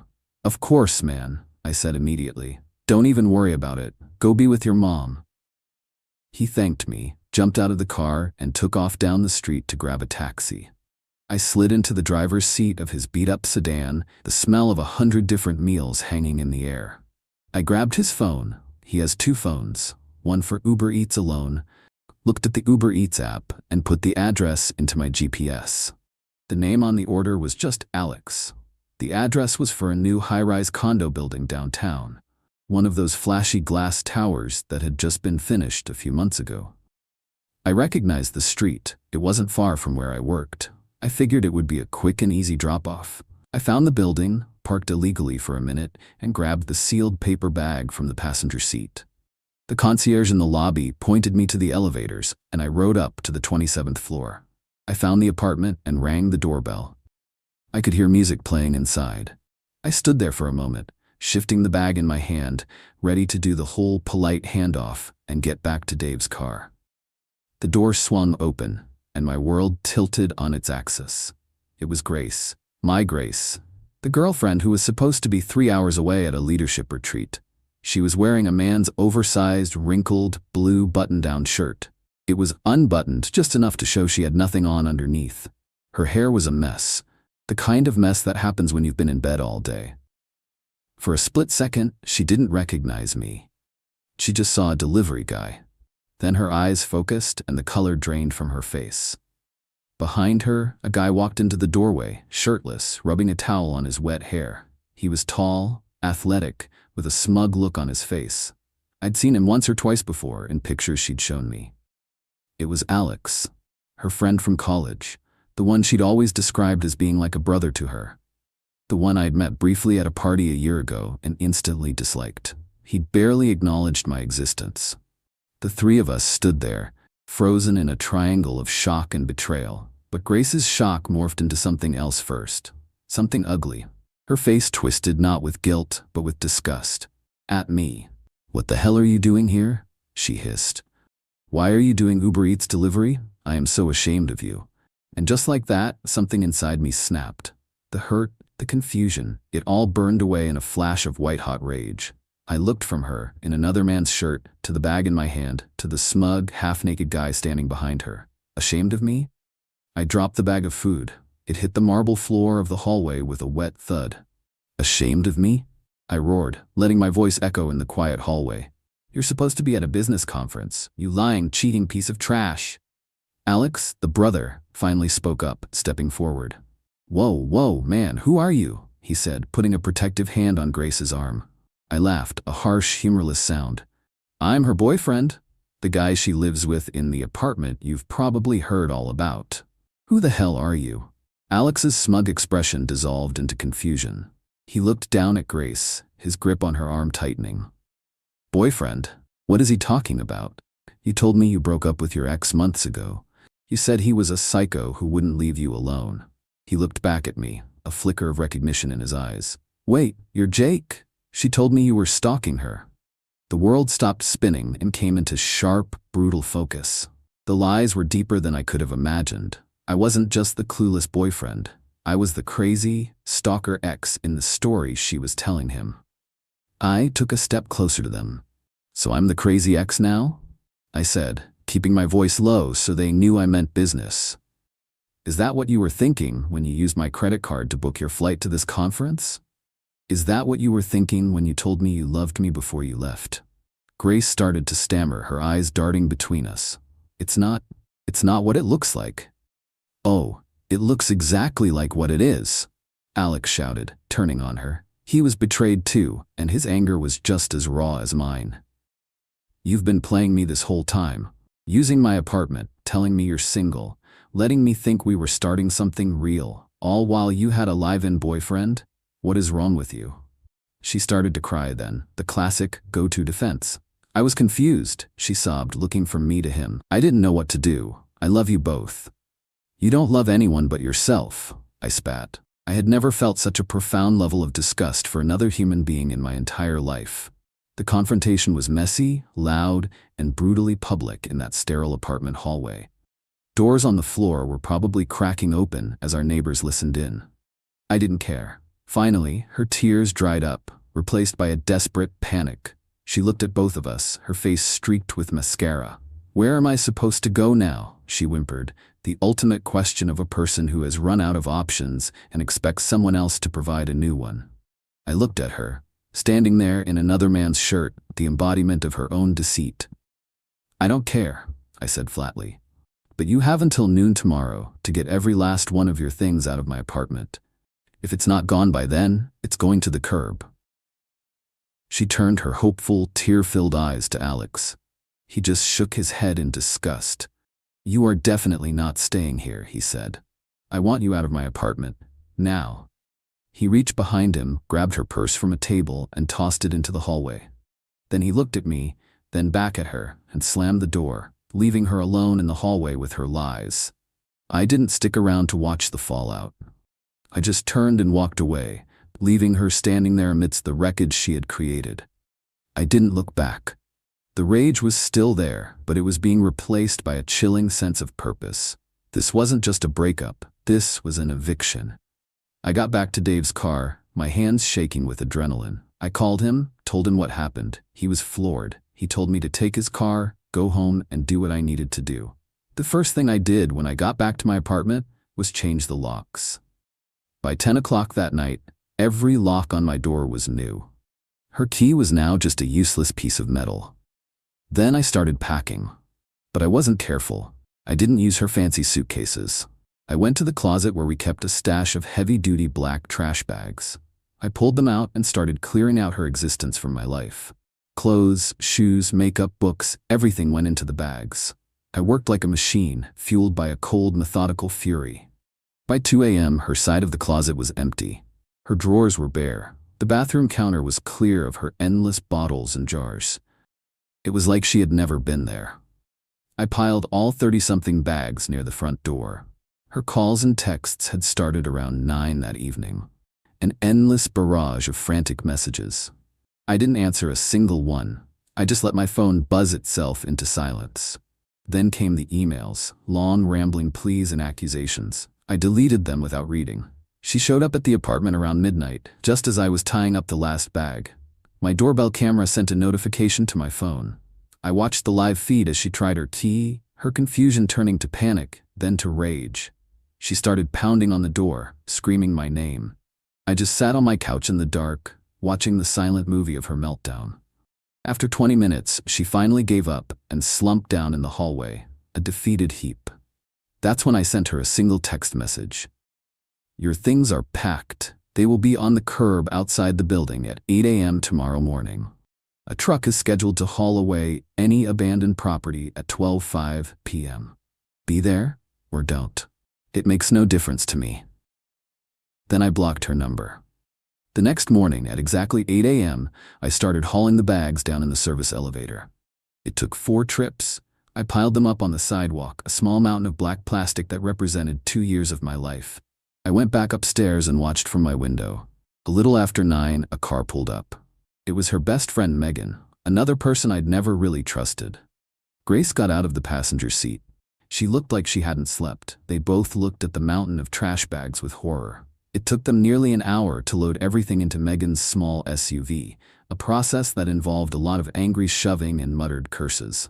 As they drove away, I felt nothing. No sadness, no regret.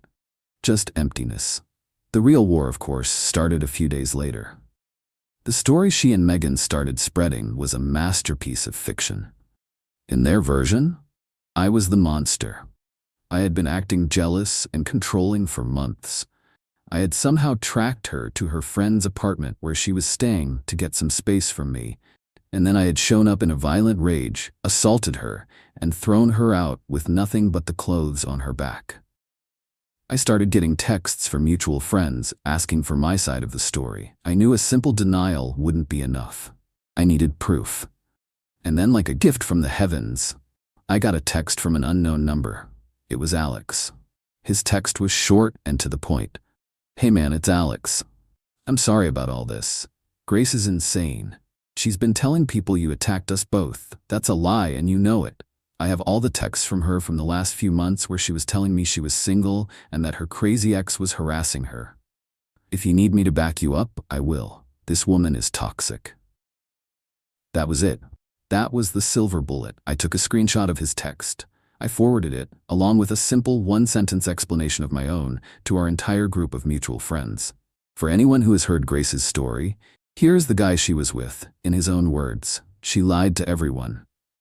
The social dynamic shifted almost instantly. The questions stopped. The accusations turned into messages of support for me. Grace's smear campaign had been torpedoed by the one person she needed to corroborate her story. But she wasn't done. Her family got involved. Her mother called me, screaming about how I had abandoned her daughter in her time of need. I listened to her for about 30 seconds before I cut her off. I didn't yell, just let her hear the ice in my words. "Your daughter is a liar and a cheat. She's lucky all I did was throw her things on the curb.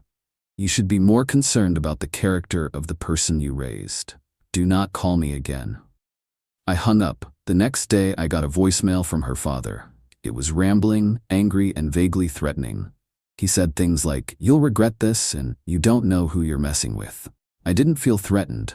I just felt tired of it all. I saved the voicemail. The final act of her desperation came a week later. I work from home 2 days a week, and I had a huge project deadline with a major client. The night before it was due, my internet went out. Just dead. I reset the router, checked the cables, nothing. I called my internet provider, and after 45 minutes on hold, they told me something that made my blood run cold. There were no outages in my area. My service had been canceled that afternoon. When I demanded to know who had authorized the cancellation, they told me it was done online, using the account holder's security information. Security information that Grace, as an authorized user on my account, had known. I had changed all the main passwords, but I had forgotten about the stupid internet account. She had done it on purpose, a calculated act of sabotage to mess with my job. I managed to finish my project by using my phone as a hotspot, but I was seething. This had crossed a line from a messy breakup into active harassment. I knew where she was staying. A friend had mentioned she was crashing on Megan's couch. The next morning, I drove over there. I banged on the door until Megan opened it, looking startled. Grace was standing behind her, a look of smug satisfaction on her face that quickly vanished when she saw the look on mine. I was so angry I was shaking. "This stops now," I said. I held up my phone and played her father's threatening voicemail. Their eyes went wide. Then last night, my internet was mysteriously canceled, the night before a major work deadline. An act of sabotage that could have cost me my job. I took a step forward, and they both instinctively took a step back. Here's what's going to happen. You, your friends, and your family are going to leave me alone. Forever. If I get one more phone call, one more text, or if so much as my Netflix account gets mysteriously logged out, I am taking this voicemail, along with the phone records of your harassment and a sworn statement about the internet sabotage, and I am going to the police to file for a restraining order. Do you understand me? They were both pale, silent. The reality of legal consequences was something they hadn't considered. Grace tried one last time, her voice cracking, the tears starting to form. "But Jake, I made a mistake. What about us?" I just looked at her, the woman I had once loved, and felt nothing but pity and disgust. "There is no us," I said. "You torched that idea when you packed your bags for a fake business trip." I turned around and walked away without another word. I got in my car and drove home. I blocked her number, Megan's number, and the numbers of her parents. I sat in my quiet, clean apartment, the silence a welcome relief.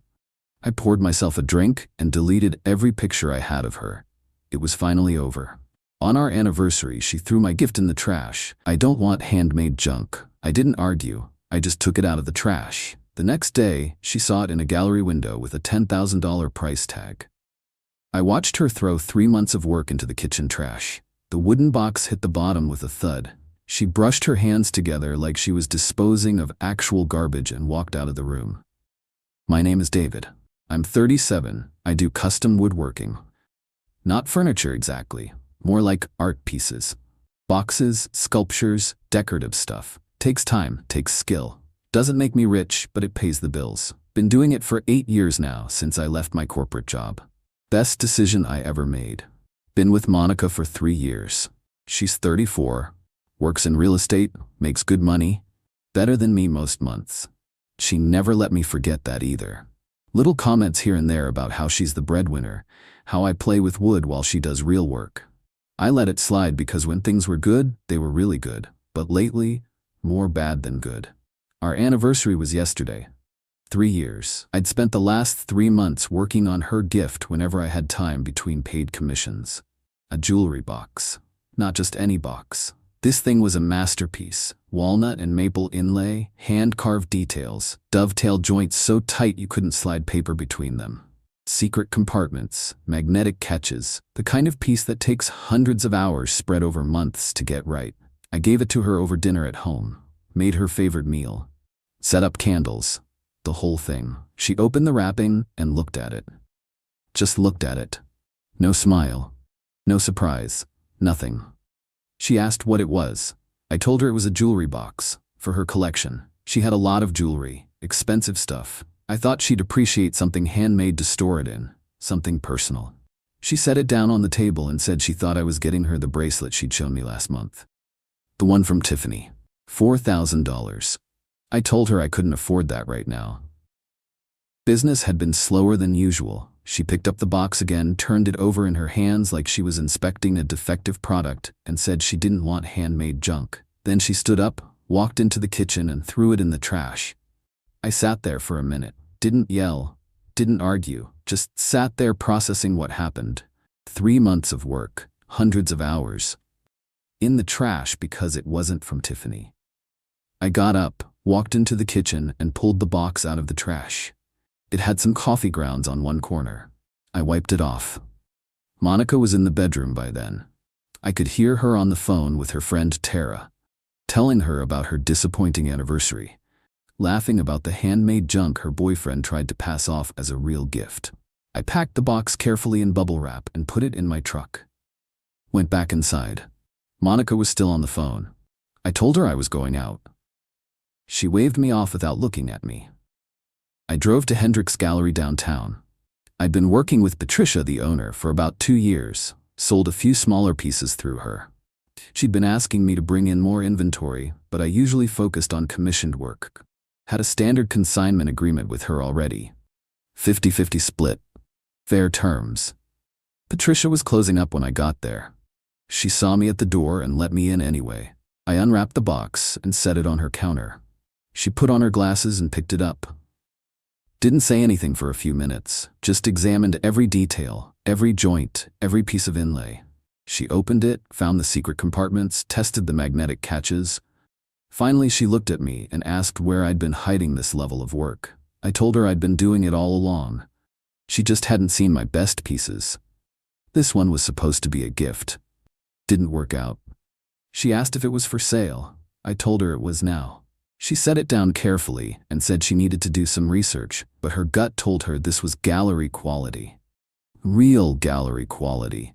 She'd handled similar work before. Knew the market, could probably move it for $8,000 to $10,000 if she priced it right. Maybe more to the right collector. I must have looked shocked because she explained that this level of craftsmanship was rare. The inlay work alone was museum quality. She had a few collectors who specialized in fine woodwork. She wanted to photograph it properly, get it appraised, and display it in the front window. Would take a few days to process everything. I told her to do whatever she needed. We went through the paperwork, updated our existing consignment agreement for this specific piece. She'd handle insurance while it was in her possession. I'd get half of whatever it sold for. Standard terms. I drove home feeling something I hadn't felt in months. Not anger, not sadness, just clarity. Like everything suddenly made sense. Monica was already asleep when I got back. Or pretending to be. I didn't care either way. I slept in the spare room. The next morning I got up early and went to my workshop. Had a commission piece to finish for a client. Monica left for work without saying anything to me. I heard her car pull out around 8. Over the next 2 days, Patricia handled the documentation, professional photos, condition report, provenance paperwork. She had an independent appraiser look at it. He confirmed her initial assessment. Comparable pieces had sold for between $8,000 and $12,000 at auction. She decided to list it at $10,500. On Thursday, 3 days after I brought it in, Patricia called. The box was now displayed in her front window. Prime spot, lit perfectly, price tag clearly visible. She'd already had 2 serious inquiries. One collector was coming back Saturday to examine it more closely. I thanked her and went back to work. Didn't think much more about it until Friday afternoon when my phone started blowing up. 8 missed calls from Monica, 15 texts. I read through them. She'd seen the box in the gallery window. Her office was just 2 blocks from Hendrick's gallery. She must have walked past it during lunch, recognized it immediately. The distinctive inlay pattern was hard to miss. She wanted to know what the hell it was doing there. Why was my trash art being sold for over $10,000? This had to be some kind of mistake. I needed to call her right now. I didn't call, just sent one text back. Told her the handmade junk found a better home. Someone who actually appreciated craftsmanship. Then I muted her notifications and finished my workday. She was waiting in the driveway when I got home, car running. She got out as soon as I pulled up. Her face was red. She started yelling before I even got my door open, demanded to know if that was really my box in the gallery, if someone was actually going to pay $10,000 for it. I told her it might sell for that. Patricia had interested buyers. It was properly appraised. Market value for that level of work. Monica's whole expression changed from angry to something else. Calculating. She said we needed to talk. Said maybe she'd overreacted about the gift. It was actually beautiful. She could see that now. She'd been stressed about work. Took it out on me. She was sorry. I asked if she was sorry she threw it away or sorry it was worth money. She started backtracking. Said that wasn't fair. She really did feel bad. And anyway, since we'd been together 3 years, she should get something from the sale, right? We could use it for a vacation. Or she could finally get that bracelet. I told her the money was mine. From my work, my skill, my time. I'd already decided what to do with it. Pay off my truck. Invest in better equipment. Save the rest. None of it was going toward jewelry for someone who threw my work in the trash. That's when the real fight started. She called me petty. Called me vindictive. Said I was punishing her for one mistake. That I should have told her the box was valuable. How was she supposed to know? I explained that value wasn't the point. I didn't make it to sell. I made it for her. Because I loved her. Because I wanted to give her something meaningful, something nobody else had. She threw it away because it didn't come from a store. Because it didn't have a brand name. That told me everything I needed to know about how she saw my work, how she saw me. She tried a different approach. Started crying, said she knew she'd messed up. She wanted to make it right. We could work through this. 3 years together meant something. She loved me. I asked her when she started loving me. Before or after she found out the trash was worth 10 grand. She left. Peeled out of the driveway. I went inside and made dinner. Ate alone. It was peaceful. The next few days were quiet. Monica stayed at Tara's place. Sent me a few texts about needing space. Fine by me. Gave me time to work and think. On Monday, Patricia called. The collector from Saturday had made an offer. 10,000 even. Cash deal. He was serious. Had the funds ready. She recommended accepting. It was a fair price and the buyer was legitimate. Well-known collector in the woodworking art community. I told her to accept the offer. She handled the paperwork. The sale closed on Wednesday. Wire transfer came through Thursday morning. $5,000 in my account after the gallery split. I immediately paid off the remaining $3,000 on my truck. Put $2,000 into a savings account for new workshop equipment. I'd been needing a better lathe for months. Thursday afternoon, Monica showed up at my house unannounced. Let herself in with her key. I was in the workshop when I heard the door. Came inside to find her standing in the kitchen. She said she'd been thinking. Maybe we needed to take a break. Really evaluate what we both wanted. She wasn't sure we were compatible anymore. I kept my expression neutral. Told her that was probably smart. She seemed surprised I agreed so easily. She asked if I was even going to fight for the relationship. I asked her what exactly she wanted me to fight for. She said she wanted me to care. To show her I was willing to work on things. I reminded her that I'd spent 3 months caring. Spent hundreds of hours creating something unique for her. She threw it in the garbage and laughed about it to her friends. Now she wanted me to fight for the relationship? That ship sailed when the box hit the trash can. She got defensive, said I was never going to let that go, that I was holding one mistake over her head forever. I told her it wasn't about holding grudges, it was about seeing clearly for the first time. She valued things she could show off, things with price tags and brand names. I valued time and effort and meaning. We wanted fundamentally different things. She'd actually done me a favor by showing that so clearly. She grabbed a few more of her things and left. Told me I'd regret this, that I was giving up something good over my ego. I went back to work. The following week brought developments I hadn't expected. The collector who bought the box reached out to Patricia. He wanted to discuss a potential commission. One custom piece. Similar style to the jewelry box. Budget of $12,000. Was I interested? I was very interested. Patricia set up a meeting. The collector, his name was Richard, flew in from San Francisco 2 weeks later. We spent 3 hours discussing the commission, what he wanted, my process, timeline. He was knowledgeable about woodworking, asked good questions, appreciated craftsmanship.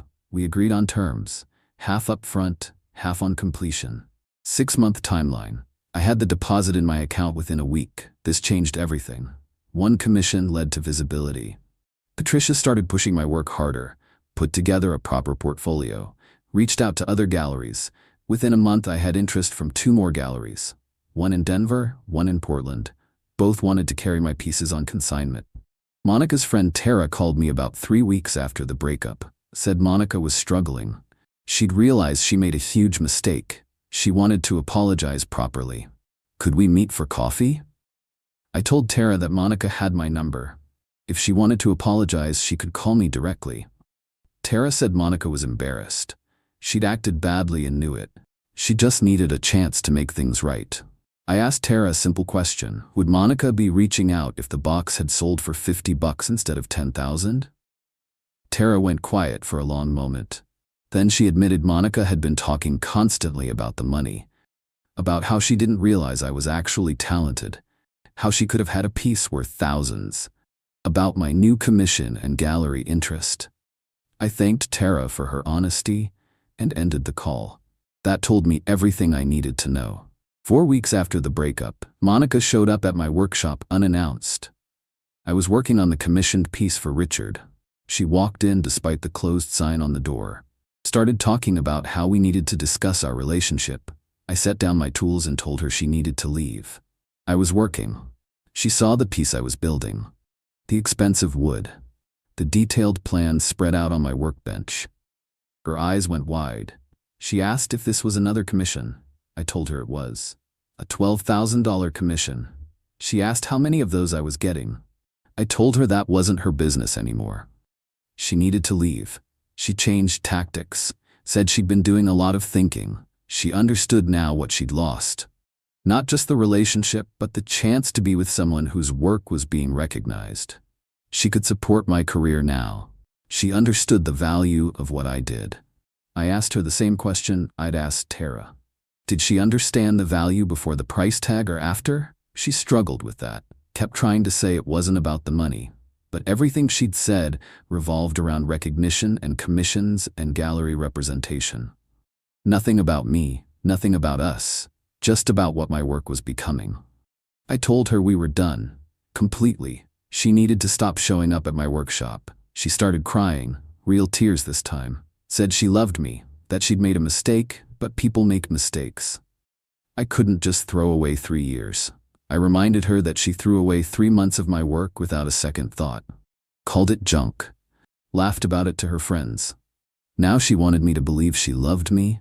She loved the idea of being with someone whose work sold for thousands. That wasn't the same thing. She tried to hug me. I stepped back. Told her I'd drop off the last of her stuff at Tara's place this weekend. We were done talking. She needed to leave now. She finally left. I watched her car disappear down the street and felt nothing but relief. 6 weeks after the breakup, I finished Richard's commission. He flew back out to see it. Spent an hour examining every detail. He was thrilled. Paid the balance immediately. Then asked if I'd be interested in doing 2 more pieces, smaller scale, $8,000 each. His friends had seen the jewelry box and wanted similar work. I accepted. This was becoming real, sustainable. I raised my rates, started being more selective about commissions, focused on pieces that challenged me. That pushed my skills. 2 months post-breakup, a local arts magazine reached out. They were doing a feature on emerging artisans in the area. Patricia had recommended me. They wanted to do an interview and photo shoot. I agreed. The article came out a month later. Big spread. Photos of me in my workshop. Pictures of several pieces, including the jewelry box.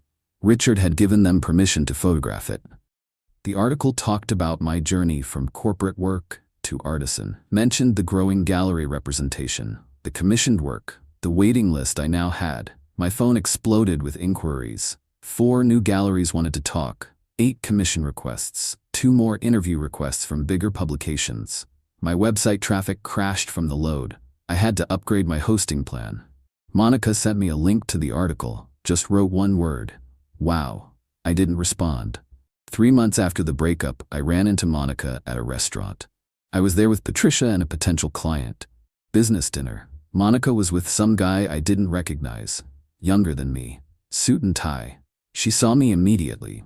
I gave her a polite nod and turned back to my conversation. I watched her out of the corner of my eye, though. She kept glancing over, talking to her date, but watching me. At one point, she excused herself, headed toward the restrooms. I needed to use the restroom myself. When I walked down the hallway, she was waiting, asked how I was doing. I said I was good. Business was good. She said she'd seen the article, was happy for me, proud even. I thanked her and tried to walk past. She blocked my path slightly, said she'd been seeing someone new but it wasn't serious. She still thought about me, about us. Wondered if there was any chance we could talk, really talk. I told her I was happy she was moving on. I had too. She asked if I was seeing someone. I told her that wasn't relevant. What was relevant was that I'd learned something important from our relationship. I'd learned not to ignore red flags, not to stay with someone who didn't respect my work or my time. She'd taught me that lesson clearly. I was grateful. Her face fell. She asked if I'd ever forgive her. I said there was nothing to forgive. She'd shown me exactly who she was. I'd believed her. Now we'd both moved on. I wished her well. I walked past her to the restroom. When I came back out, she was gone. Her date was sitting alone looking confused. I went back to my table and closed a $15,000 commission with my potential client. 4 months after the breakup, I opened my own studio space. Small place, combination workshop and gallery. Patricia helped me set it up, gave me advice on layout, lighting, display. She'd become a genuine friend and mentor through all of this. The opening night was busy. Sold 3 pieces, booked 5 new commissions. My parents came, my sister. Real friends who'd supported me through the career change years ago. Monica showed up. I saw her outside through the window. She was dressed up, looked like she'd put real effort into it. She stood there for about 10 minutes, just watching through the glass. Never came in. Eventually she left. That was 5 months ago. Haven't heard from her since. My business is thriving. The commissioned work keeps coming. Richard became a regular client. His network of collector friends has kept me booked solid for the next 8 months. I've raised my prices twice. Still can't keep up with demand. I've been seeing someone new for the last 6 weeks. Her name is Rachel. She's a librarian, knows nothing about woodworking, but asks questions because she's genuinely curious. Wants to understand what I do and why I love it. She came to my studio 2 weeks ago. Spent an afternoon just watching me work. Said it was meditative. peaceful. She liked seeing something beautiful get created from raw materials. When I gave her a small wooden bookmark I'd made, she cried. Said it was the most thoughtful gift she'd ever received. She carries it in her purse, shows it to people. Not because it's worth money, because someone made it specifically for her. That's the difference. That's what I was looking for all along. The jewelry box lives in Richard's private collection now. He sends me photos occasionally. Keeps it in his study, uses it to store his late wife's jewelry, says it makes him think of permanence, of things built to last, of the value in craftsmanship. Monica reached out one final time, 6 months after everything ended. Long email, apologized for everything, said she'd grown as a person. She understood now what she'd lost, not the money or the status, but me, the relationship, the future we could have had together. She'd been shallow and materialistic. She'd changed. Would I consider meeting for coffee? Just to talk. No expectations. I read the email twice, then I deleted it. Some things can't be fixed. Some bridges burn completely. She threw away something valuable because she couldn't see past the surface, because it didn't have a brand name or come from the right store. That told me everything about her values, about her character. Maybe she'd changed. Maybe she hadn't. Either way, it didn't matter anymore. I was building something here. A life, a career, a reputation. Every piece I make means something, takes time, takes care, takes genuine skill. The right person appreciates that, values it, treasures it, understands that meaning isn't found in price tags and brand names. It's found in the hours spent, the attention to detail, the care taken, the love poured into creation. Monica wasn't that person. She proved it the moment the box hit the trash, and that $10,000 price tag, that was just confirmation of what I already knew. The real value was always there. She just couldn't see it, couldn't appreciate it, couldn't recognize it for what it was. I can though. And so can the people who matter. Rachel sees it, Richard sees it, Patricia sees it, the collectors who commission my work see it, the galleries who represent me see it. That's enough. That's everything.